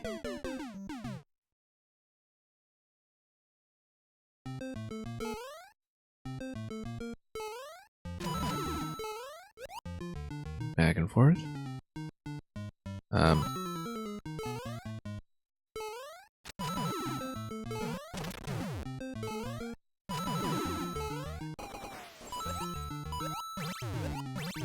And yeah, we know that the on-off switch is going to kill that gate over there, but then if we hit it again...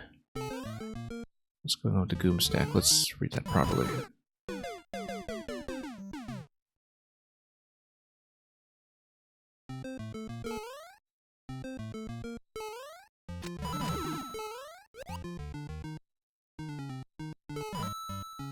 Anyway.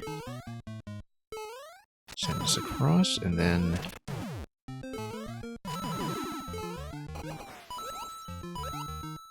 Oops. Yeah, you hit the on-off switch, it lowers the pokey. This next on-off hit is going to kill it. But you also need to get above the thump stack that is headed your way. No. Port alignment.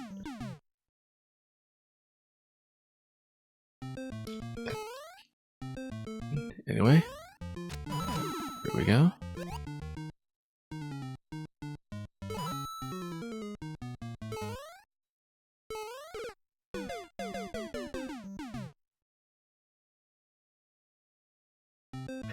Speaking of which, the original 1-2 underground music in SMP1.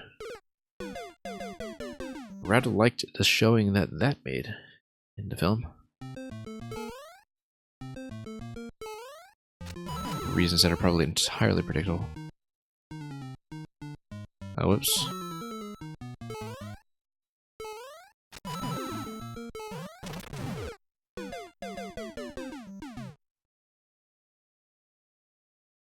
Only a matter of time before a lot of things from the film start getting clipped by people as raid alerts and reaction animations and the like.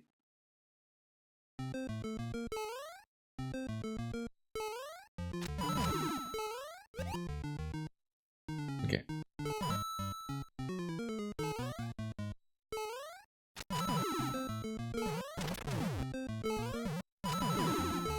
Raise to silver. Then we hit a second time. We do have to hit a second time, don't we? No, it has to be on the way back over, I think. So otherwise we have no more platforming remaining in that area. Whoops. Yeah, this is going to expire. Do I think the film will go to any streaming service? Yes. Illumination tends to have deals with Netflix in most regions, I think. Again, it depends on region because everybody has different broadcast rights, but I think it's fairly likely. Given that Universal and Illumination have a lot of existing streaming partnerships already.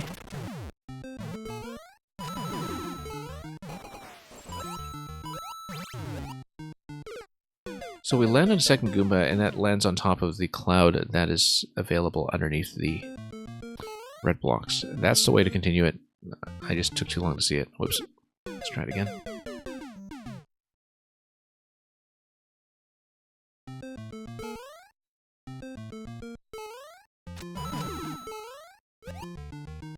Okay.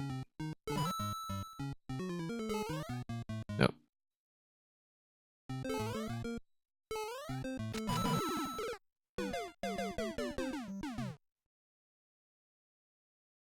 Again, though, the film is going to be enough of a success that even with things like physical media and streaming releases being very quick nowadays, and theatrical runs generally being short, I think the theatrical run for this film is actually going to be comparatively lengthy in terms of being booked for a while yet, which means that if you're able to find it in a few weeks or even months' time in a quieter setting, in terms of both audience traffic and maybe going to a cinema with a more modest setup, then you might still be able to catch it. I mean, obviously, if you're most comfortable just waiting, you should just wait.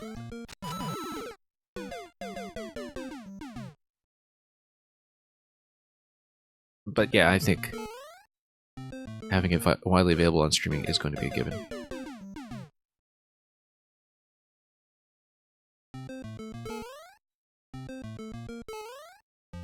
Nope, way off.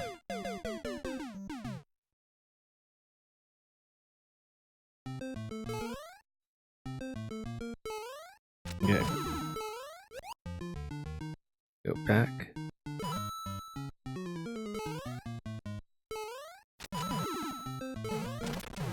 Then let's not die to the timing here.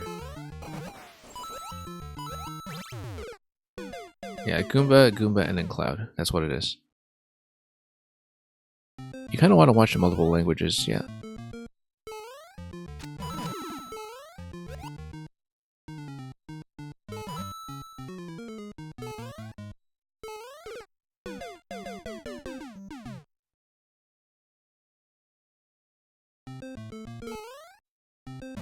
Now, let's try that.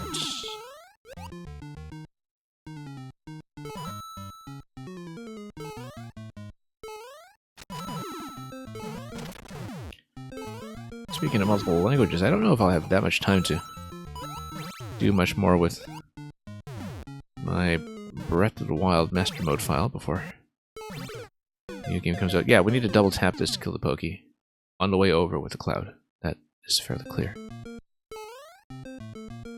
Yeah, because as I said before, last year I started doing something I wanted to do for a very long time, which was have a fresh file in Master Mode and Pro Mode in Breath of the Wild where I played in a second language to make discovering the land feel especially fresh again. I don't know if I'll realistically be able to put much more time into that file, though, before the new game comes out.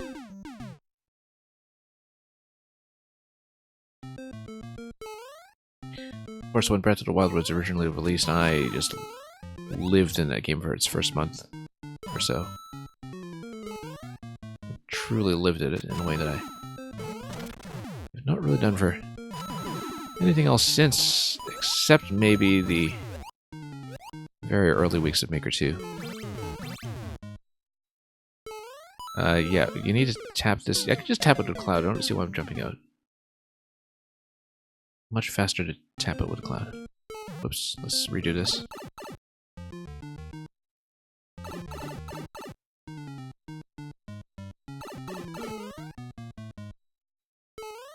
Okay, there we go.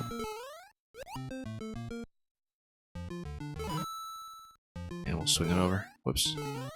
No, if we fail to swing it over, then that's going to be it.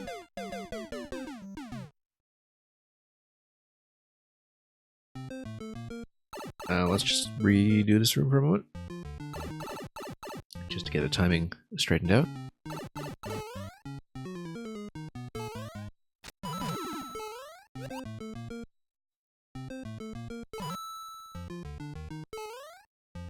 Okay, there we go.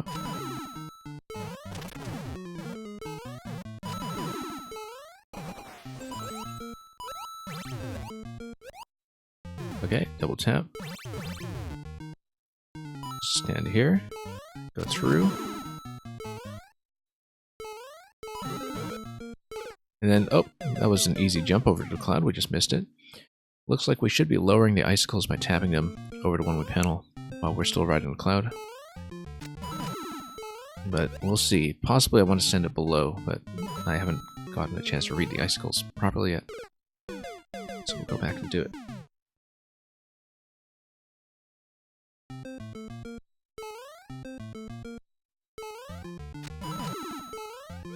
Okay. Nice. Got that relatively quickly this time.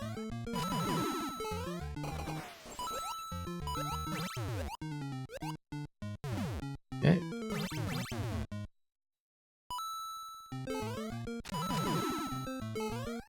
This is now looking comparatively straightforward. Okay, send that down. Nope, too late on that.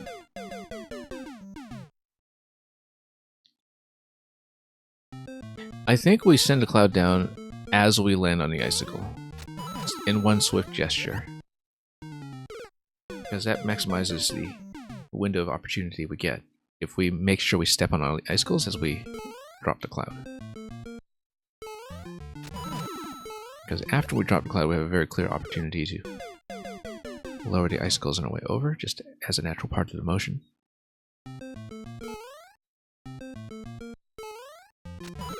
Oops, let's not face right here, we keep forgetting.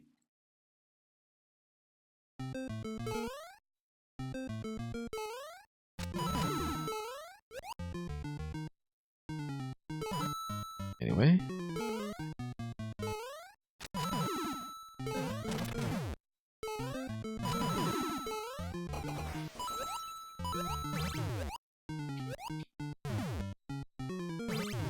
Oops, should have done that as jumps, but that's okay. We're safe. The cloud has ceased to be irrelevant. Oh, no. Didn't go far enough. Otherwise that would have made it. James D, talking about the film, yeah. In terms of languages, yeah. That was the subject of conversation. At least a few minutes ago. And, Luke, I'll read your message about the cloud in just a moment. Let's try to get through a bit more of this first. Whoops. It would be really cool if the cloud drifted as it does in Super Mario World. I'm trying to remember how it does. Oh, I know what you mean. I know what you mean.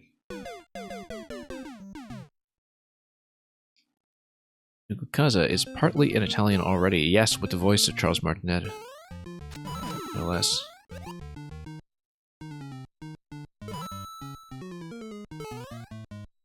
Oops.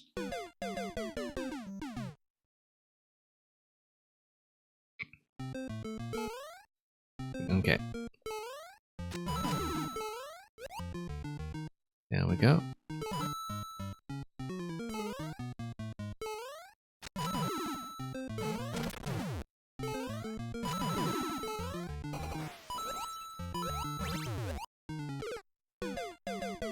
Not quite, we just need to watch the centering there.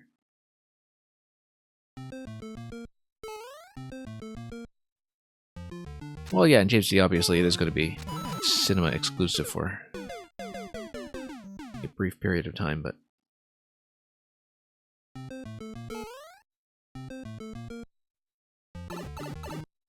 these days, things like home media releases and streaming tend to open up pretty soon. And of course, there are bootlegs if you're desperate, yeah. But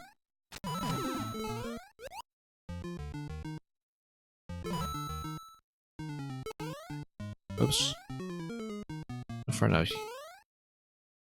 That's okay. Easy to fix, we hope.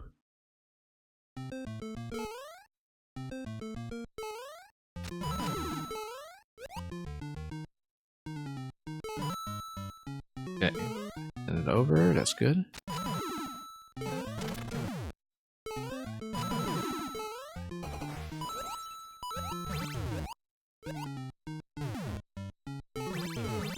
Whoops, let's not be too careless here. That's a fairly easy thing to do that we shouldn't have turned into quite so much of a disaster.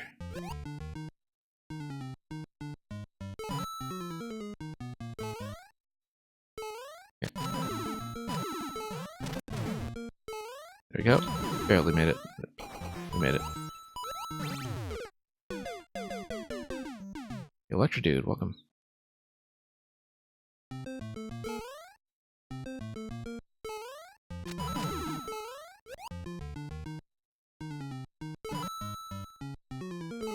Okay, we'll send this over.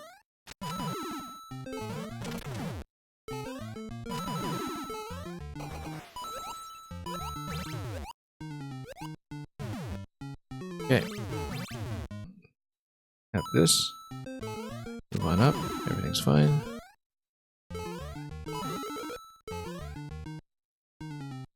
And junk this. There we go. Nope, came in a little low off the platform. Otherwise, everything was right.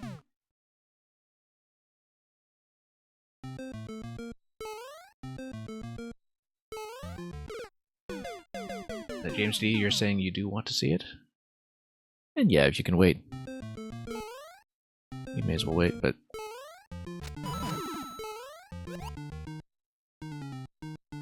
I found out that because of the sheer level of detail in the picture,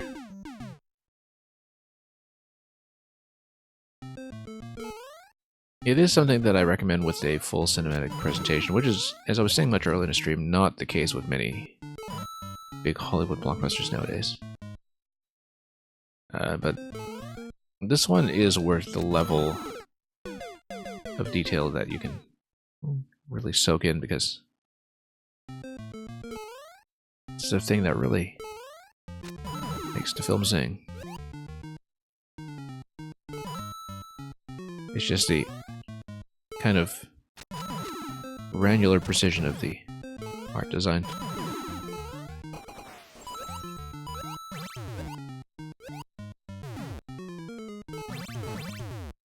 Oh, whoops. Yeah, Electro Dude, this is a document level from back in February. It was made for the Nova birthday event.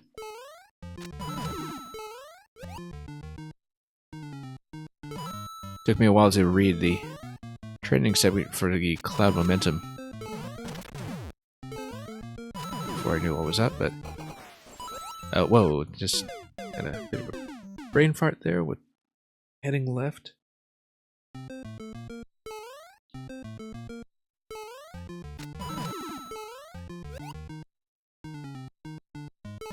That's alright. Well, yeah, every time we miss, that's pretty much a dead attempt.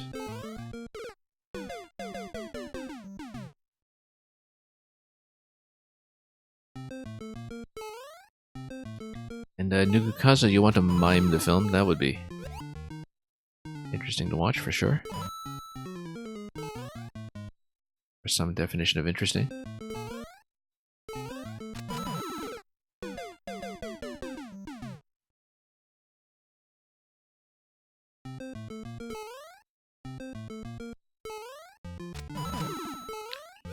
Alright, back we go.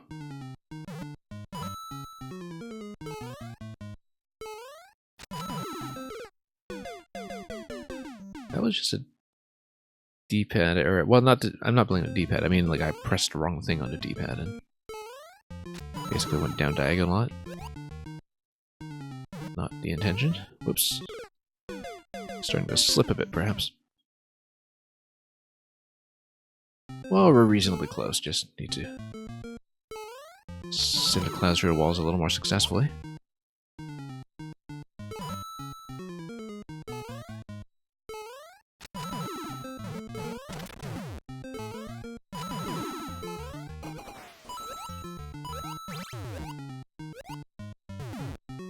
Okay. I should have sent this... well, no, I should have activated the blue block. I don't know why I just skipped it, given that we caught it every time up to this point.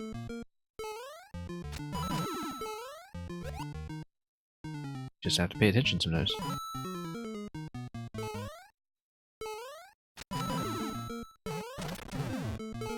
And down we go.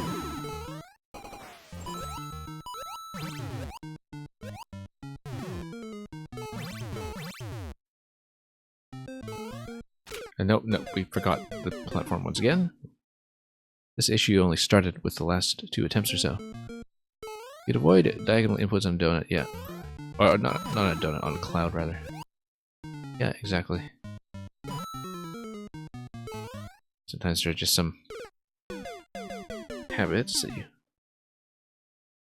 get punished for very quickly. In the right kind of setup. Whoops. Whoops, I actually wanted to go back inside the pipe, but we missed.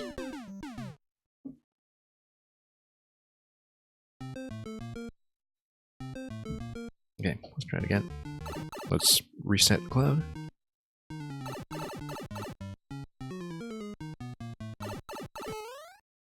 And then...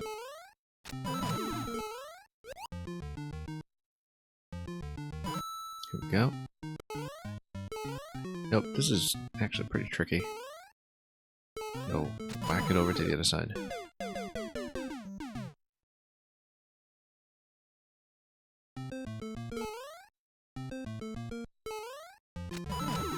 Anyway.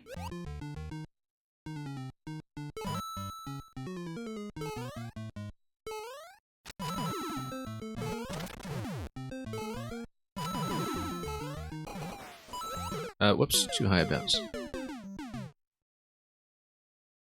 Is my backlog full of levels? It's very full, but if Luca, you need to... if you're asking because you want to playtest something, I might be able to cram that in. I mean, my backlog is unending, right? So...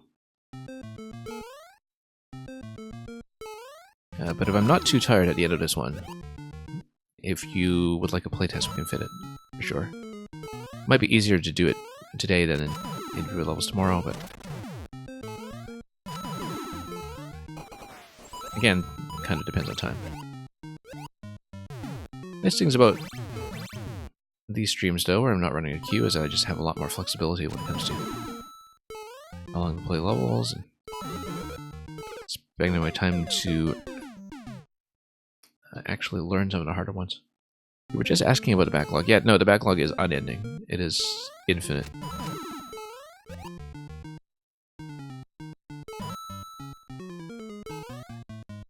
Well, it's figuratively infinite. Oh, too long.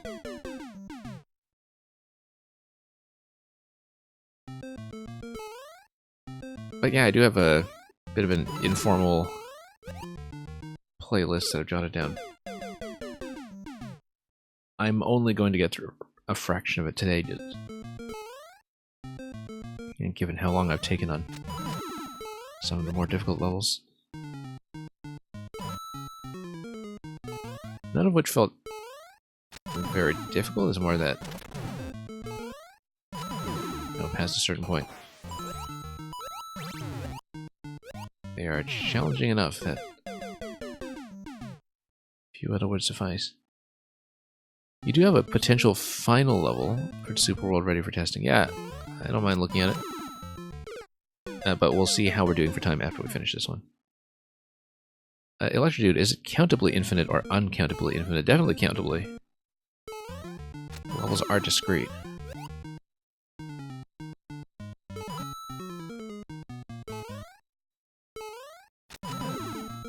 Now let's go over here.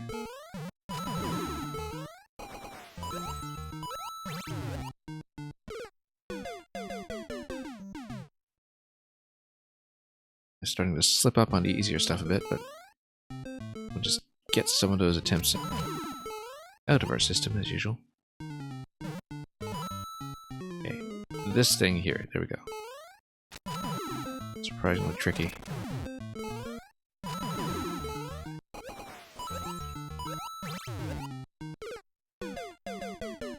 Compensating rather poorly with that dangling blue wall.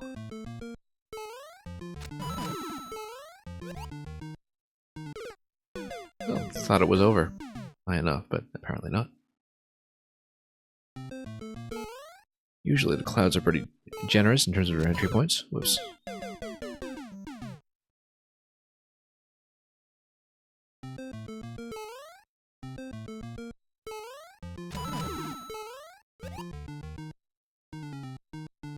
Okay, pop this. Well, no, we need to swing it over. Starting to lose track a little bit of all the things that were second nature in previous attempts.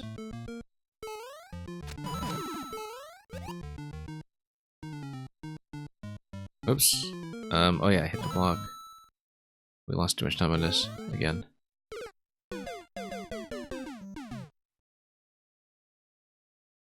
Okay, bad time for attention to start flagging a bit. Let's stay reasonably focused. Nope. Nope. Keep trying to hurl it at the wall just to see what sticks. And we definitely confirmed that it sticks.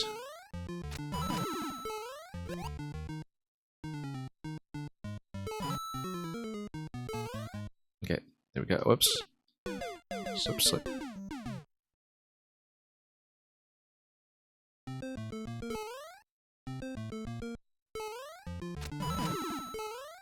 Okay.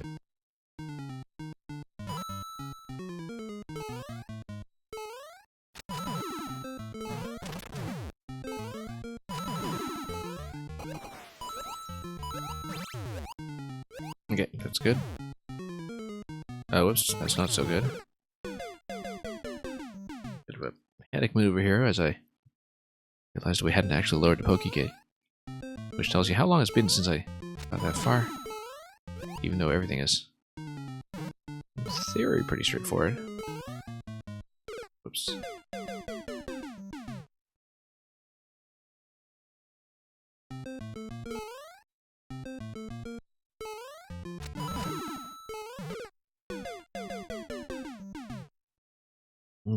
Anyway, it would be nice to get back to where we were actually stopped by progress much earlier. Might as well refine our methods for this whole segment, though.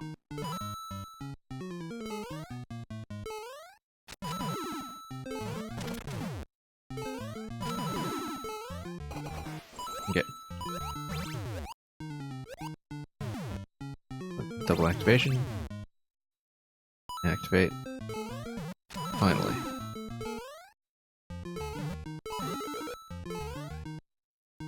Okay, let's send it down. Not low enough, I don't think. Oh, we got it. Oh, we got it.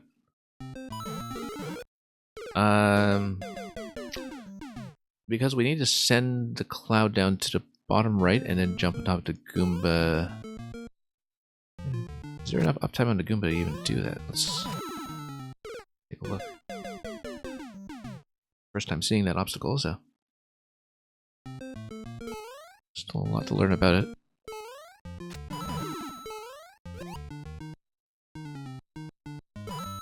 Okay. Nope. Too late.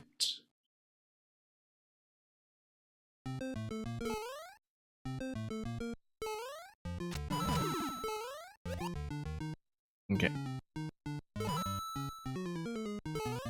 No, hang on.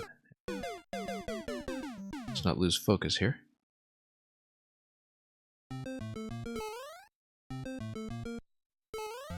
Nope.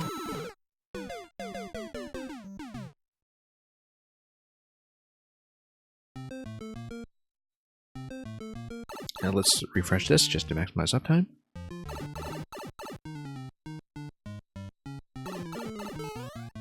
And let's try it again.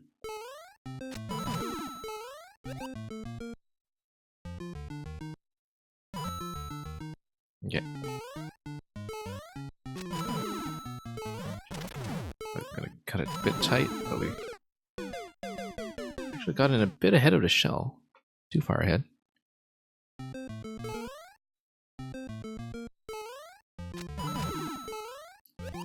Don't know how we managed to save that much time. Oh, whoop. We need to send it over, obviously.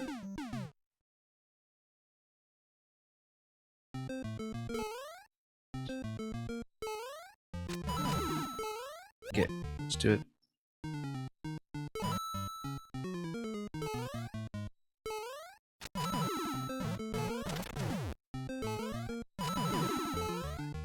Okay, there we go. I always forget about that pokey. We've got plenty of time to deal with it too, it's just that we don't have a good jump positioning for the clouds. Everything just slows down dramatically. That's not going to make it.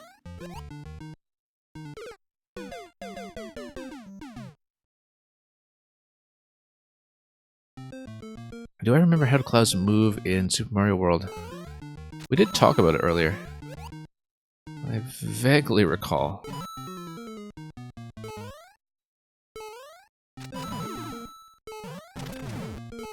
Okay, there we go. Oh, whoops. Complete slip. Redox is going alright. Starting to slip a bit on things that we had solved earlier in this level. I think I'm maybe just getting a little bit fatigued with it, but whoops. Oh, yeah, I need to swing this over. There's a lot of pieces to manage. They drift indefinitely in the direction you lead them. Yes, that's right.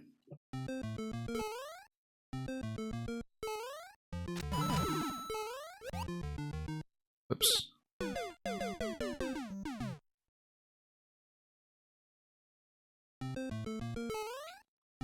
Anyway, let's send this through.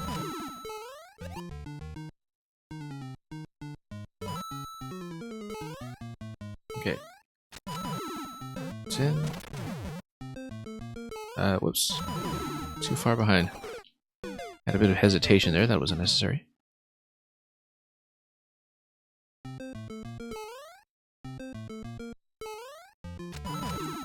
Very easy to make a mess of this even after you figured it out.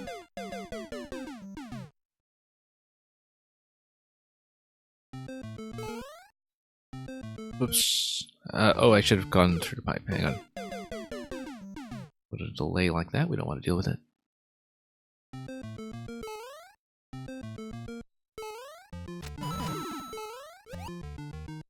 Okay. Get this.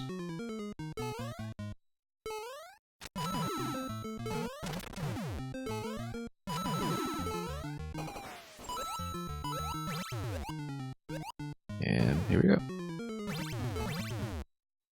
Touch the bottom for once. Everything here's fine. I haven't been here in a long time. Okay. Lower all this. Oops. Kept missing that. And then we took too long. Okay. That would have been fine if we hadn't just missed the question block repeatedly under the Goomba. Looks like we're fairly close to the end of a big segment here. Whether it's the end, I don't know, but after the Goomba, it will be something quite new.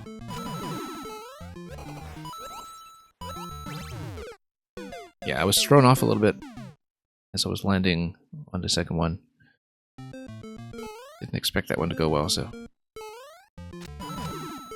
we'll fix it.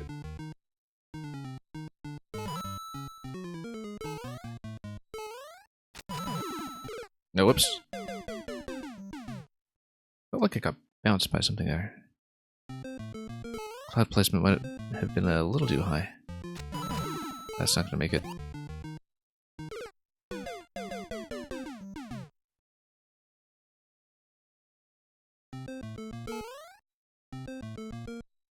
Smiling clouds having the time of their lives.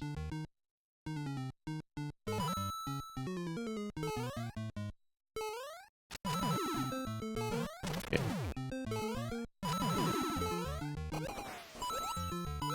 Same idea here, just needs a bit of accuracy for change.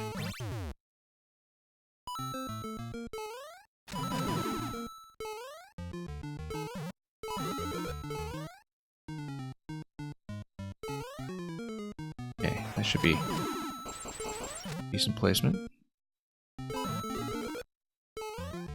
A little too soon. We needed to wait for the Goomba to be a little lower in that stack, and we didn't manage to send it far enough anyway, so just need a nice clean motion towards the wall.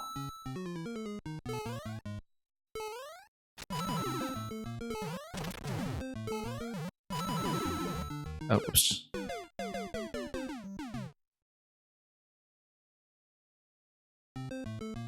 Okay. Let's try to fix up the easy slips.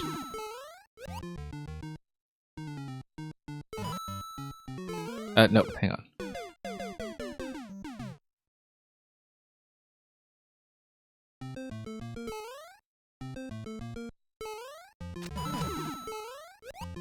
Okay, let's try it again.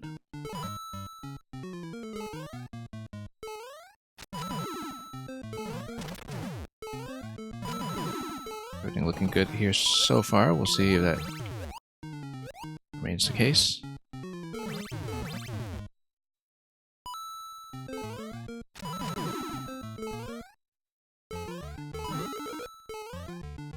Then we'll go down. Really dunk this thing. Plenty of room here.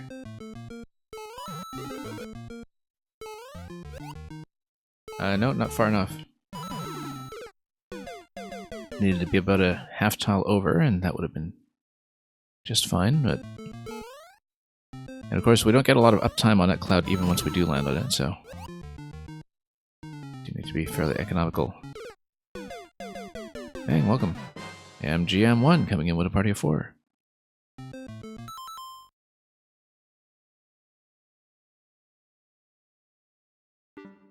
Paper Mario, are we talking about N64 Paper Mario? MGM1. It's been a long time since I played it.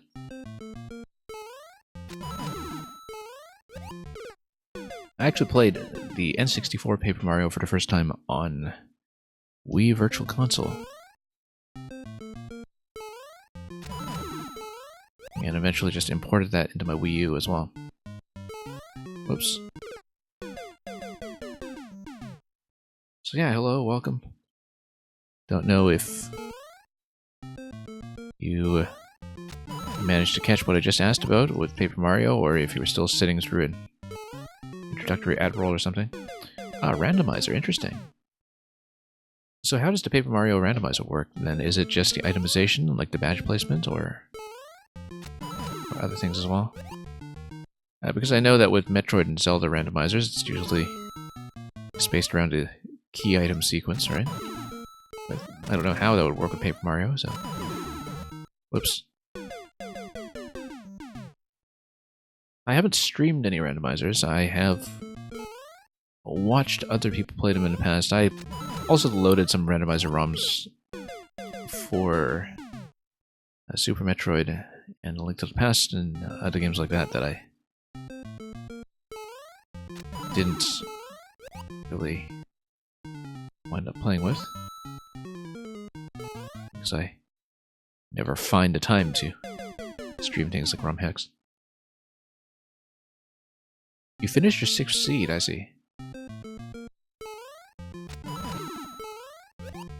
So how does the... I mean...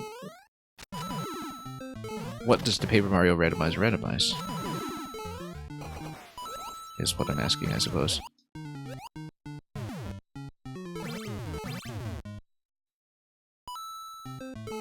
Okay. Here we go.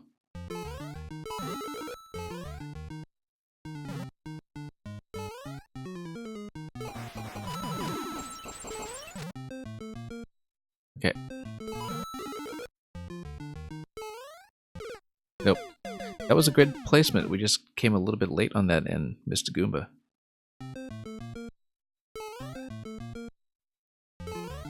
The placement was fine.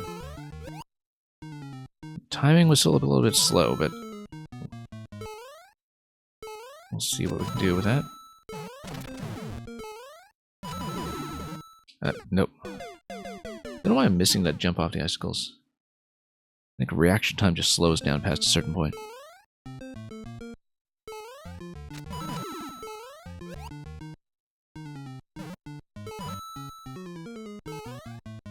As well as memory when it comes to segments like that one. Okay, up we go. After this, and over.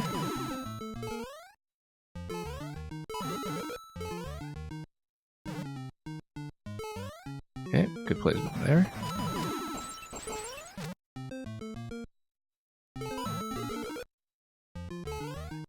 Okay, that's a good placement for once. Except we were much too slow, and I don't know how to get much faster with that segment. We're way behind. Probably about a second behind there, looking at that. Really need to cut some jumps. Anyway, you said randomizes everything. Key items, items that replenish your stats, badges, star pieces, etc. Shuffles enemy positions, HP. Yeah, MGM1, let me permit you a link. Just in case, so you don't get smacked by the bot. Either that, or you can also dump it in our channel Discord for reference. Would be happy to take a look at it afterwards. Oh, whoops. Thought it was a bit long.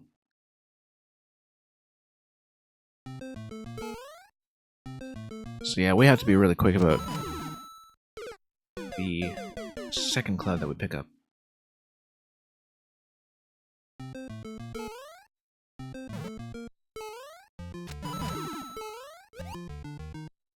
Okay. Nope.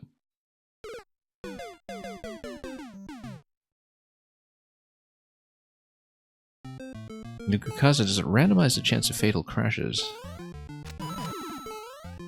Is that a well-known issue? I don't remember having trouble with it back when I played it, but maybe that's something specific to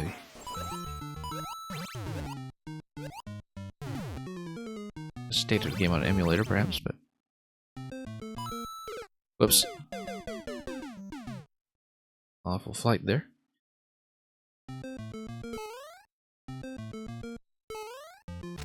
Keep blowing attempts to fairly easy things.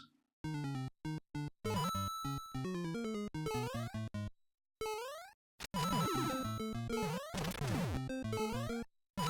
through we go. Whoops. I don't know why I keep missing that now. I think I've just slowed down for the day. MGM1, tried it again. I think the time limit expired on you.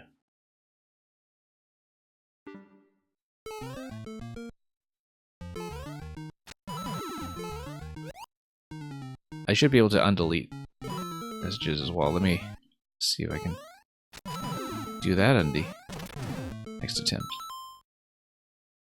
Here, let's see if I can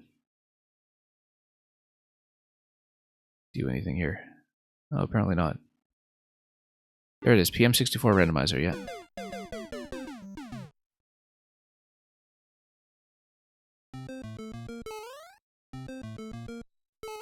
Oops.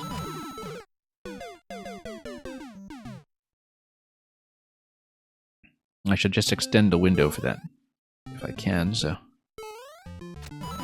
with the channel bot, I mean. So it's not quite so aggressive.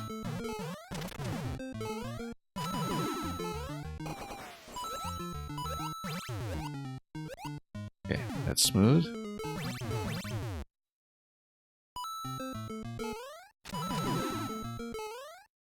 And that's okay, all this.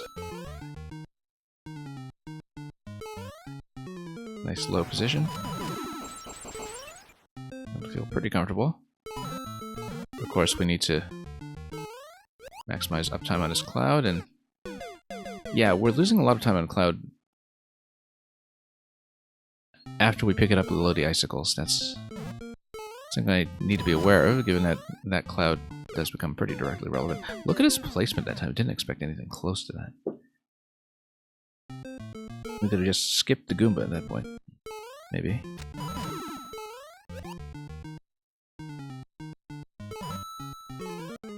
Nope. Forgot to swing it over. And MGM1, you mean it shuffles items around? Yeah. Yeah, I've seen a lot of Metroid and Zelda randomizers work the same way as well.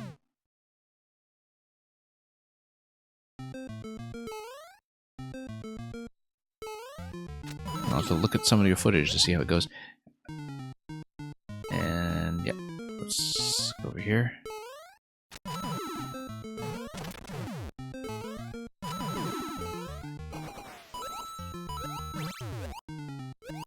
And up.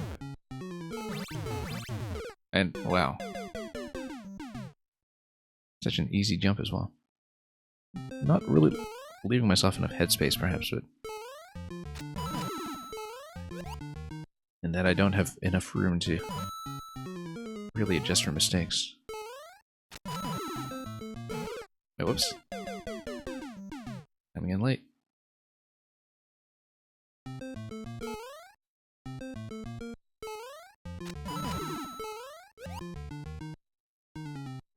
Anyway.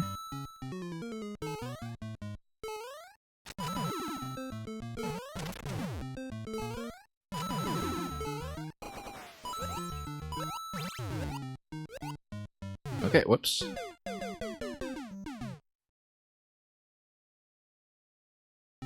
Everything was going so well.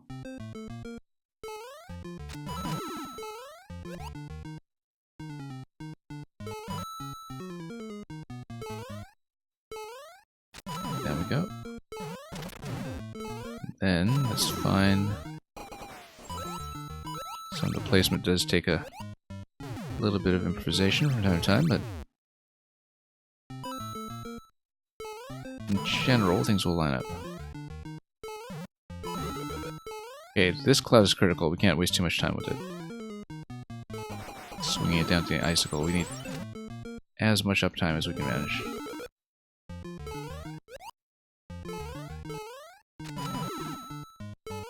There we go. 50 coin, not even close. Oh, interesting. Boss door there. I guess we'll loop towards it. However, if we take this, yeah, then we'll take the optional boss.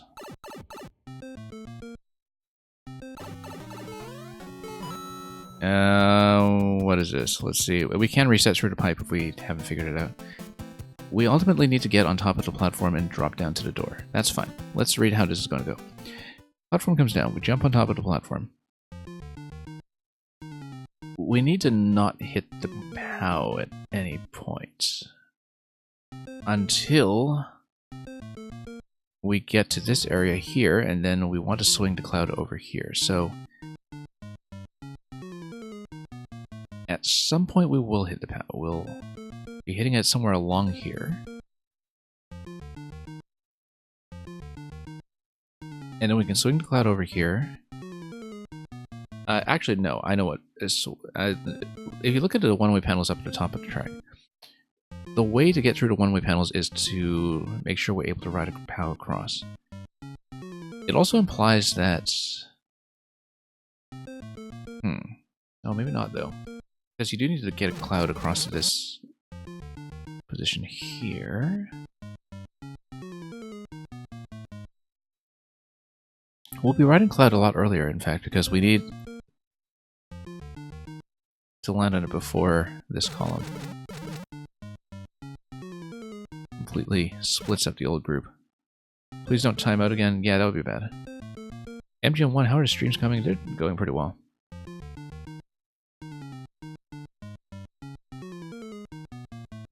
MGM1, the deadline. Get them done within a month. Last time you failed to meet the deadline, your save was deleted.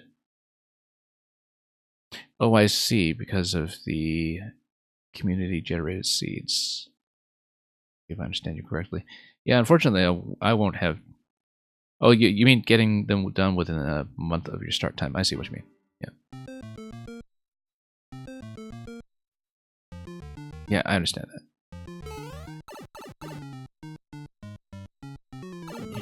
Yeah, streams have been okay recently. We spent a big chunk of this month running a Maker 2 puzzle contest. So at this point we hit the POW from the platform over here, then we ride the cloud, then we swing it over, then we get back onto the platform. In some fashion. Let's redo it.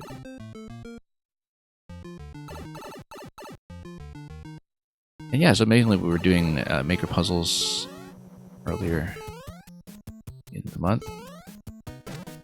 We need to get back to the platform early enough that we can jump around the one-way panel and get back on it. And then we hit the on-off switches, we jump, we lower ourselves down through here, and we need to get around to the other side quickly enough that we can jump on top of the panel as it falls down towards the green door.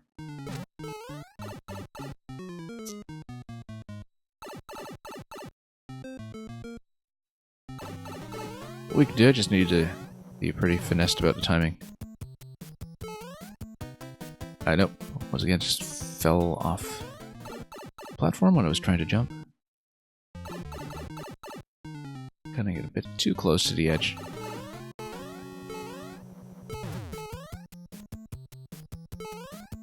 Nope, Cloud didn't go far enough.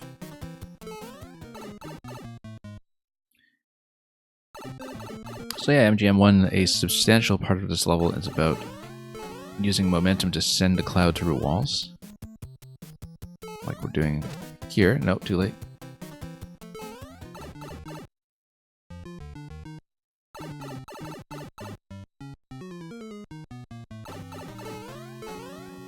Okay. Yeah, much too late. We're nowhere close.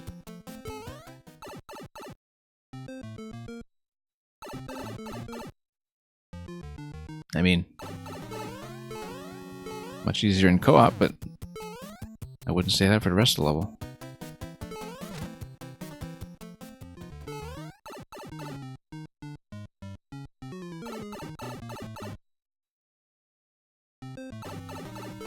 Now, what's constraining me from taking the Cloud just to the on-off switches in the upstairs? Cutting it out. I mean, I guess the fact that you wouldn't be able to very conveniently get him back later. Probably a big route change. Similar manner to how an entire zone is momentarily frozen up in Metroid Dread. Oops. Don't know why that was the first comparison that came to mind, but it was. So.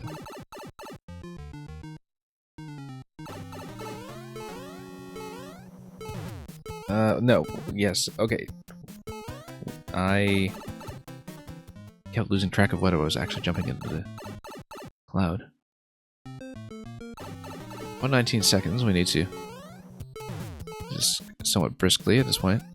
Oh.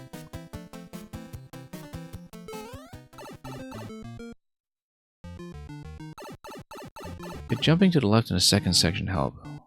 We'll see. Whoops. We need to claim the Cloud a lot faster than what I'm doing. That's the main issue.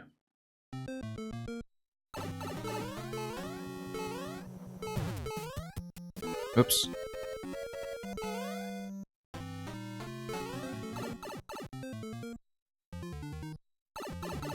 Well, under 100 seconds, we'll see if we can make it.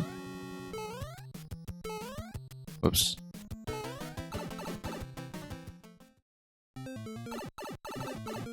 You're saying, could jumping to the left in the second section help? We'll see. Oh yeah, I think I know what you mean. I've tried it many times, actually.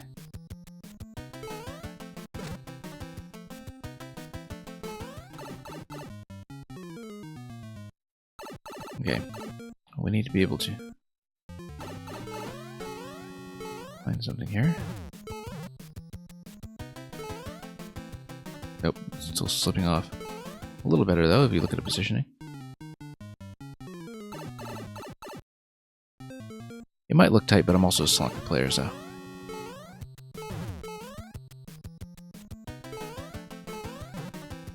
And okay, that'll actually do it. Unless we don't lose the Cloud. Oh, we're a little bit slow getting to the end. Spent too much time surprised that we got most of it right. 50 seconds. We'll do it. Nope.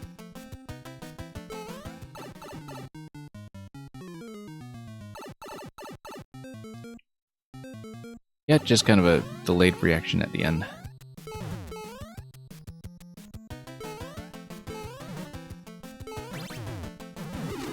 Okay. Nope. Hang on. 30 seconds. We flubbed the jump at the end.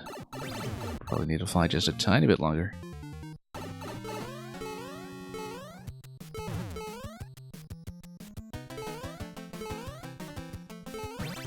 Okay. Nope. We need to not jump out that early. That's way too early. I expected to get more height out of that jump out of the cloud, but 14 seconds, we probably are actually resetting from checkpoint 2. Oops. Particularly, we just missed the platform.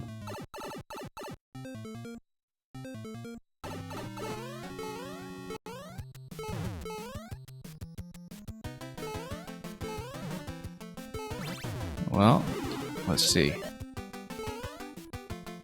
And I missed the door. Okay. Well, we didn't have time to grab the key and go through the door to the top of the flagpole anyway, and at least we know missing the door like that is a risk. Let's reset the cloud.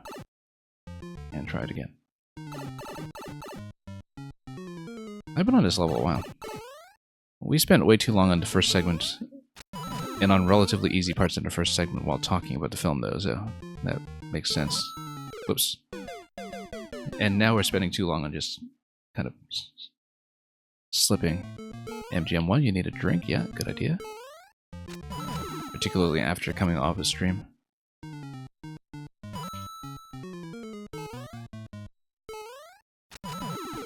Oops.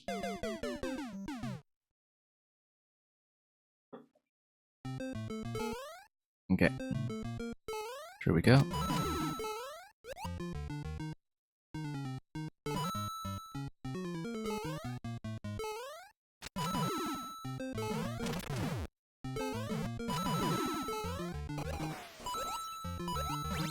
And then back. Tap and up.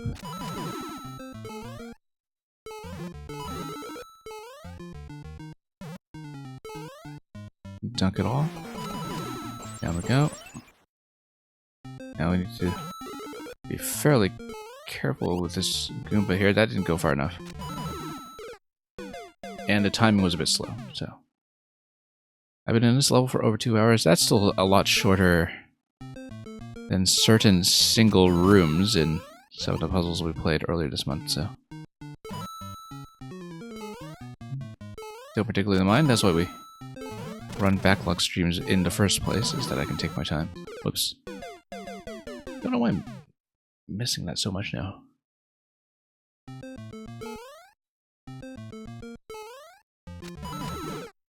There comes a certain point as you get later into a stream when the brain to fingers transmission time noticeably goes down, I think.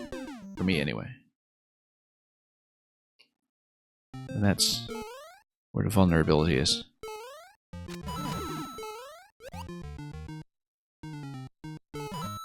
It's like input latency, except you can't blame your controller.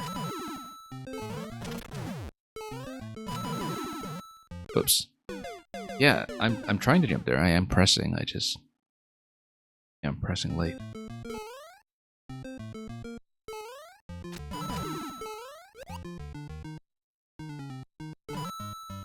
Okay.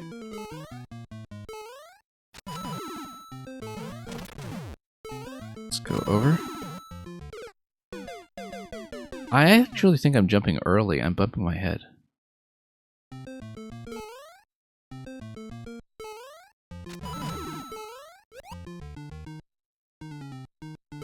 And yeah, I'm having fun with it. Obviously, we lost way too much time on the timeouts that we had so far. The one just now and in the Checkpoint 1 tutorial sequence.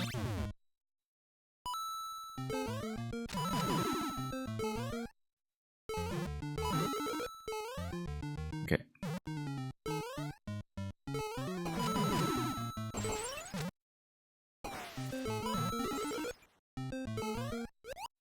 Okay. Hopefully that's enough room, but it doesn't matter because we ran into the spike. Yeah, we definitely need to save time on that cloud. Because we are running into timeout issues with it.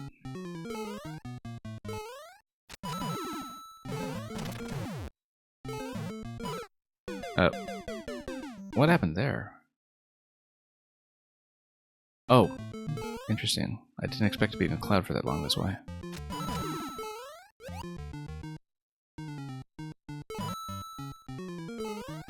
Okay.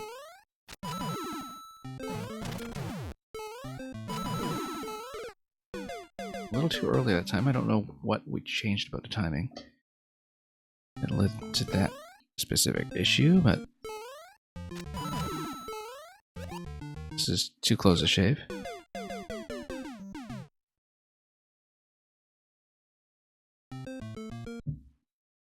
Hang on, let's reset the cloud timing.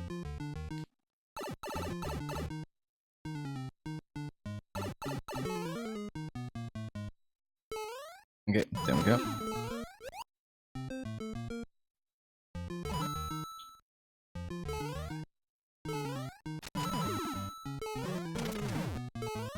And then it does look like it's an early jump rather than a late one, the more I look at it. I was wondering why it was suddenly such an issue, but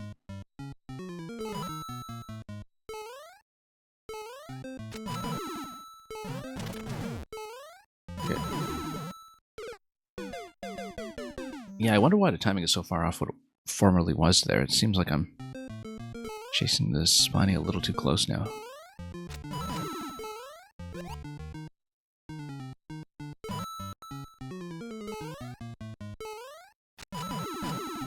Okay, there we go. There we go. Let's not mess this part up.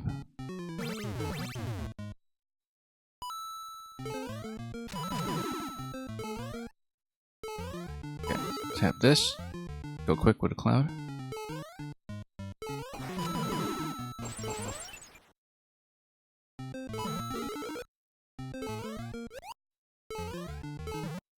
Okay. There we go. 50 seconds to do with the non-lethal room over here, so at least I think it's non-lethal. Oh, messed up already.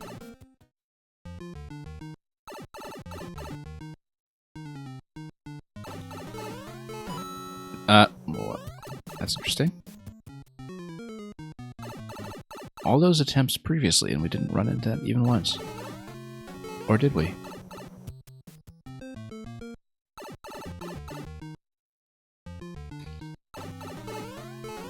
Okay. Let's hit this. Loop around like that. Nope, too soon. I keep overestimating the amount of height I will actually get off of that cloud when I jump off. Whoops, total miss. At least I can't get crushed by the POW. Yeah, that's important.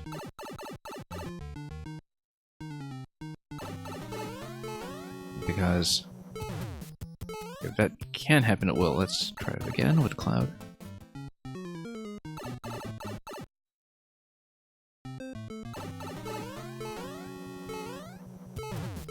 Nice idea for a bonus room, though. Just have this very pure performing challenge at the end. There we go. MGM1, you're back just in time to see the clear. That 50 coin looks so far out of reach. You'd have to be very fast and crisp to make it there, I think. There's a GG. And yeah, Luca, if it were possible, it would definitely happen. Anyway, Luca and Meng, you're both here. You wanted to see the playtest. If you have it ready, hit the upload. We'll take a look.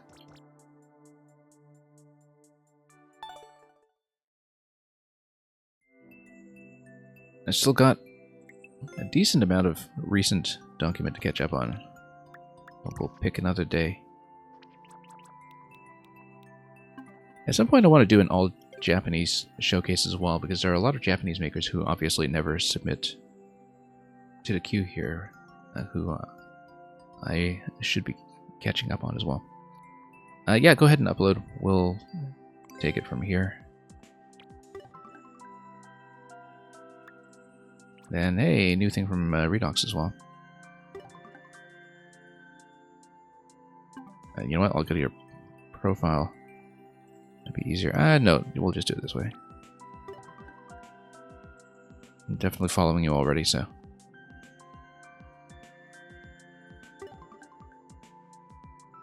Boom Booms Choo Choo. Look at that, 6-9, of course. What a finale. I mean, I suppose in the course maker... yeah, I don't know what world it will actually end up in, but 6-9 is what it should be, so... All aboard Boom Boom Train.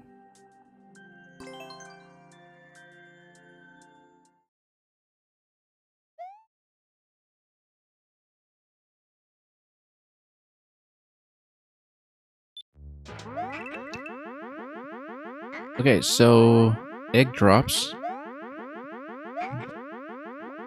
Can't really tag it.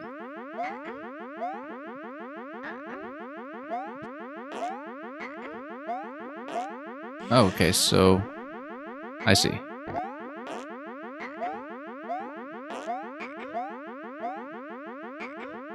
So Boom Boom's just gonna squat here and give us eggs.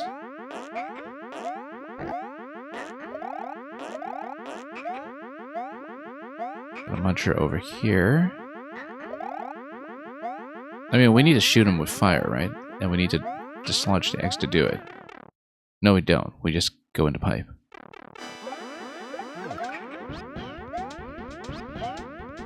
And then we need to use Yoshi to bounce on top of him. We need to maybe slow down a bit there to get in position. Or drop on top of him sooner than we did.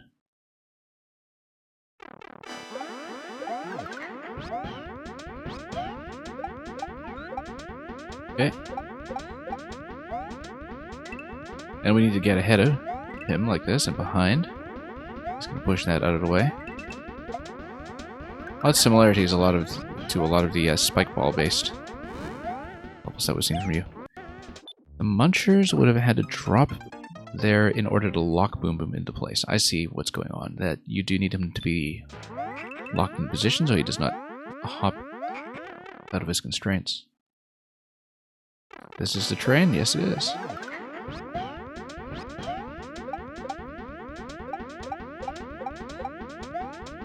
Okay, we'll get ahead. Go behind. Notice that the too wide slot is okay for carrying him across.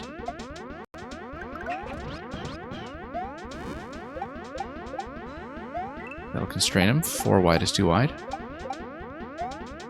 And then we needed to get on top of this guy. We just read that a bit slowly. And then there will be a question block that we need to hit using the skull platform.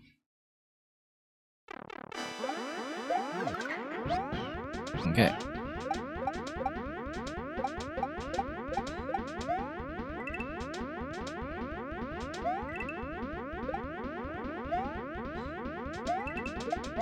Alright, there we go. Nope. And I overshot too. I shot too high. So that didn't even work.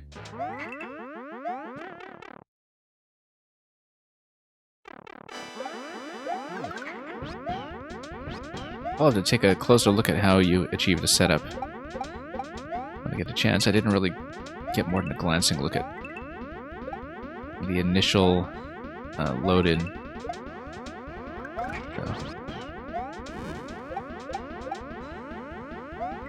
Okay. Up here, then we hit this, get rid of the thwomp and go. And then, oh. Yoshi just drops on top of Boom Boom, though. That should have been obvious. The boing's driving you nuts? Well, good to know that my sound is working.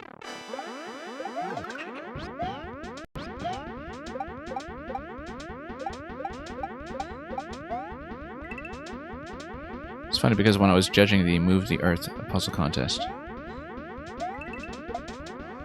my sound did die for a long time on a level that also had this like earthquake siren effect where the whole screen would shake and then the alarm would just go off the whole time. It'd be very loud and abrasive, deliberately so, and of course in my recording we just didn't get any of that.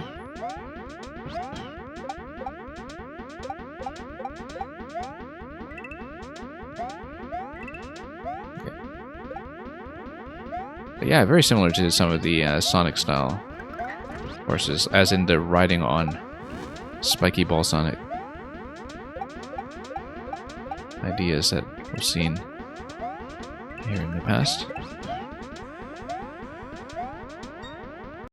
But of course, stand with Boom Boom.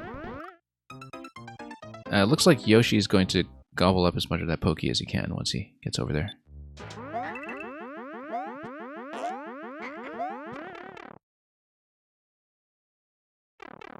Exactly, this is how the Boom Boom train is keeping time.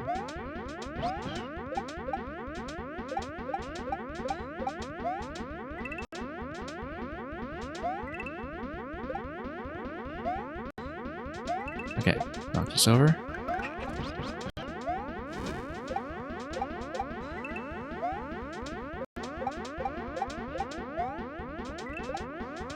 Okay, get this. Over. Dunk Yoshi, not very strategically.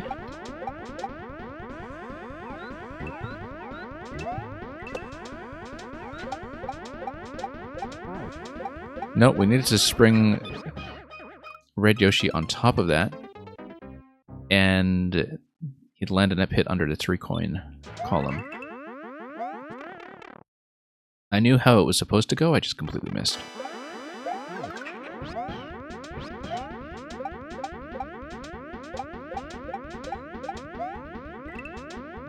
Yeah.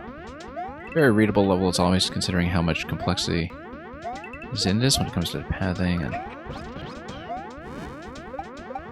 a lot of the mechanics that are central to it. Oh, whoops.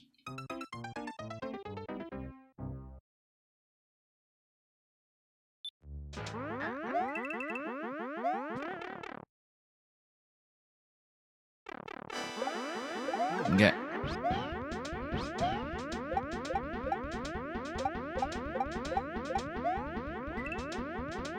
And there we go.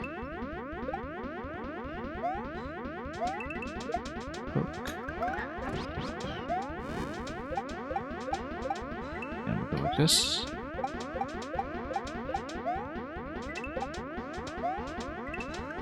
I gotta be quick about this area here.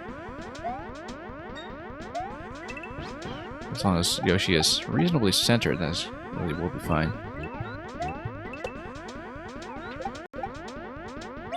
Nope. Just got hit by the ground tiles on which the tracks pointing to the arrows are affixed.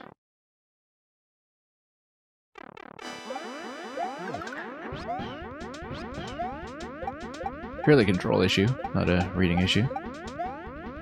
It's pretty obvious where to go at that point.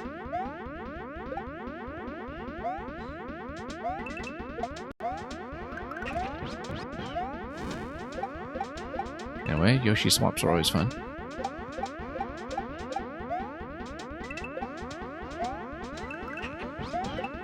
I had to tease out a lot of the subtleties between the different pizza types. Okay, it looks like we're behind a scroll here. I need to jump out as Yoshi after I spit the red egg. Spit the red egg and then I jump out the top, obviously, instead of getting trapped in one-way panels. Read that a bit too slowly.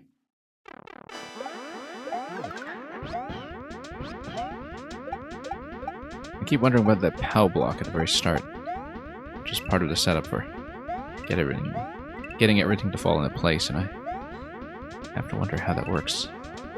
Oops.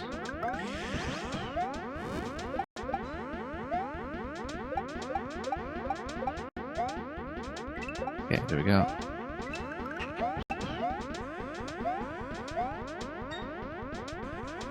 Oops.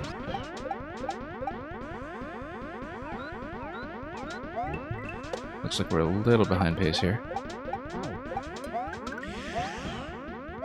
There we go. No, we did need to get rid of the ice down here first. Actually, no, we get rid of the ice up top, then we get rid of the ice down below, then we jump out of Red Yoshi and proceed. So yeah, I was behind on the auto-scroll the whole time, so I wasn't totally clear how far ahead or behind we were.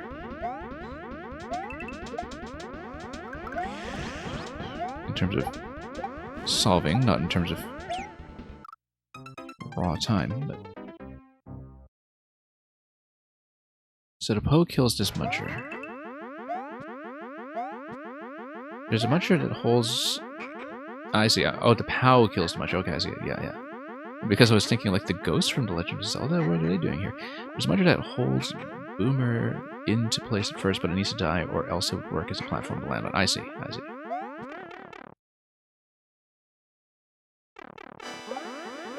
Hence the Pow drop and detonation.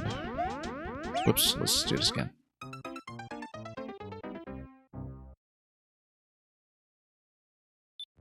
Went to great lengths to make sure we don't have SD locking mechanisms. Potentially.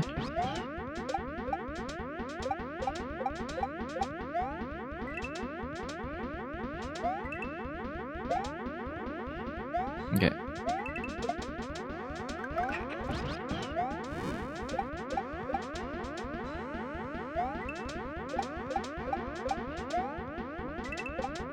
Okay, doing a little bit better perhaps, but we'll see.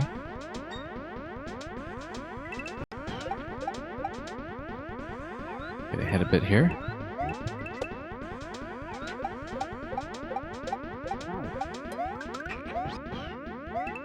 Could have landed there more cleanly. Nope, too slow.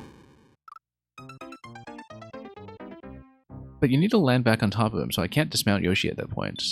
Unless I spin on him.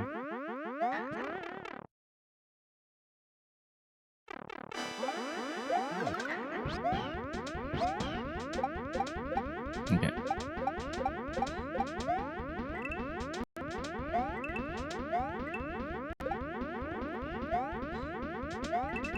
But yeah, Yoshi swapping mechanics are always a bit of fun.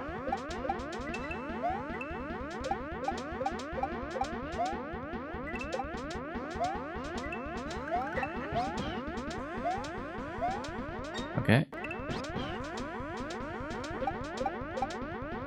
Try to get ahead a bit. That's not working. Nope. Oh, didn't even get over.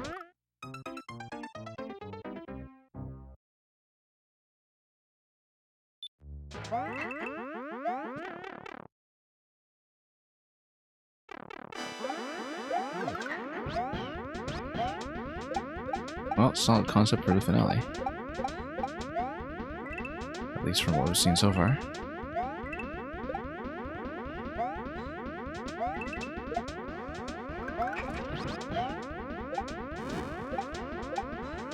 Okay, a bit late on the fire, but we got it.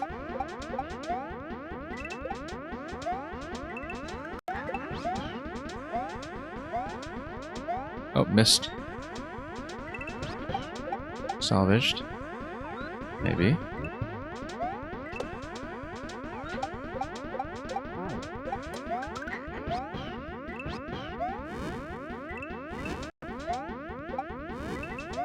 Okay, yeah, we continue. And got a flag. Wonder what's in the next scene? Well, we'll see.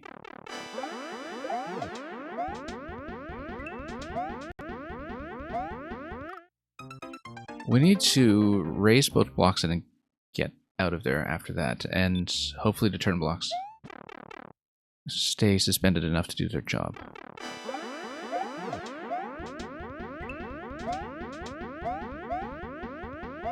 I was totally bashed my head against the ceiling there. That was not great. The thwomp is going to be the element that constrains the boom boom in position and lets it bounce across. I think it has to be parachute thwomp to keep pace, though. I'm not quite clear on this yet, so... Yeah, because it's initially going under a one-way panel, and then the thwomp is going to lock it down. MGM1, there's more? Of course there's more. We just did the first segment.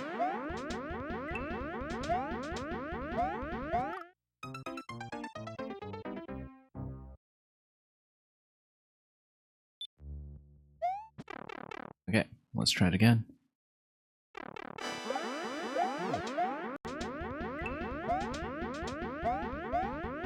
And then...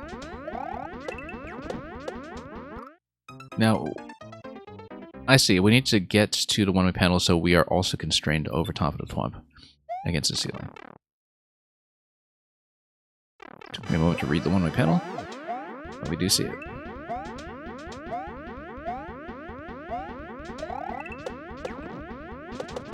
And as expected, parachute.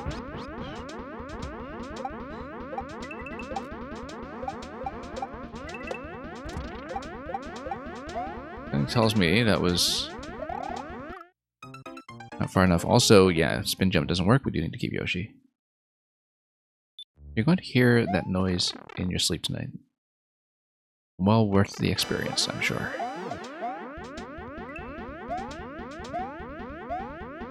Oops.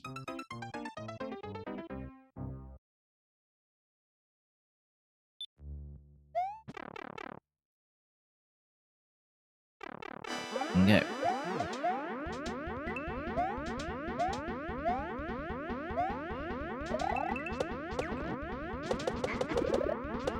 Whoops. Didn't manage to spin off of it.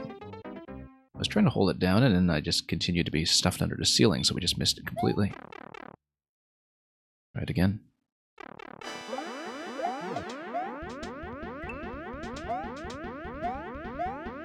Oops.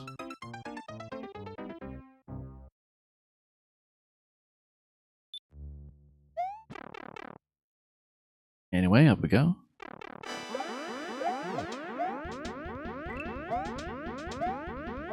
Yeah, turn blocks actually do stay active for quite some time. Okay, let's run over here. Take this guy over.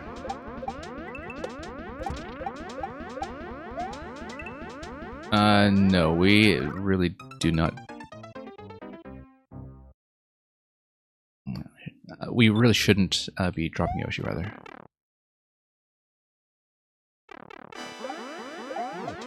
Okay, let's try to get ahead a bit. We're falling behind a bit on the scrolls now. But the thwomp does force you to keep pace with the Boom Boom to some extent. I mean, the thwomp can maybe be ahead by about 2 tiles or so, but it can't be too far ahead. Yes, I'm sure I need Yoshi because I can't actually spin on top of the Boom Boom myself. You do need Yoshi in order to survive the ability to step on Boom Boom as well as staying above the one-way panels. And presumably to jump off to the next Yoshi after that, but we'll see.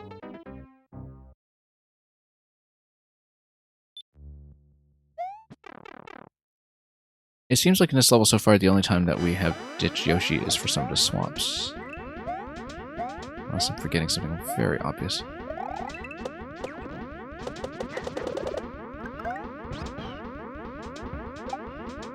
Oops, no. Look at that guy's positioning.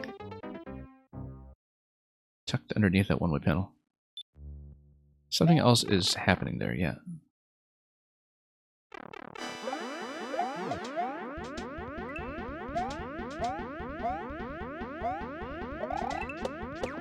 Oh, ordinarily, you can spin on top of a lot of things, but this level is special. It has its own mechanics, its own rules and collisions.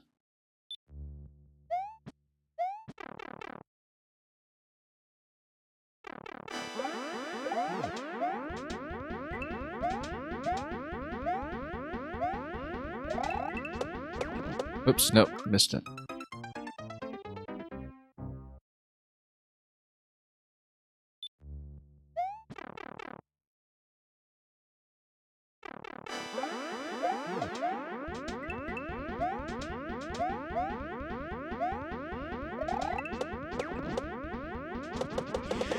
Okay, I nearly missed that, but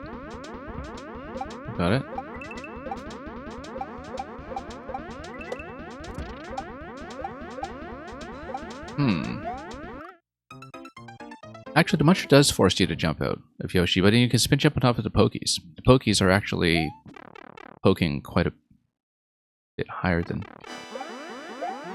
the one-way panels, and I was so accustomed to the Pokies earlier in this level being a bit of a constraining piece that I didn't think to look at them as something other than the wall, but they are clearly the spin location. And they're perfectly spaced to make that happen.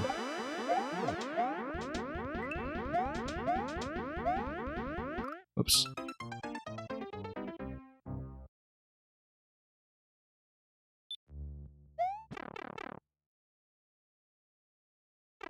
Okay, let's try it again.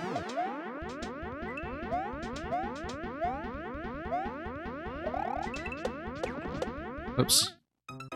Yeah, one bounce is probably enough. I keep thinking that I can do an additional one. We shouldn't depend on it. Zolliking, welcome. Long time no see.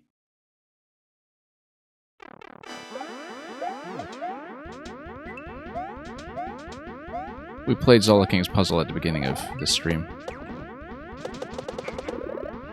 So when I say long time no see, that is partly facetious in a way that not everybody might pick up on it, unless explained.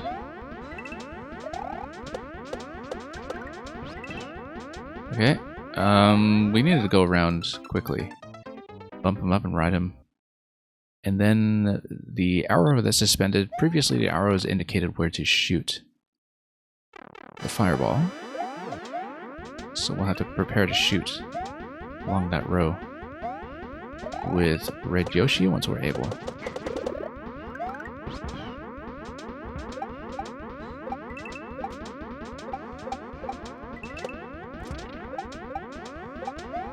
Okay. Wait here, and then don't need to hit both blocks. Nope. Shouldn't have gotten hit though.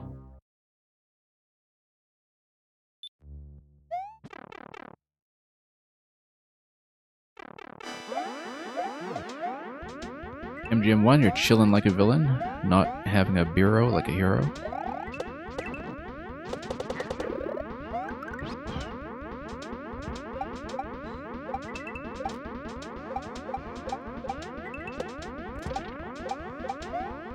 Okay, let's hop over here. Get back out.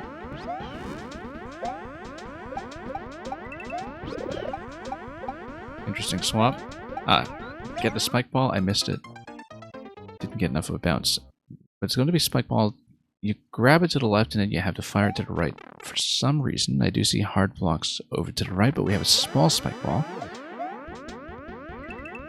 So I don't know exactly where that's going to land or what it's going to hit, but we'll need to keep an eye out for that. You know, we slipped off the flop there, and we did fall too far behind the auto scroll.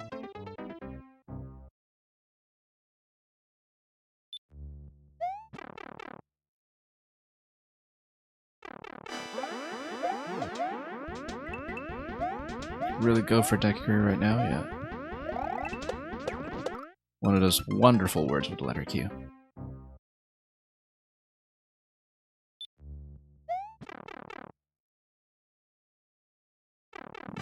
And then the poke here. Whoops.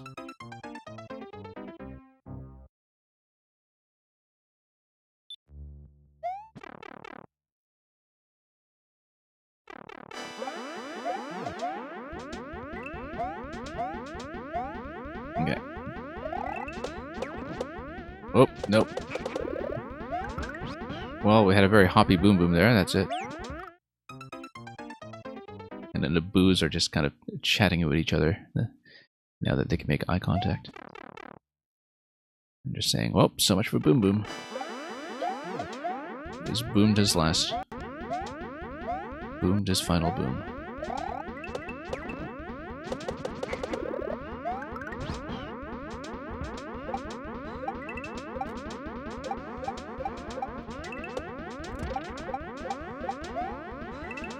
The Super Mario World Boom Boom design is, as you all know, original to Mario Maker 2. Rather like that swamp. Ah, okay, so that's what activates the big spike ball. I was thinking that it had to be a big spike ball at some point there. I just didn't know how that was going to happen.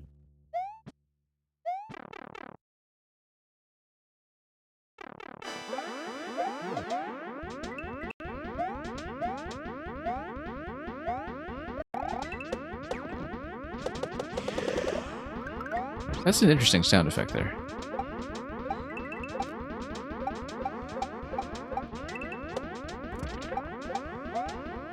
Okay, let's go.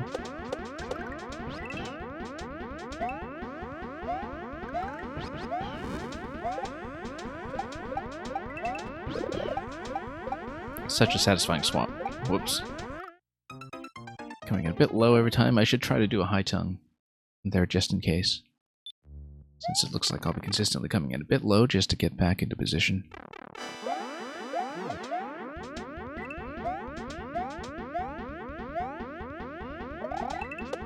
Second bounce on his one.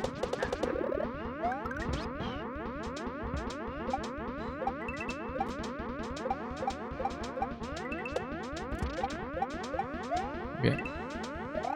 Back to pokies. Take this guy out.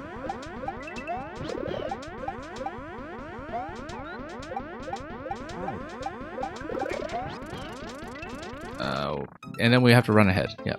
We run ahead, then we get up onto the red Yoshi. It's not like you stole that swap from Kaiser levels.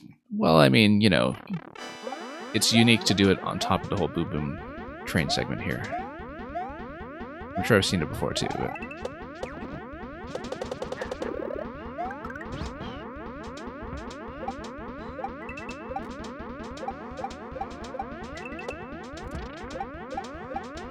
I mean, Yoshi swaps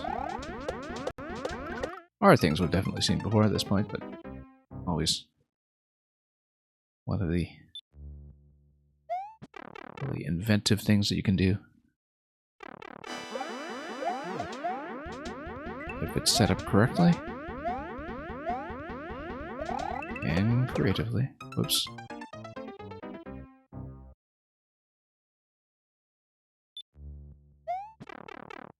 It is a great swap, though. Always comes at the right moment.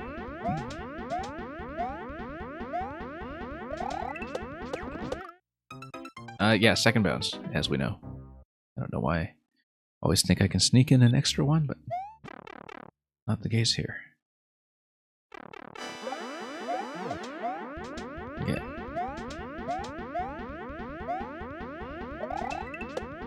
Here we go.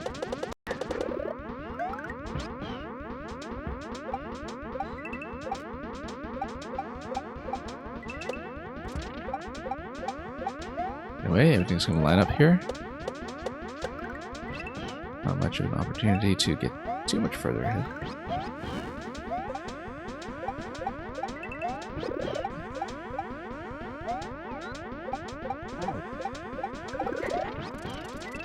Run ahead. Grab this guy. Wait.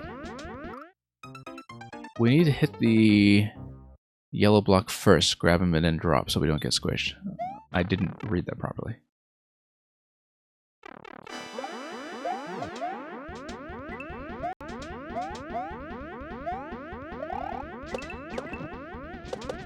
Nope, too much hopping.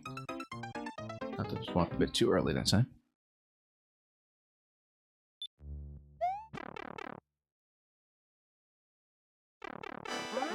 Alright, let's do it again.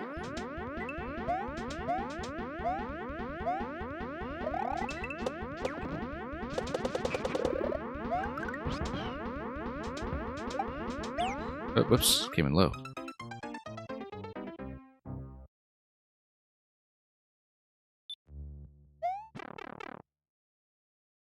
Talk about critical thinking. I'm not sure which part you meant.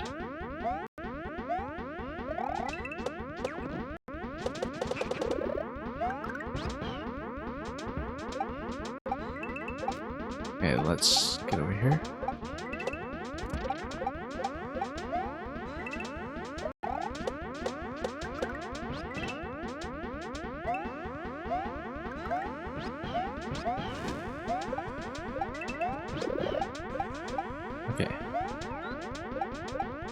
Good to know that we have a little bit of room for mistakes there. Not that much room, though. Need to come in a little bit lower in that jump just to get ahead.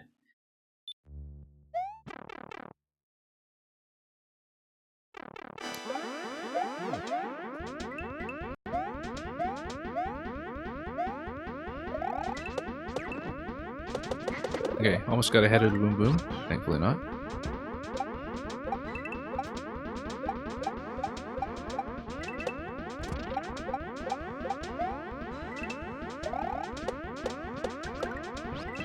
Okay, everything's there.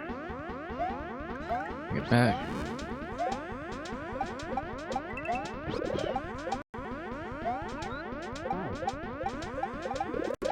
Okay, I was afraid I'd fired that a bit too early. I think I might have, actually, because if you fire it too early, then the spike ball gets way ahead of you. Trying to solve the puzzle as the screen pans to the right with obstacles in your way. I mean, that's the only way we'll learn for next time, right? So.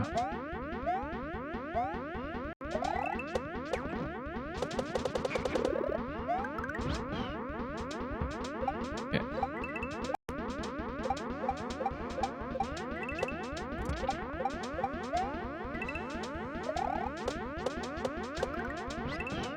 Now we're gonna hit.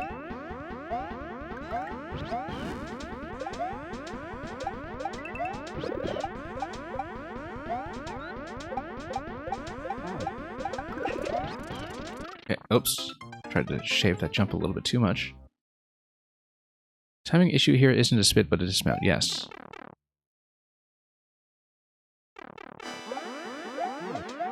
Now, the lenience isn't a problem. It's more the reaction time to what's going on. Whoops, too soon.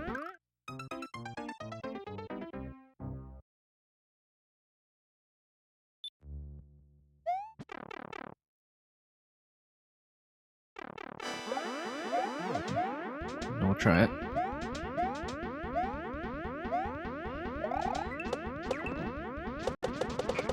Yeah, in general, definitely in a very polished state, even in its current form.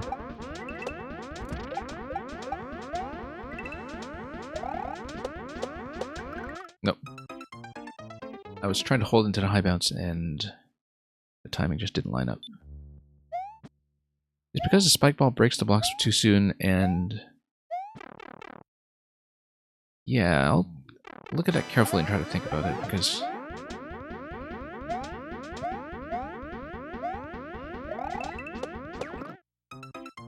I wonder if anything that delays time on either end of that could easily be addressed.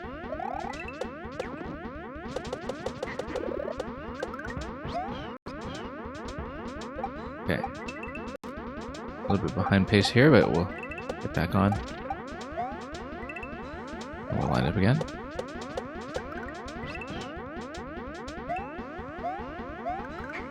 Oops. Totally missed a shot, and that's what happens if you miss a shot.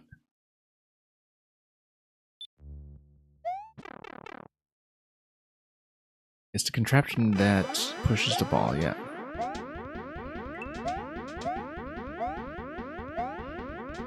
Have to disentangle anything with that complexity. Oops.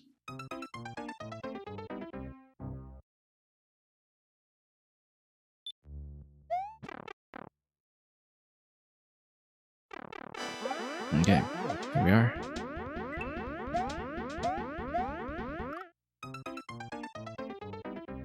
And here we are not.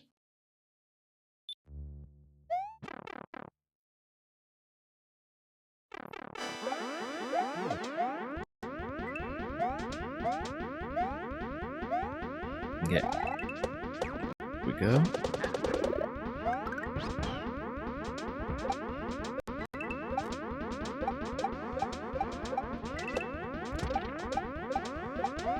I think you're fine so far.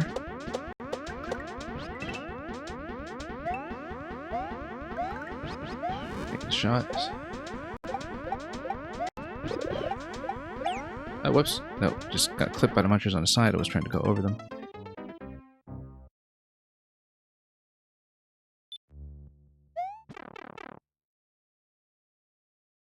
We'll just have to be a little more cautious with that. Whoops. Caught myself in a corner.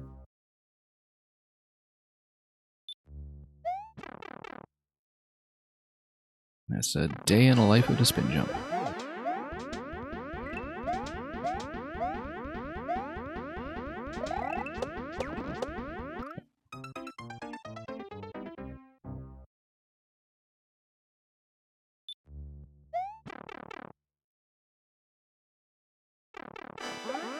Anyway, we'll try it.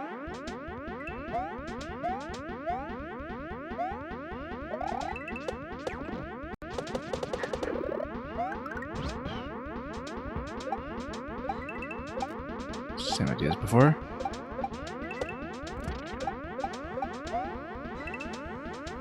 Oh. Came in way too late to the pokies, but we made it.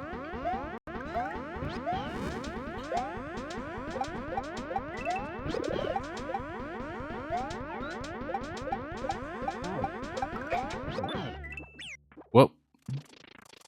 That missed. That's unfortunate.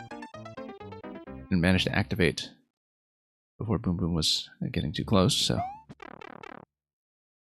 I think I just didn't fire a good shot on the small spike ball to begin with.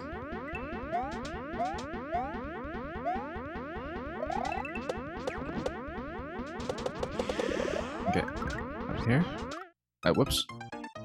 Oh, I just failed to land on Yoshi, huh. Probably because of a scroll there. Took me a moment to even register that I had not properly saddled up.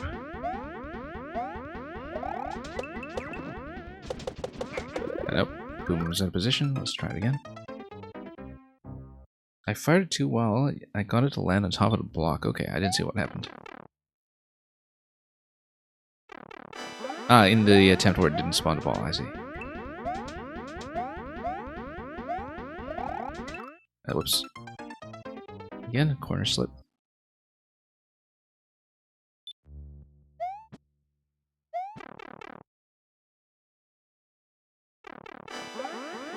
Okay, there we go.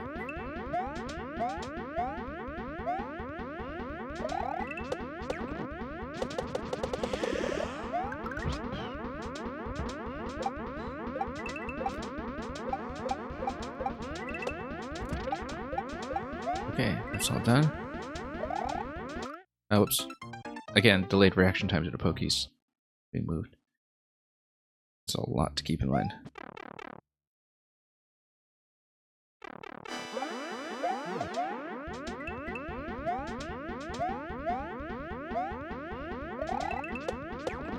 Yeah, there we go.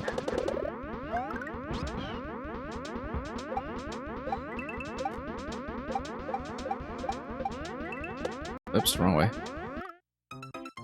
Trying to right side. That's the first time I've actually accidentally kicked it to the left. It was bound to happen.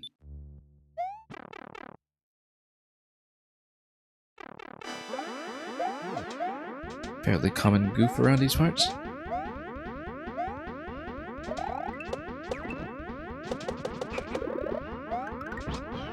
Okay. Here we go. No, wrong way again. Mistakes start compounding after a certain point of view. Don't stitch them all together.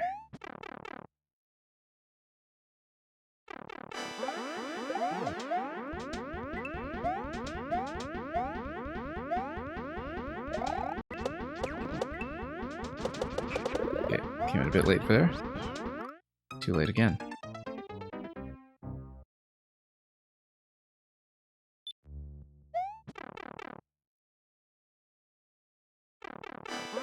Alright, let's try it.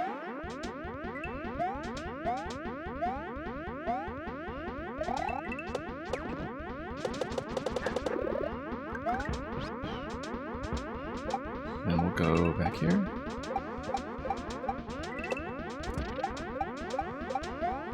Okay, pokies.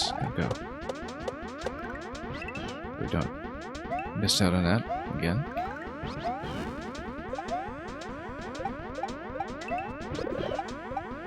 Nope. Once again, I thought I could do a low bounce on top, but I miscalculated.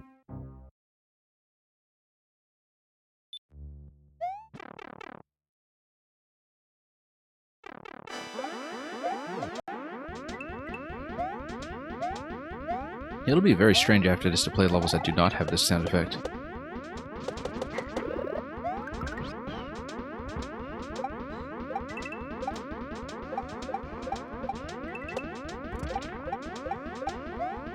Okay.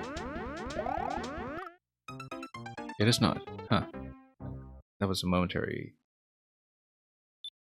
brain fart of sorts.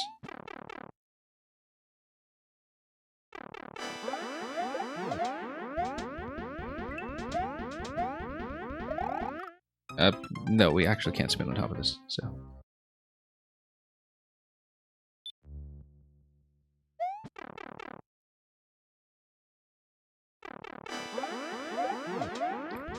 It'll stay in my head a while longer? Oh yes it will. That's the way these things work.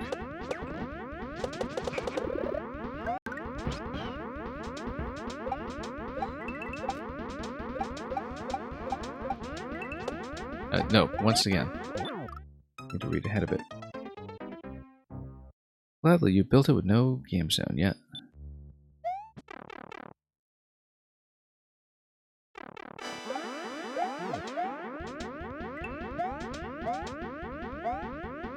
Oops.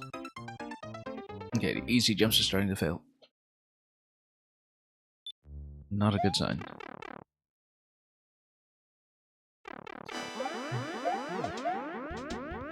Come down a bit since the peak attempt not long ago. Nope, too soon.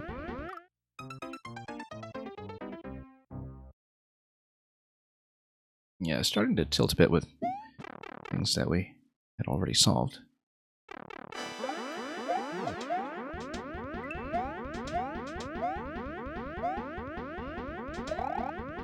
Oh, whoops. Corner once again.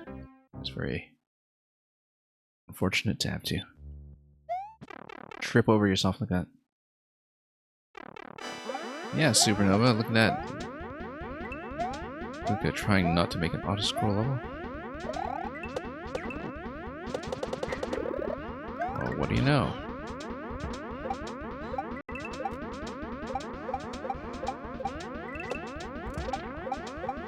Okay, Pokey's next.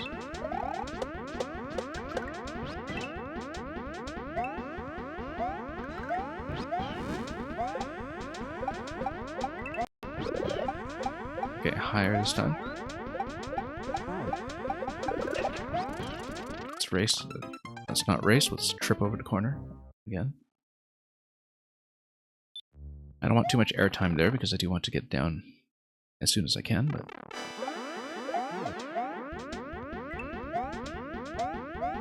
Currently, does not look to be the case.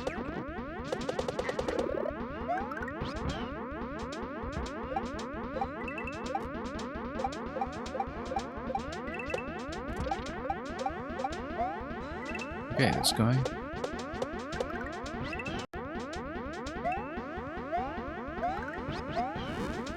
Then let's continue.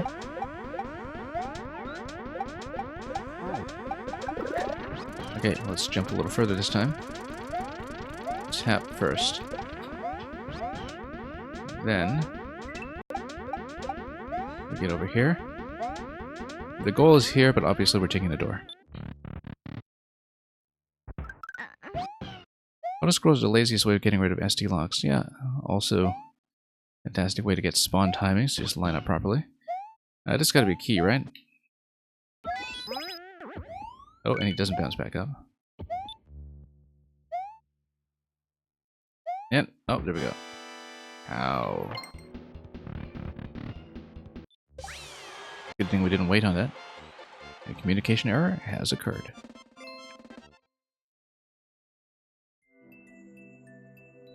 Anyway, Yoshi made a noble sacrifice. Just to get me on top of the goal. And to raise everything at the very end. Alright. Now, I'm going to stay on a little bit longer, but not too much, and I'm just going to wind down with some codes that are supposedly a little bit easier. Because obviously execution mistakes are starting to pile up in me quite a bit. And we're only going to get through a fraction of the list I had today, but we'll see what we can do.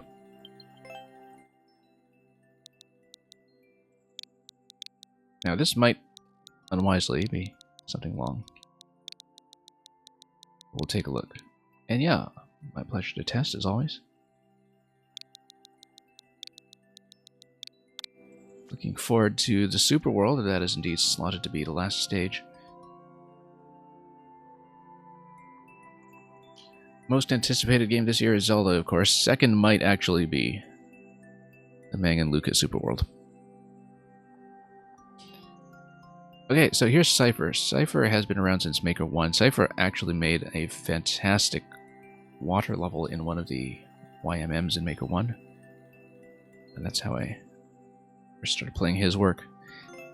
He's been recently working on a Super World, but I think this level is outside it, and it's the first one in quite some time, maybe? No, not really. He's been uploading pretty regularly. And I have to catch up on a lot of these, but I've been waiting for the Super World to complete, so... this, I don't know if it's part of it, but regardless, we're going to do it separately. It's Temple of Tides. Super Mario World water dungeon of some sort. What a 6-minute world record. In one drop of water are found all the secrets of the ocean. Unless, of course, you read the original letters here as the letters they originated as, not as the Latin glyphs that they approximate.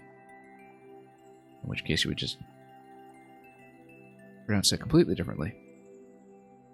Many of the letters are Greek, not all. But anyway, let's take a look. And we'll see how long it takes. It's a potentially big dungeon. Hopefully not 2 hours. We'll stay on, we'll at least take a look. And if we can't get through it, we'll bump it to a puzzle stream that will do soon enough, I'm sure. But yeah, anyway, Temple of Tides. Let's swim and see what lies ahead.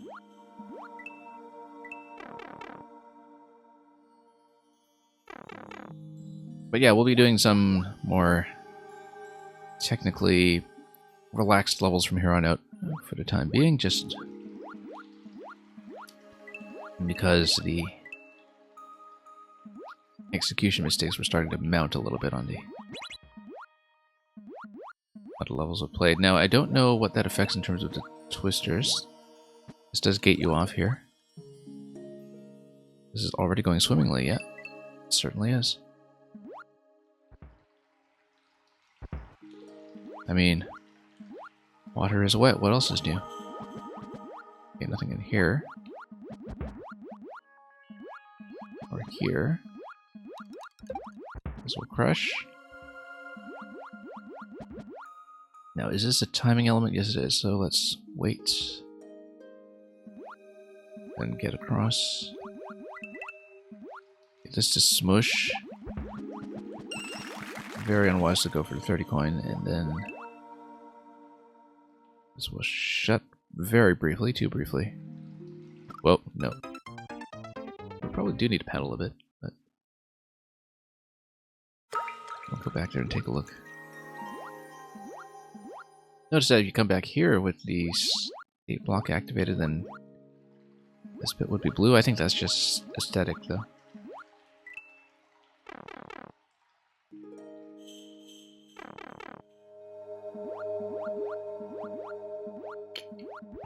So yeah, this is on over here, so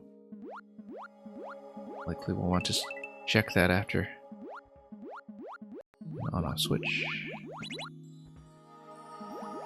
Just to see if I see anything. Oh, no. It's just gonna swing you right up. Then down we go.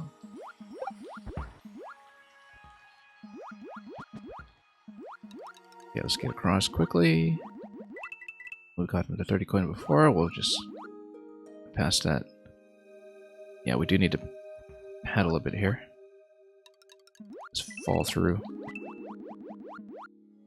And one up over there, but we'll just take the pipe.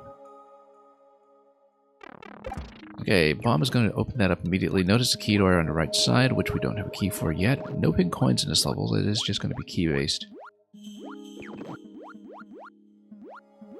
And that's going to drop you somewhere else, but... Oh, so it actually is back to the beginning with the state switch, and that's okay because it will open up the left side. Right here. As signified by the on-off switch. Sherby rating with a party of 65. Glad to see you here. I saw you were doing a bit of Stardew as well earlier. Welcome to Sherby. Sherby formerly, and might still be mostly an NA early morning streamer, which meant that we never actually got to raid each other very much. But has been doing late nights recently, and that works perfectly for us, so... thank you, everybody who is new here, for dropping your raid messages and following. I mainly stream Mario Maker in the wee hours, although occasionally some other games. I think this year I mostly stream Fire Emblem, to be honest.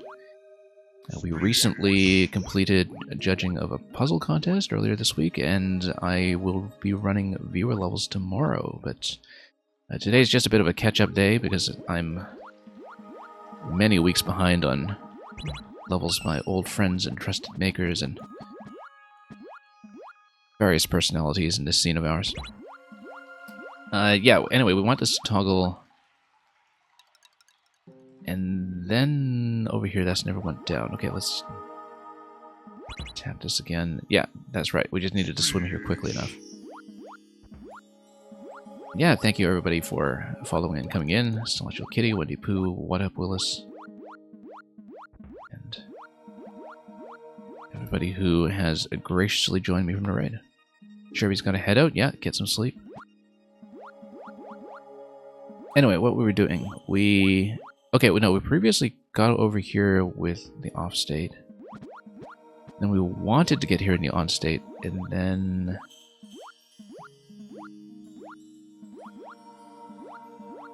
But then the on state would get me back over. Why would we want to do that? Let's...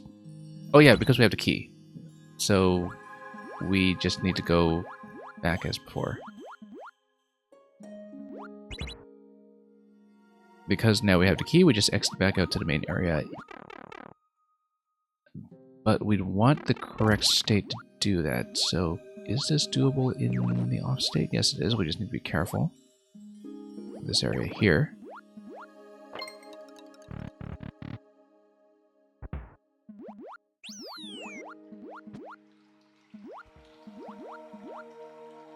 So yeah, I hope all of you sons of biscuits had a good stream over there.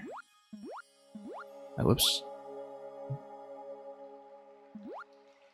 And I usually log off around this time as well, but we've got a lot I want to get through, and so we'll be staying on for a little while longer. Especially now that we have more people in to enjoy the festivities. Anyway, Twister can pick all of those up and can also just whip all of them back. I think that's the idea, in fact. You can just do a Twister pickup. And just move everything over. Very neat little mechanic here.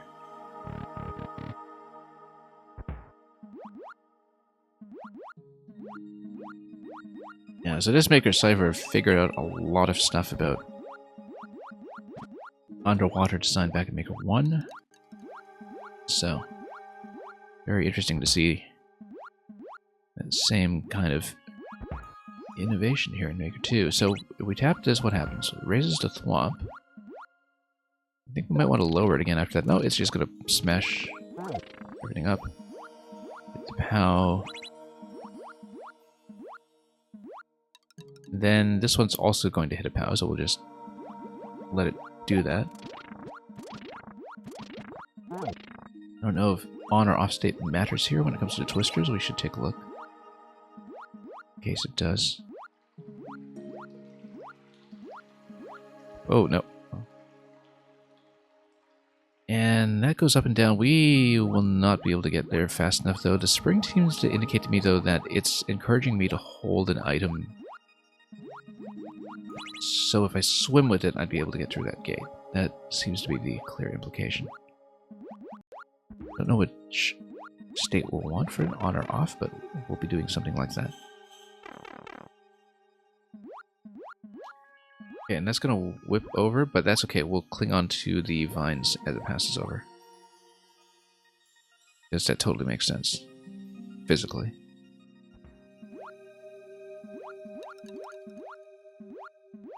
We know red pipes get us across the different rooms, but I think we'll... Oh, look, checkpoint's right there. Let's take it if we can. Alright. Here we go.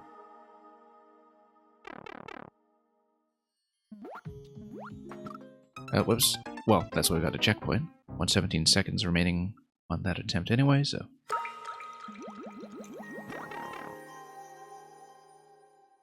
Pretty relaxed experience so far.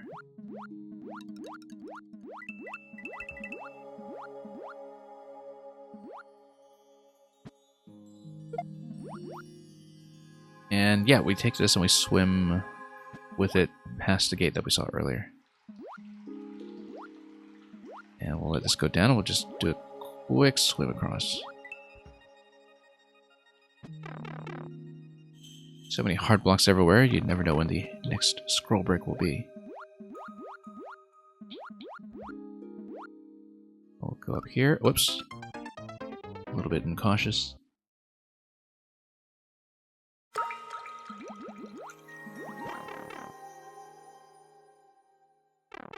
But yeah, it was pretty clear what gate we needed to get across with that, so... We'll grab this. Notice that I think it did spawn out of the pipe. In case we should lose it.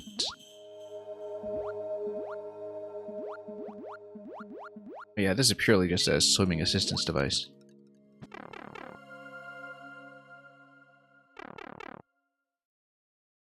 We won't think too hard about the fluid mechanics that are implied by that. Whoops.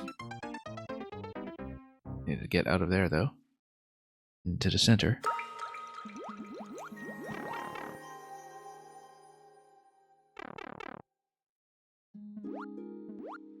Oh, whoops. That's right. That's what the checkpoint assists with. So yeah, we didn't check that top pipe when we came in to the left of the one we just entered. When we go back, we'll do that.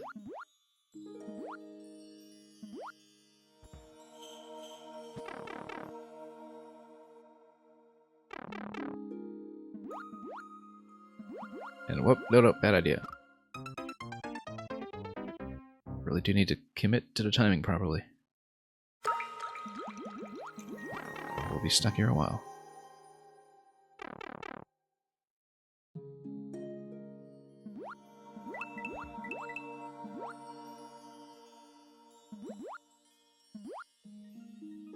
Yeah, rather great timing on that sequence there. Just relaxed enough. This one here, though, we gotta be careful. Swimming is not the best. Okay, good. We may as well check top. Just to see what room this was. 50 coin room. I don't know if there's anything else to it. Seems not, although there is a potential for scroll breaks here and there, perhaps. What if we can just raise these? No, we can't. But if you bump your head against the blaster, then you'd be able to go through. That's my understanding, that if you are going to be projected towards it anyway, then you can stay down. Or possibly you need to go in with it in the same direction. A little bit fussy, though. Maybe not even supposed to try it with the spring in tow, but... Oop, almost. That's okay, we're not going to deal with it too much. I usually would, but... It's starting to run the stream a bit late today, so... I needed to throw that, and then take the vine again. The same way that we took the vine on the way in. That was actually fairly obvious.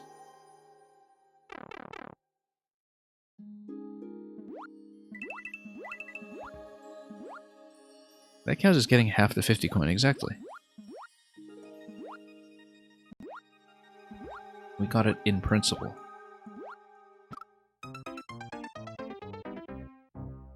We got it like someone who's more of an ideas man.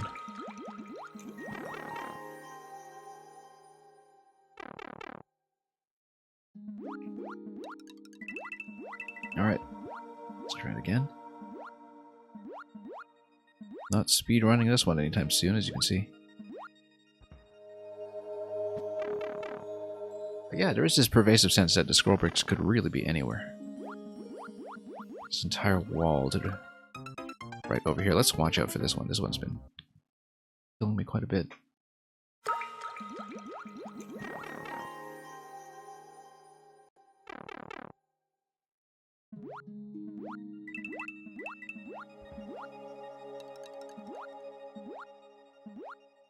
Alright, let's just do their thing. Whoops, too soon. A little bit too eager.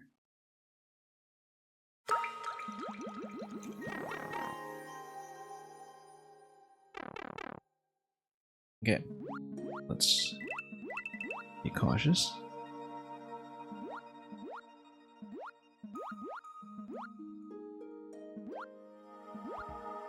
Oh, whoops, too slow.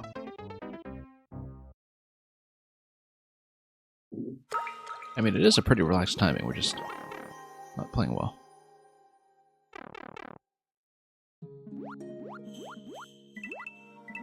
That's okay, resetting the timer's not too bad here.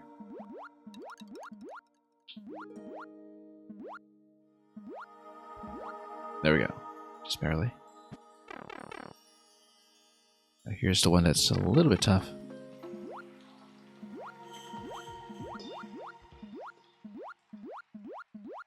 Just watch the pattern. There we go. Yeah, it's very easy to just overshoot completely when you're swimming. That's the issue here. Tempted to just toss the object away for a bit.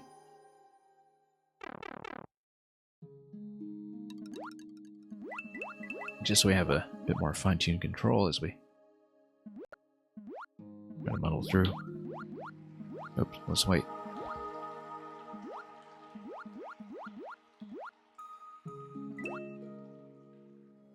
And we got it.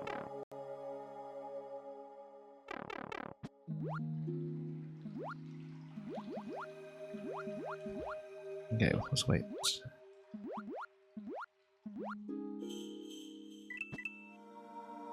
Then for the gate to come over here, and then we're fine. Now this is the bit where we try to avoid the pernicious influence of whatever that is. And we'll go. Back to main world. And yeah, heavily implying using the spring. Wow, okay. Well, we would have enough speed there, but I guess we weren't swimming very straight. It is a bit of a lengthy segment if we do fail at it.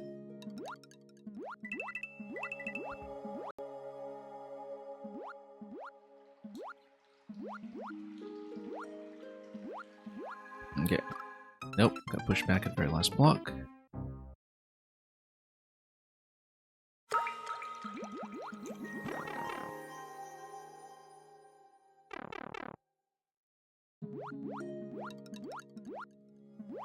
Anyway. Oh, whoops. Got whipped up by the currents.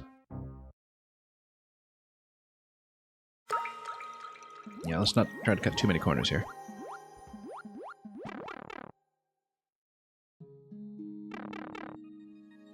And we'll go down and proceed.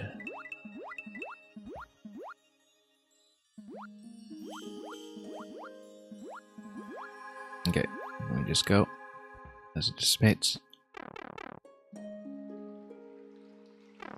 We just need to learn how to apply that method similarly with these sudden changes of direction.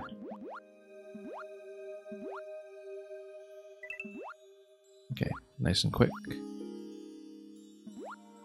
I won't hit our head too much. We'll wait for this one and toss across. And there we go. Thank you for the follow.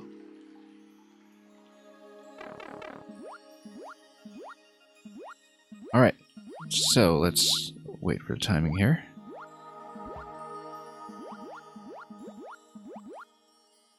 Yeah, if the twisters are on their way towards going down, then we can go. There we go. Hopefully not too execution sensitive from this point, although there's quite a bit. There's quite a bit. That's good. We kind of need to follow the wave then. Carefully. There we go. Whoa, that's close. I'll get caught up in this one. Now, do we actually want to go up? I feel like that's likely to be a bonus, but that we probably don't want to mess with it. Because you have to swim pretty precisely. Precision, as we know, is not our forte. However, you would need to probably whip through all of these guys. That's okay. They're gonna be done.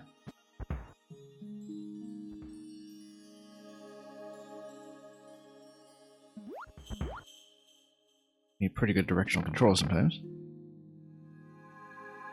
Oh, that's the goal already. Okay. Oh, that was not too bad. Just a lot of swimming.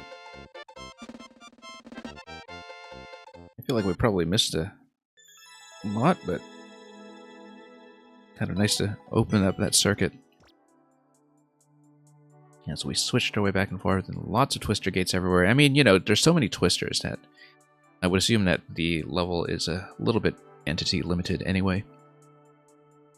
Just when it comes to setting up all of the currents and tides, so thank you for the GG. I will pull up a few more since that ended quickly in the end. I have the spring, now what? But yeah, nice to see Cypher back in action and making things are a little larger scale like this again. Okay, let's pull up another one. This is going to be by a Radical R, who some of you will know from 7MMC. Has also been creating some fairly entertaining levels. Try to remember to put things in chat when it comes to the level codes, just for reference. Luca's got a record on this one, too. Credit goes to Mr. Elliot for discovering this beautiful mechanic. Do I know who Mr. Elliot is? Or am I supposed to infer something here from the given information? Anyway, Silly Surface Surfer. I have no idea what the beautiful mechanic is, but I'm sure it is art, and not just art, but art for single players.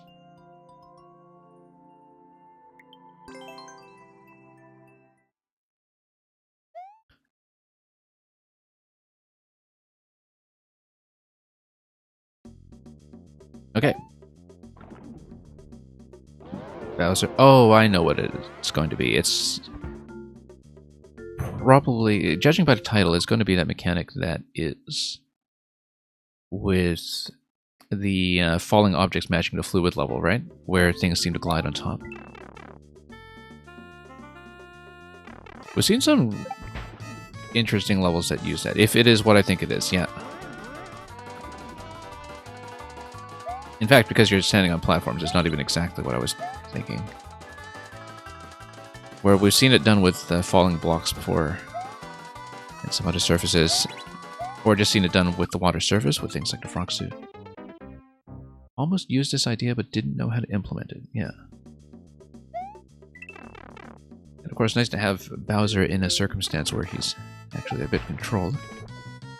Yeah, a lot of finesse to the timing to get the setup and the camera in place, as you can see, just to get everything to line up properly and to make things reasonable to play. A very complex timing gate, in fact.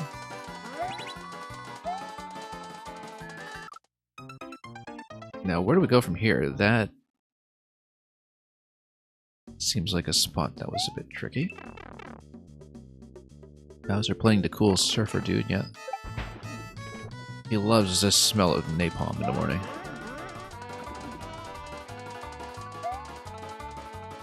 Anyway, let's head over. I mean, given that Bowser breathes fire, technically his morning breath is just the smell of napalm in the morning, so he smells it every day.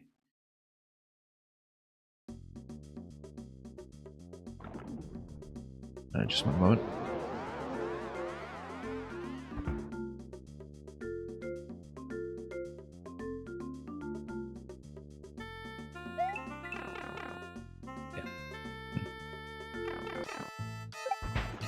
Yeah, like I was saying earlier in stream, my voice is actually not really at 100%, as those of you who are regulars here can probably tell. Had a bit of a bad cough this week, so which is why I had cut back a little bit on the streaming. Yeah, we can actually just bump into the spike and kill it and create some room if we drop the muncher stack. Let's see, because we're definitely getting scrunched into that position. And we'll see how that works.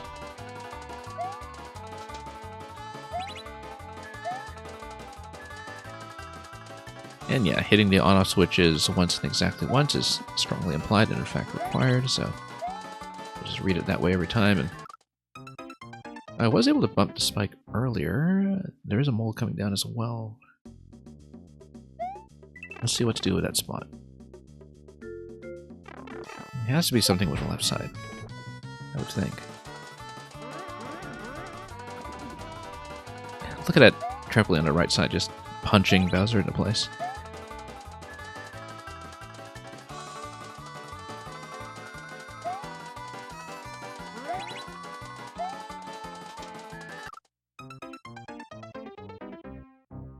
Yeah, because in this location, I see what's going on with the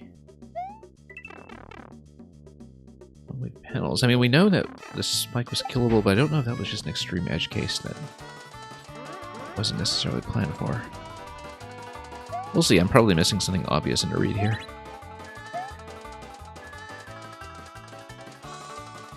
Just because there is so much going on.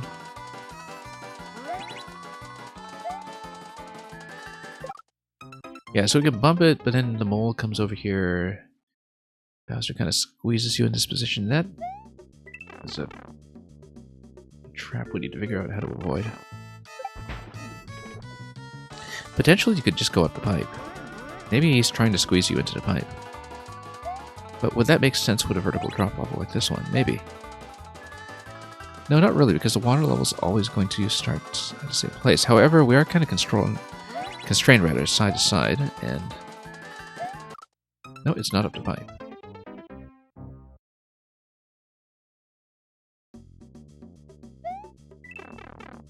Could be killing a spike and doing something like that, but you're misreading something. And we'll see how it goes.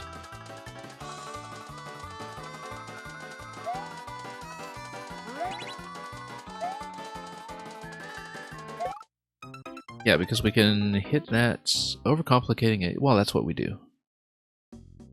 I really need some kind of emote that represents overthinking or overcomplication. I have no idea what that design should be, but we might need to consult on that.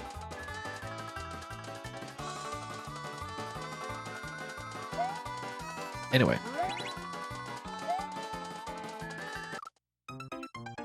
I mean, maybe we just walk there and dodge, because Bowser plus Muncher is going to hit the pipe and then he just walks back, right? We just need to not get squished.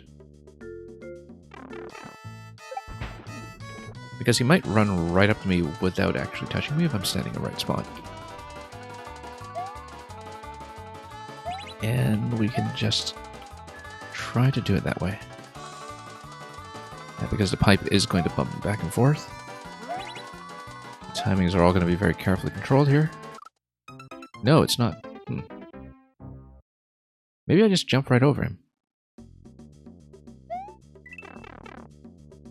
The math lady or the meth lady? One of the two.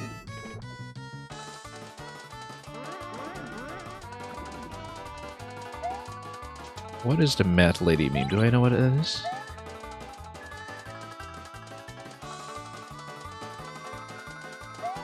Not sure I do. Alright, let's just jump over to this side. Yeah, I guess the idea is that the Muncher stack was mostly just trying to constrain you from going to the left side at all. Mecha. Mecha up throw towards the switch. We missed it. Moth lady.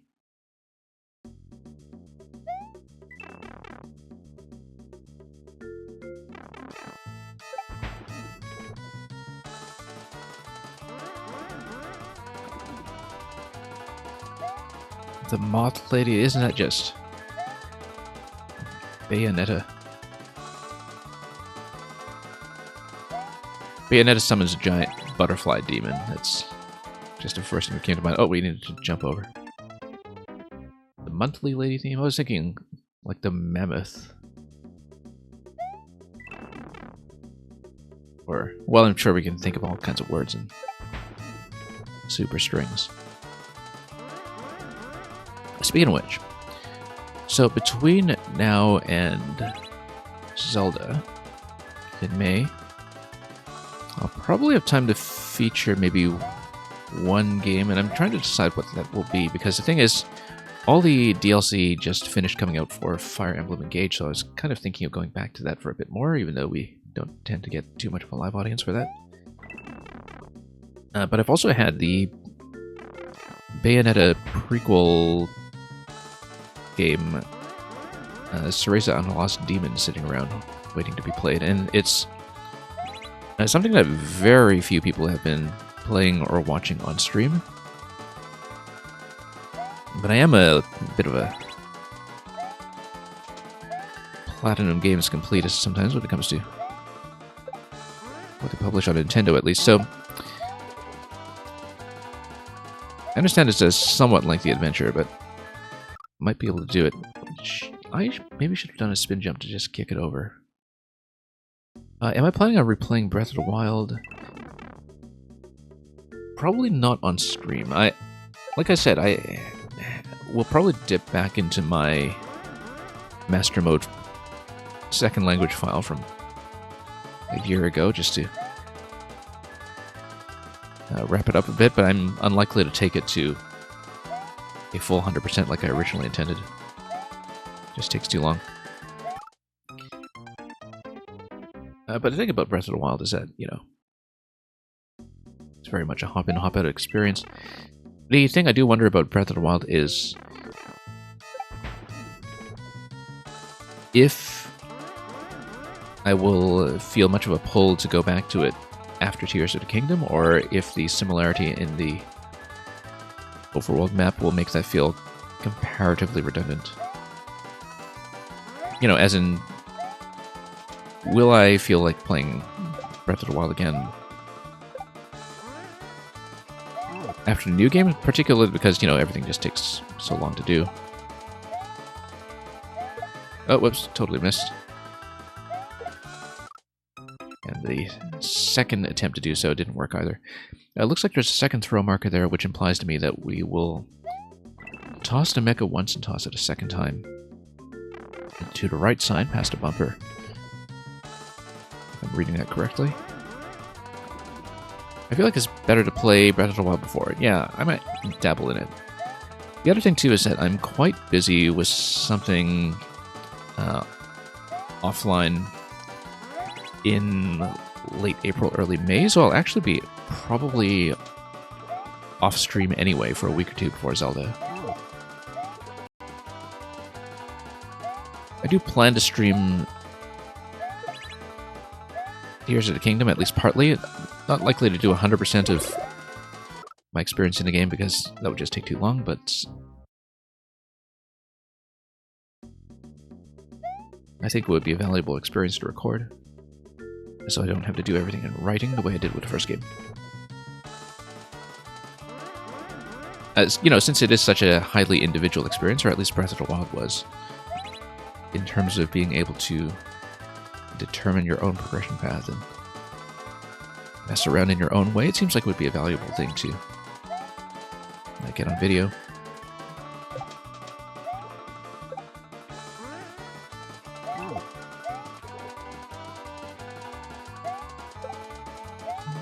We'll still be doing some Mario Maker here and there, of course. That was a nice shot. Okay. And here's the checkpoint.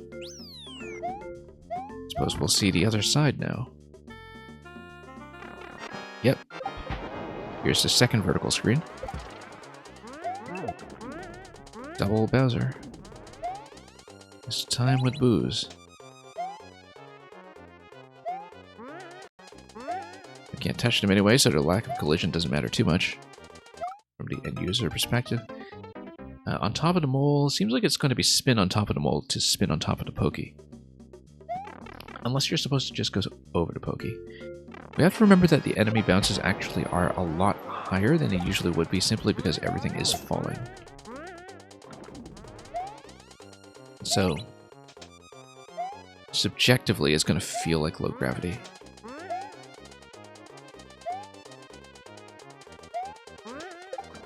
And yeah, you just go over the pokey with a standard jump. That's fine. Oh. I have to change sides here. Quite a bit of improvisation that you have to do as you read this level. That's kind of neat. Except I failed to hit the on-off switch. Yeah, the shell's supposed to go to the switch, not towards Bowser. We should have looked at that carefully. Other than that, though, a pretty nice, exhilarating blind read of this segment here, so that seemed to work out pretty well.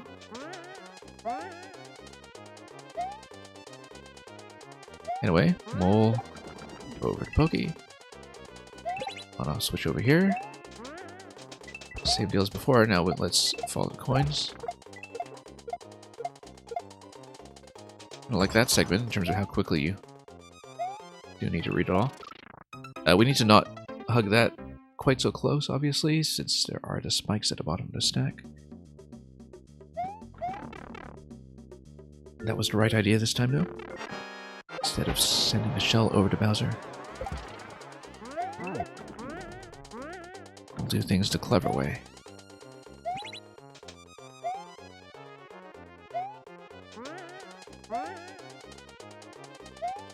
Okay. Yeah, I quite like how readable this was. It's like the... Oh, forgot the on-off. Kind of like the whole Dry Bones Descent was very much like a little mini-game within the game. Where you just kind of have to read the tracks and immediately understand what's going on. And it gives you ample opportunity to do so.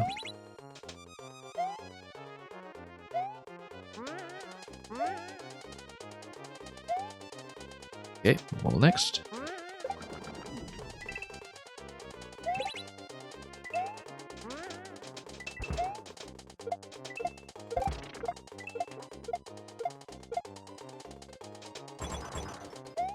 And we'll do the shell kick. Too late. The shell kick will pop the switch and open up the mole on the right side. That gives me the exit.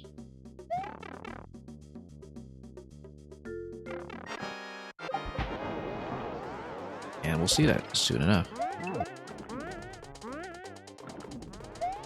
Okay. Over here.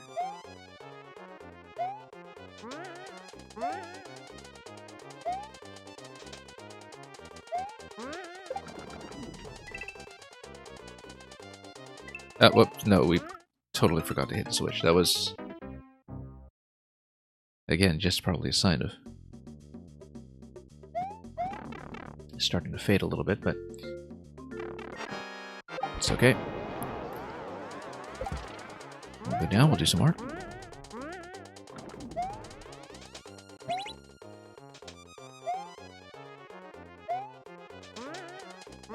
And let's see.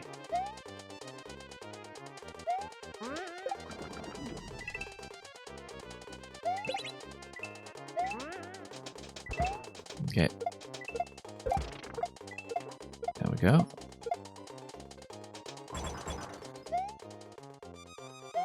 Okay, let's punch it quickly the wrong way.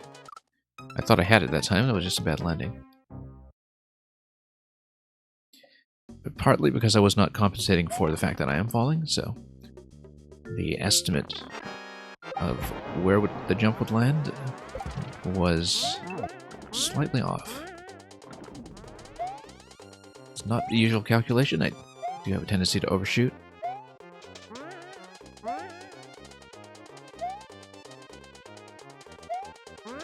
Luckily, with this bit with a mole, it can only help. Oh, whoops. Missed the on-off switch. You can gain plenty of height towards it, but still need to hit it. Not really that disguised. Just don't glance over in that direction all the time.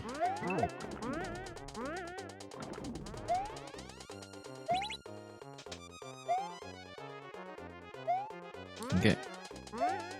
Over here.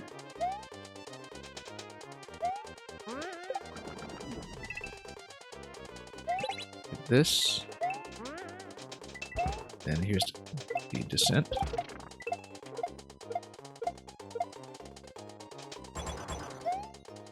Let's be careful with the shell kick this time. Got it. Vine sturdy up pipe, always nice to have as Bowser gets squished out of the way. And look at that, even the little animation at the end. Can we go over? Nothing here. Okay. That's okay, we'll grab the tape.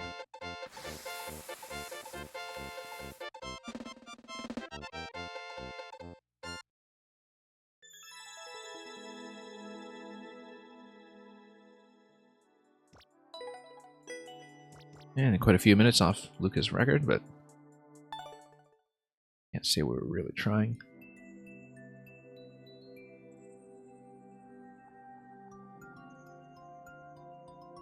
Anyway, let's see just a little bit more.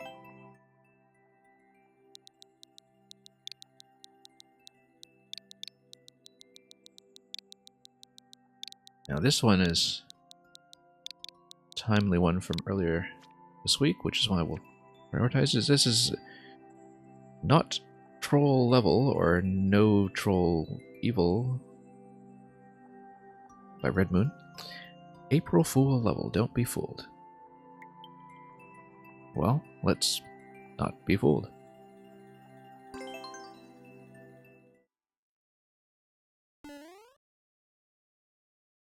We'll probably finish up pretty soon after this. Like I said, I'm doing some of the ones that are a little less mechanically.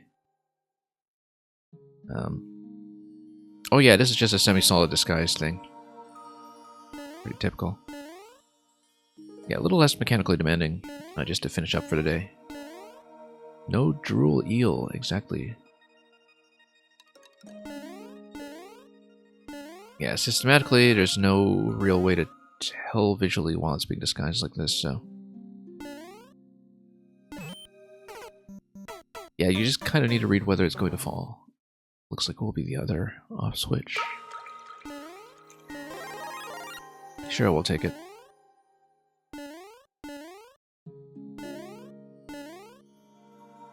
So if you jump down, for instance, you kind of need to recover and see for yourself first.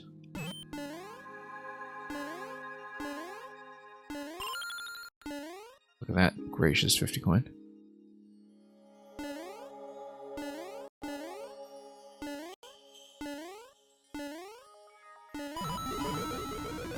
Love this little bit with the burners here. Totally looking like they're pointed at you.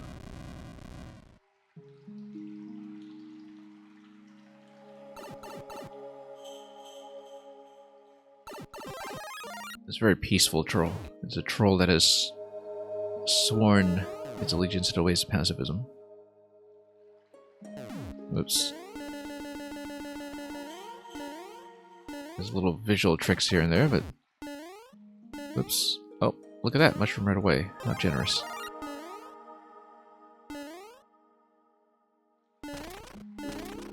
Obviously, we'll check all three.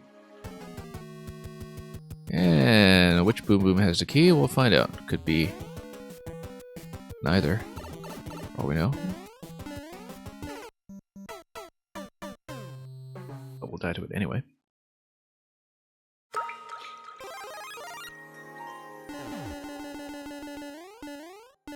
Anyway. Whoops. Getting a little ambitious.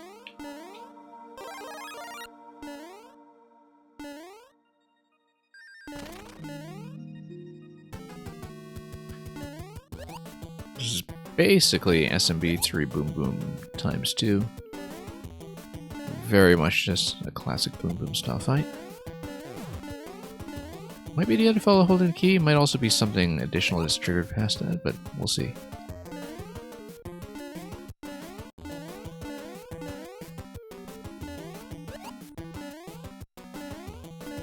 And then that's the key. Good. Now what? Now we have a simulated pick a door.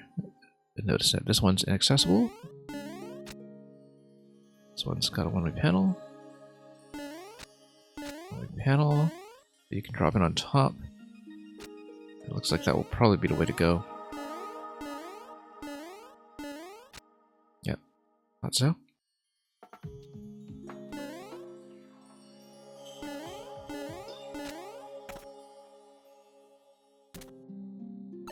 Okay, drops us right out. And yeah, this is something we do recognize. And we can basically watch where the enemies are stopping. We want to see the extent of the platform.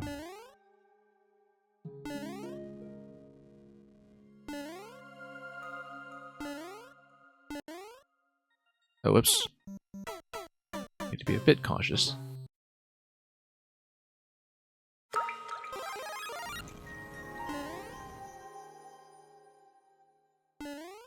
Okay, let's go back up.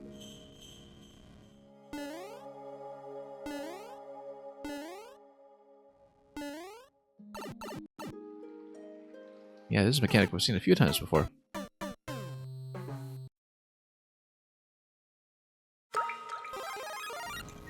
Some pretty interesting context. We do need to be somewhat careful. Here I am thinking, why don't we just find a way to peel the Buzzy off to Spike Top and then Buzzy can just fly our way over. Whoops. Yeah, let's be cautious.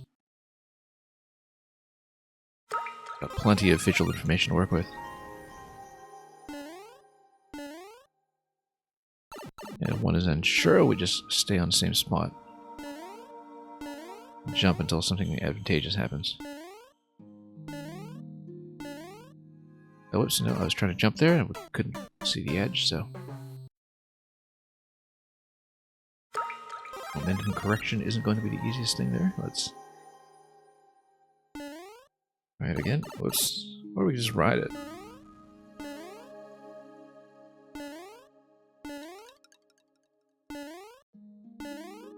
Okay.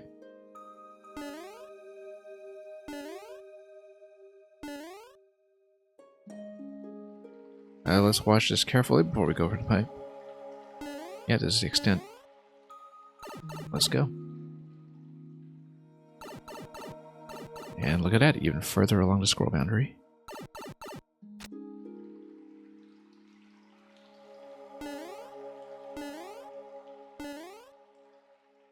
Looks like we just ride this out on top of the doors.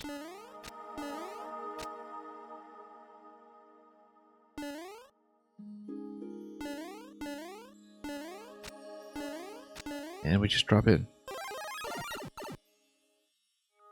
Oh, look at that. 41 down. It's like the clue for the crossword or something. Oh, okay.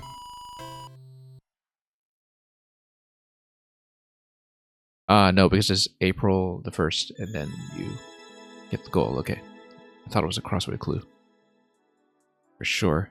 That would be an interesting metagame for a big level package. We'll take a look at maybe one more. And then we'll see. There was another one on my Red Moon I wanted to take a peek at quickly. Neon Mushroom Tree. Beautiful or what? Well, we'll see.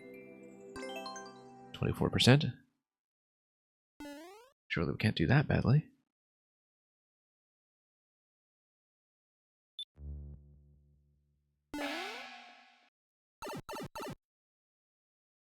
Then, okay. Oh, okay, musical segment too. Let's see if this escalates as we ourselves escalate. Whether we have more instruments layered on top, as I suspect will be the case once we load them in. Yeah, within loading range. Whoops. Maybe not.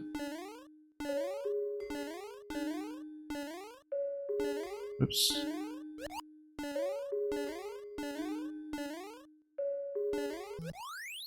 There we go. Glitch zone.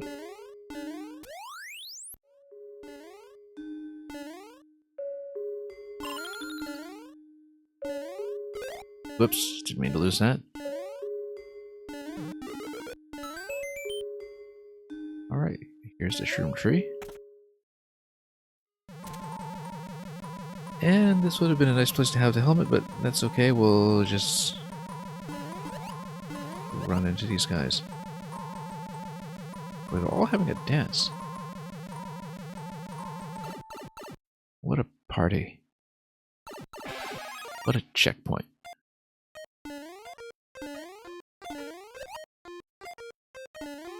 Anyway, nighttime. And I guess this goes down somewhere relatively safe. Okay. Let's go over here. Nope. Actually, very visible for a dark level, probably because the colors just have so much liveliness and pop to them, even in the darkness comparatively. Oops.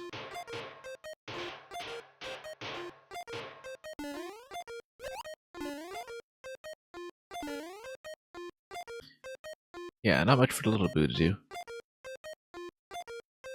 And yeah, Mang, they totally were doing the boom boom dance. That's very true. I remember that very well from some certain boom boom bonus rooms that we may have seen. And oh, that's it. Okay. I mean, it's a very much pure aesthetic experience, this one, so I kind of knew from 24% it was likely to be fairly short.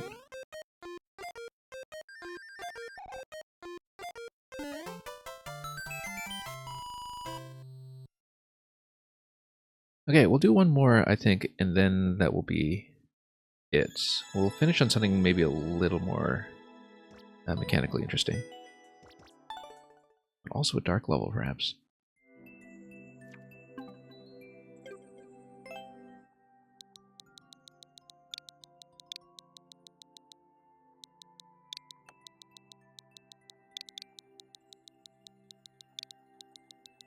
And I'll punch into code as well.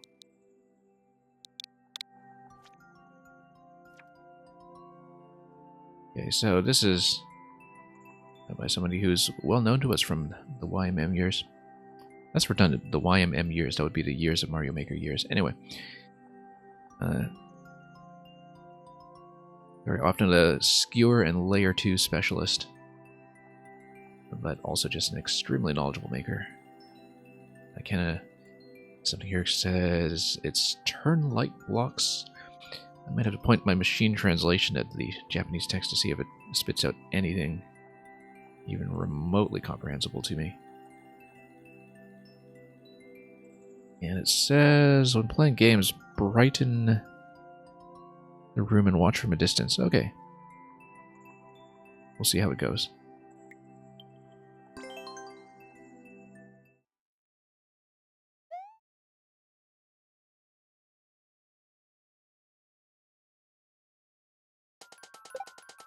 Okay, dark level once again.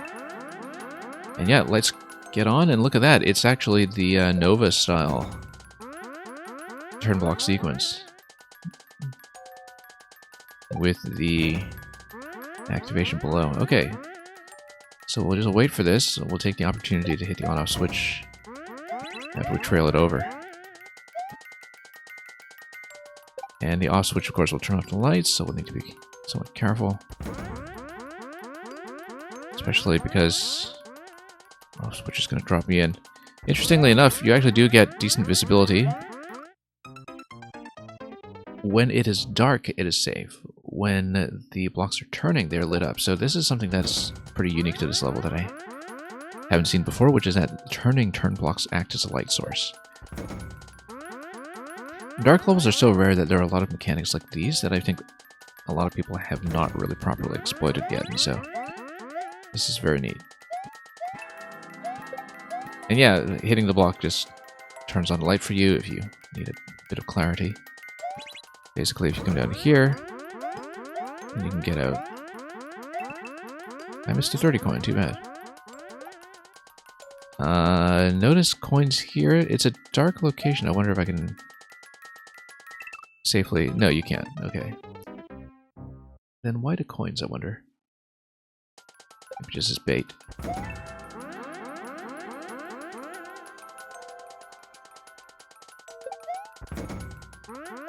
But yeah, I don't think I've actually seen this mechanic used as the core of a level. I've probably seen it subconsciously somewhere in terms of a lighting system for a dark level that's doing something else, but not as the central mechanic. So, very neat blend of some different mechanical ideas that we don't normally see go together. Ah, okay, so the lighting system can show you which block has the door. We basically just need to watch the lights to find out.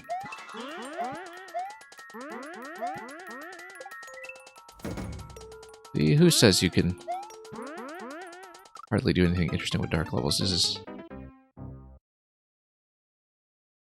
pretty fascinating.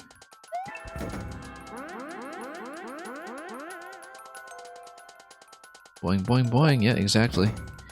If we don't already have enough of that ringing in our ears from a certain playtesting experience earlier today.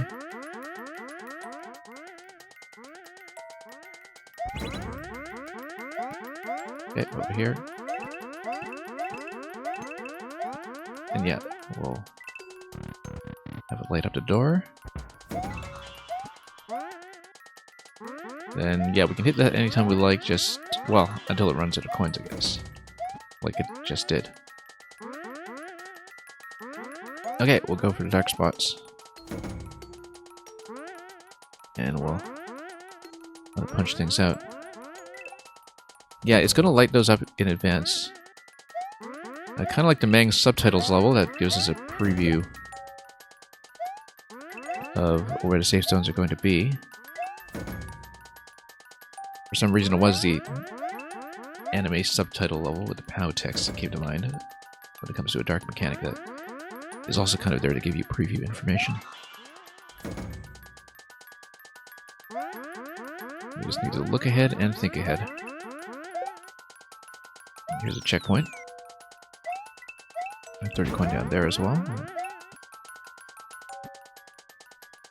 And yeah, we'll make it across. Nope, I wanted to punch that and make it across a little bit faster. We can do that. And hit the on-off switch in the process.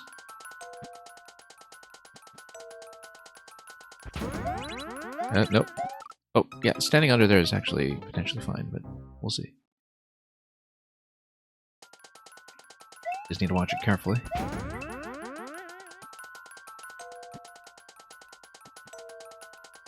Don't know quite how controlled that projectile is when it comes to what it will or will not hit, but seems like there's this every fourth block pattern.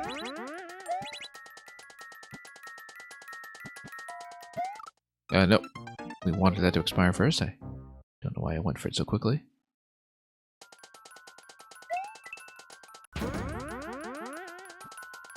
Okay, we'll run over. We'll hit the off switch. And then we'll just get back out. Challenging locations for the challenge coins, but how it goes. Oh, look at that. It's just going to open up. Oh, I see. It only does that if it is switched, but that's okay. We do need to switch it over, so. And it shows you where the patch is going to be, going down to the 30 coin.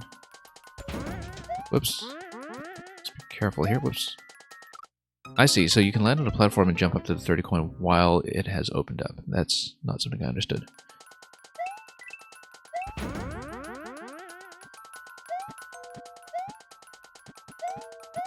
Oops.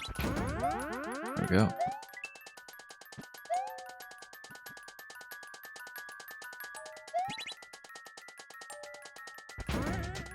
And yeah, that's gonna slice that open.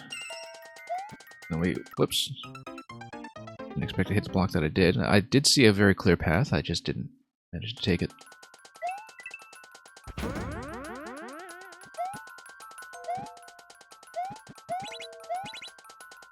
Oops. There we go. Arrow escape.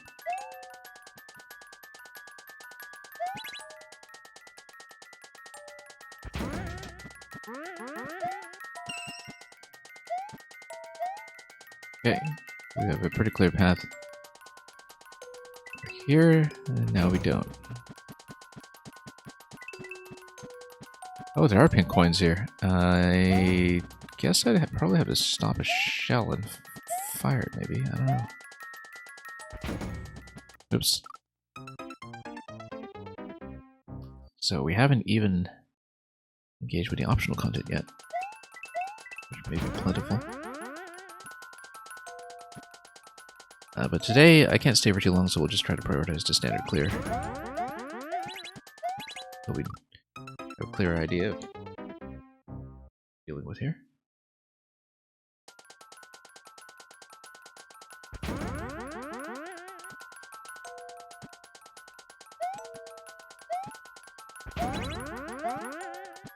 Okay, got bumped slightly, and that's okay.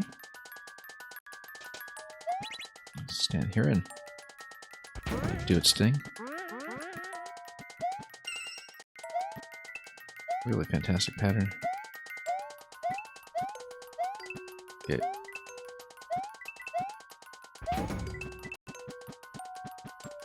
So I don't see a way to get the pink coin yet. I feel like we need to plan ahead. Possibly wear a shelmet and then bump a shell. Can't really get in there for a shelmet though. We have to wait for the wall to open up. Yeah. Okay. Oh, maybe we'll get something here. Ah, that just lights things up. Okay. Not too useful then, perhaps. Oh, that is going to bounce. And if we watch it carefully, maybe we can wear it as a helmet somewhere. I don't see the position for that just yet, so...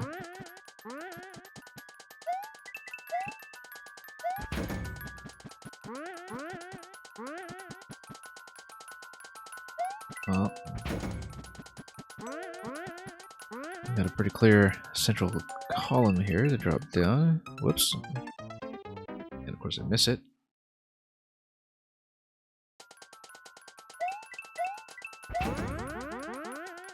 What's this? We haven't seen it.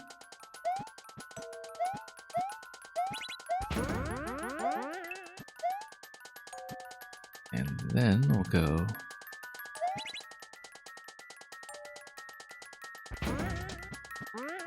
over here. Oh, oops.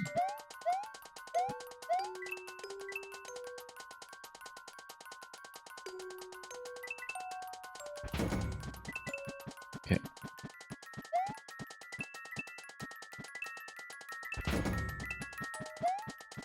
I'll wait for this to do its job first. And we'll review what's up. Whoops.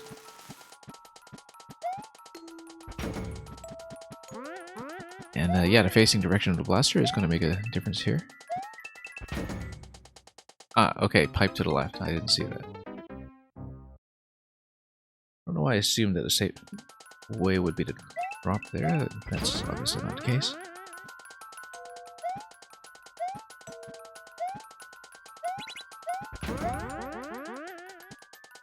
Okay. Then, down we go.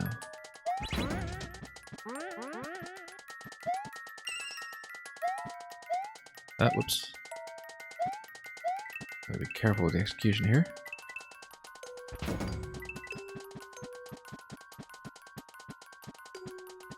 And we'll wait for this bit.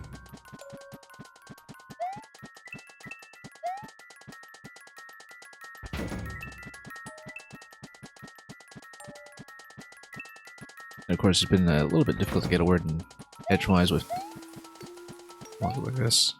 That's okay, we'll just spawn on the other side. It's gonna clear a path.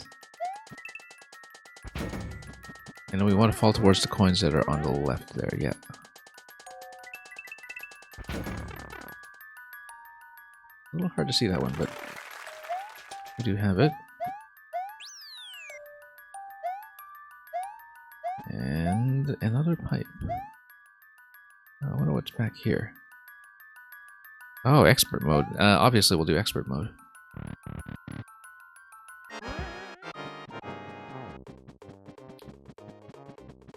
How bad could it be? Anyway, blue wall.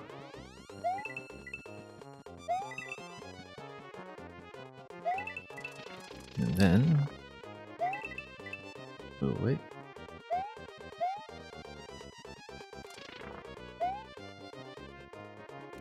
And let everything smash up.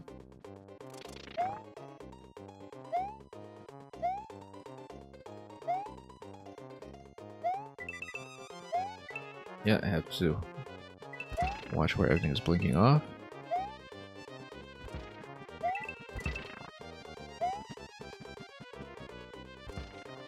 Okay, and doors out here. Said to be reasonably cautious, and there's more. Oh, whoops. I was hoping we'd have a little more uptime for that. That's okay.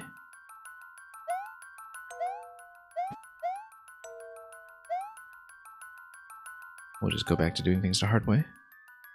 Not that we've been picking up the pink coins at all, so it might be worthwhile, but I'll try to do it. Show this off properly. Might have to go back for the pink coins at some point, but I'll have to make a mental note because I always forget when I say something like that.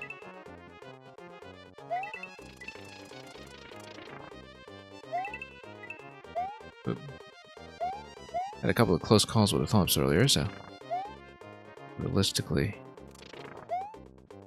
we'll see how we do.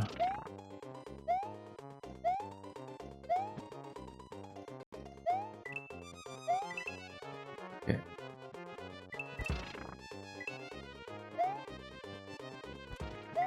There we go.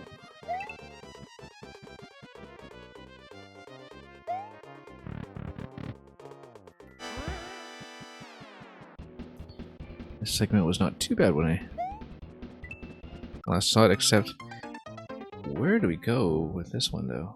Is platform shaking Maybe we just need to wait a little bit longer for the turn box to freeze, but...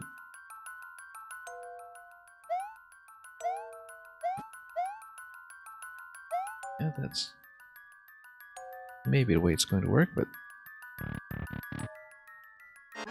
not entirely clear.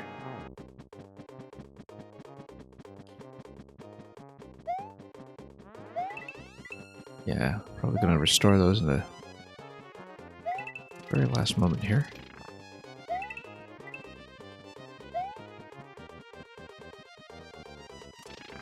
Okay.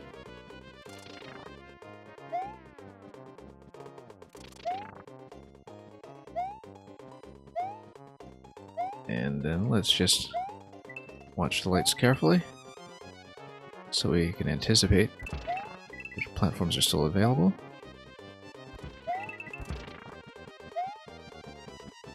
You have to dart your eyes around quite a few places at once to make this work. Alright, so we might need to wait on this one a bit. Nope, I was trying to jump at the very end and I just missed.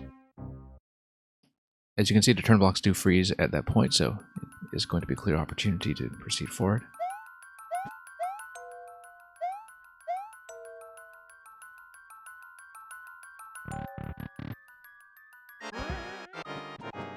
Alright.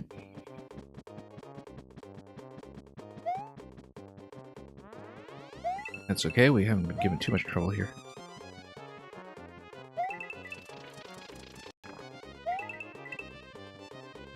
Even with all the potential hazards, falling or otherwise.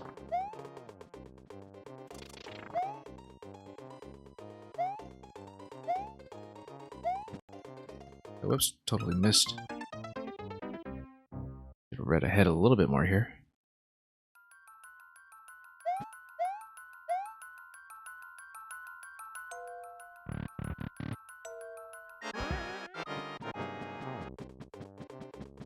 And we'll wait this one out.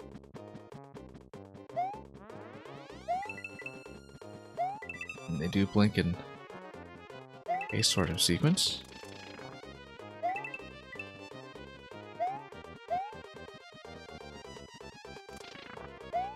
Okay.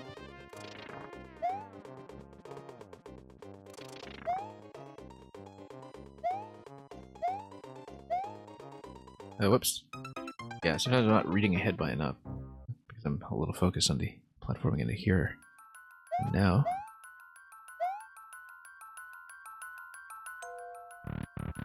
it's okay, we'll try to clear it. When you have optional hard modes, this is one of the reasons that clear rates can be quite deceptive, depending on where or who has seen some pushing against initial limits.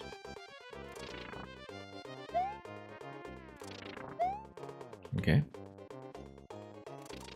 What? No, just standing too close. Letting the boo wall approach. A bit catastrophically. Not catastrophically. What am I saying? Claustrophobically.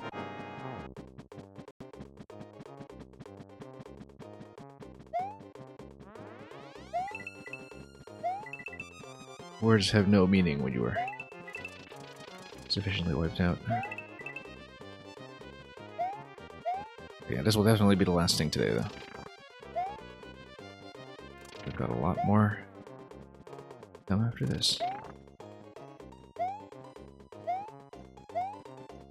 Okay. Let's see whether the returning castle will be present. Let's take a look at this. Whoop, nearly fell off. Okay, here's the tricky bit. We need to wait. Can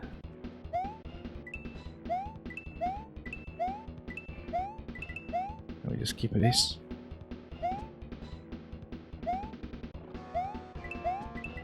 Oh, whoops. No, we're supposed to run at that point. Didn't quite see the timing for that. I guess if you fall down after that segment, you get to hit all the coins. If we do eventually do some kind of pink coin run, this level would have to do the expert path over again anyhow.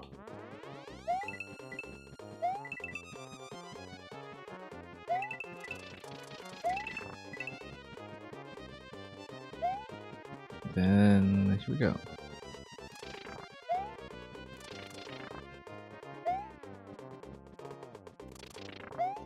Then, enough.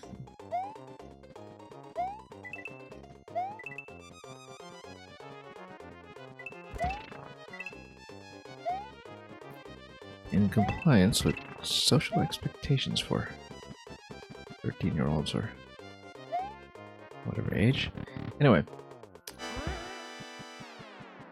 Alright, let's watch out this time. Then... yeah, we just need to catch everything before it disappears. And we got everything. We can get back out.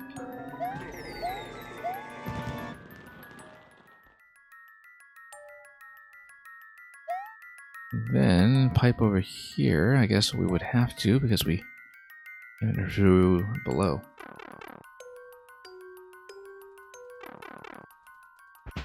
Oh, quite a lot more to it. Shell waterfalls here. Is there anything to stand on, though? I'm not clear there is.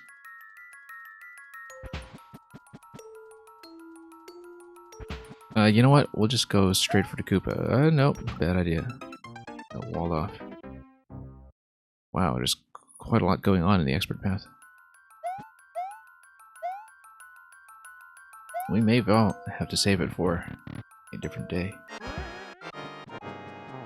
Because it does continue on quite a bit.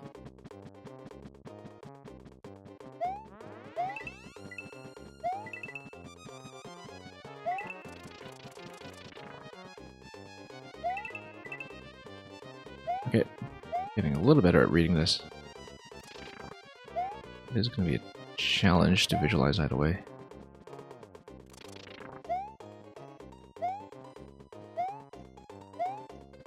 Okay. Seem to follow the shadows that are slightly ahead of us. Nope. Usually don't die there. Okay.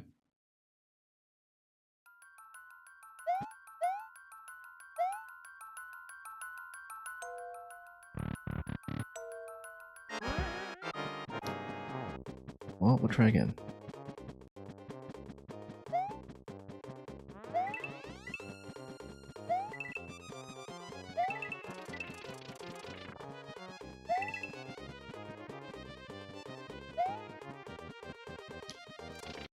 Let's get a punch out.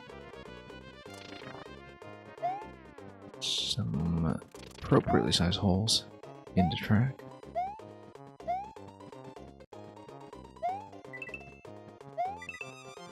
Okay, got that.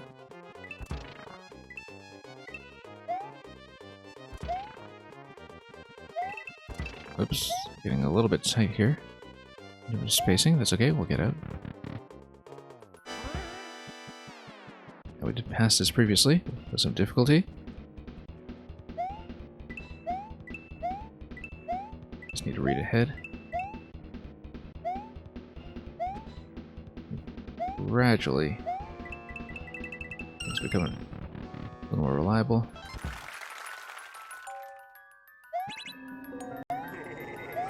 Oh, you know what?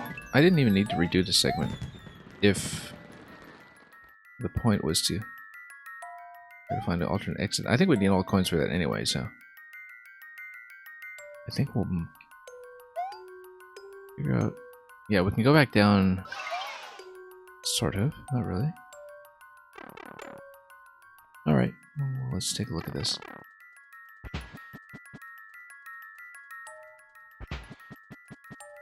And then, if nothing has refreshed at that point, then you can take the shell. Yeah, I missed most coins already, I know, I saw that, but we'll have to redo it at some point.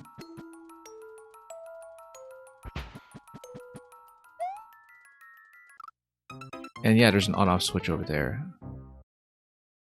There's quite a lot to learn here. I think I'll probably save that for another time.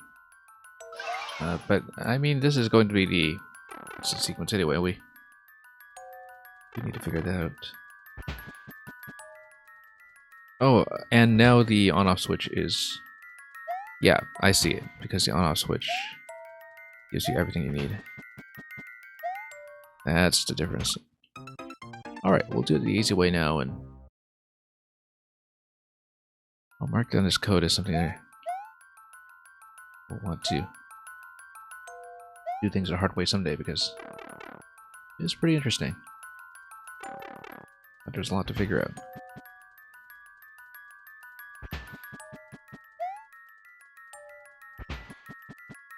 Here we just need to figure out where to stand. Oh! Didn't expect the shell wake up there to... Or the shell firing to just whack me there. That's okay, we'll get back in.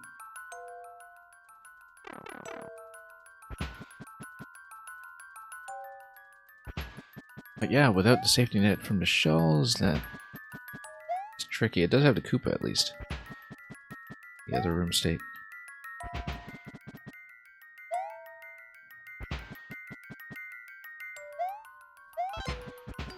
That was a bad idea.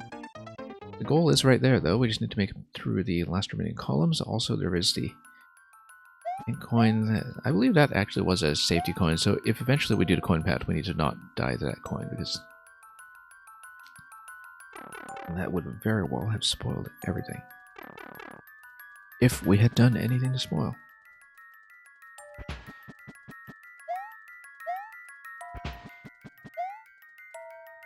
Oh, whoops, just spilled right over.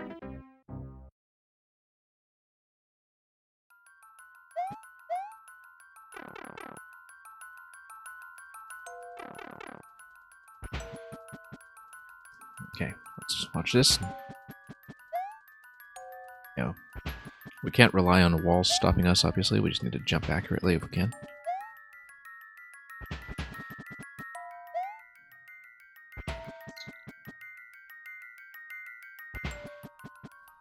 Then, yeah, we want the whole thing lit up. When it is all lit up, then that means we can go through.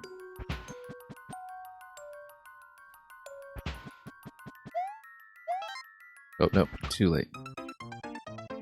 If that happens, we had the opportunity to jump back, and we should have considered that.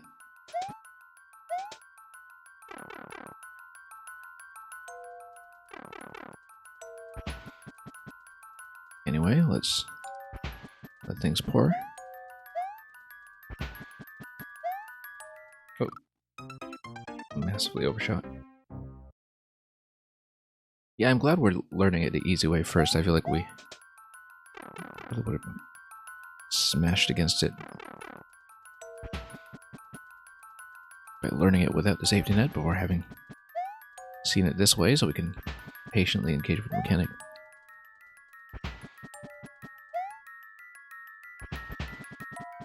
Okay.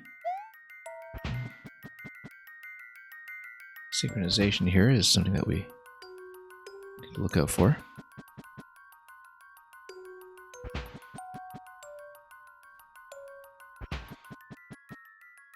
Yeah, I don't necessarily trust that just yet. Let's see if they get any closer in phase.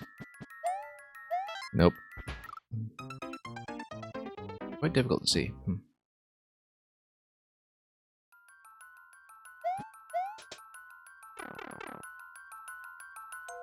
Because, of course, mentally you need to think about the various blocks in a much more deliberate way than was once the case. We're the flagship of the fleet.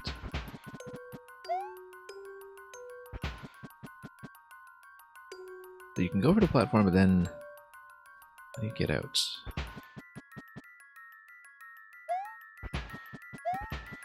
Like that.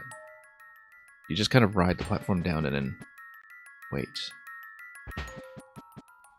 Here, there's a clear opportunity, so we'll just wait here. Oh. Try to anticipate that a little bit too soon. That's quite tricky. And it's a long way to get there if you do the expert path first, so.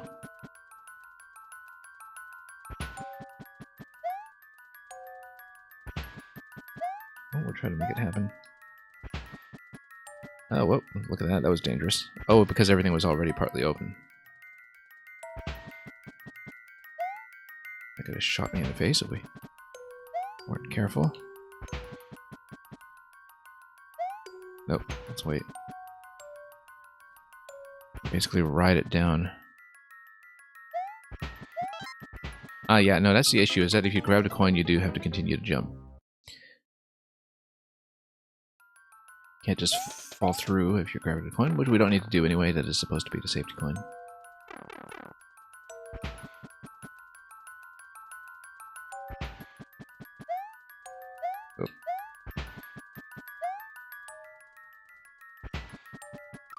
Oh. Whoa, okay. Got whacked by a shell once again, probably because we hit something.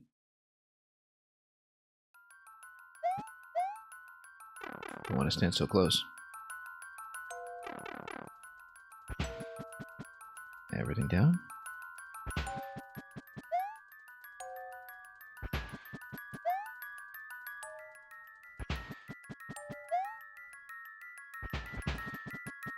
And then some more.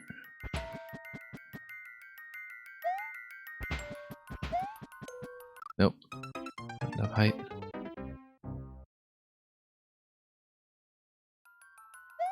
Yeah, I feel like conceptually I just haven't quite learned to visualize this yet.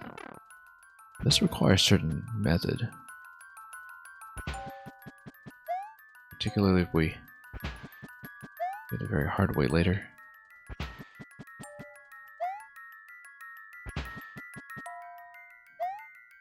Okay. So we're not going to go for the coin at the moment. We are going to try to look for a synchronization. There's a window of opportunity after this fires. Yeah, that's how to do it. Nope, that's not how to do it. Because you don't get a platform to ride this time. That is tricky. Thought we understood this too, but apparently not.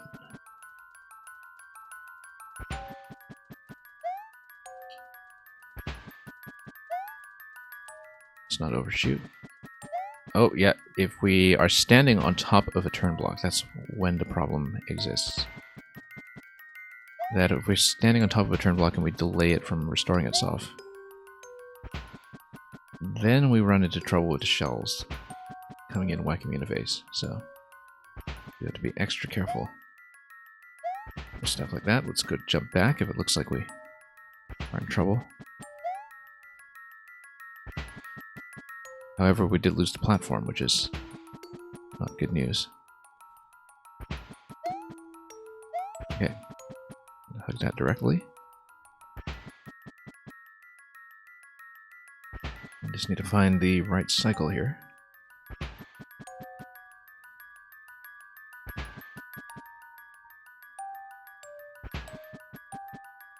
Pretty much as soon as that goes, then we got it. That took way too long. And like I said, still need to do hard mode.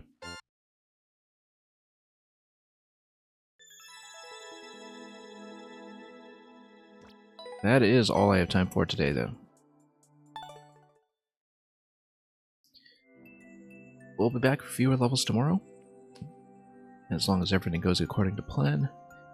And we'll do a more puzzle-centric backlog stream at some point, but we'll also be picking at least one thing that's not Mario Maker for the rest of April. It might be more Fire Emblem, might be Syriza and the Lost Demon. We haven't quite figured out yet what that will be, but for those not on the Discord already, you can let me know if you have any strong opinions, or just anything else to say, really. Like if you've seen the film, the Super Mario Brothers movie, which we had a very pleasant chat about earlier in the stream in the vaguest and non-spoiler terms. But thanks so much for all of the viewership today. Thanks especially for everybody who came in with Sherby's raid not long ago. We'll be passing on the favor to somebody else very shortly. And we'll be back soon enough, so... very glad to have done the playtest earlier as well from Luca and Meg. And I'll be scanning around to see who we're going to be raiding, so... have a happy Easter weekend for those of you who celebrate. Or at least a watch party of the classic musical Easter Parade for those of you who want to celebrate it properly. Or, of course, just the Super Mario film if you've decided to go for that instead. Thanks for watching. Thanks for all the viewership. And especially the levels from the excellent level-making crew that we tend to attract around here. We'll see who to raid in a moment, and beyond that, as always, have a wonderful weekend ahead of you. We'll see you soon enough, and fare thee well.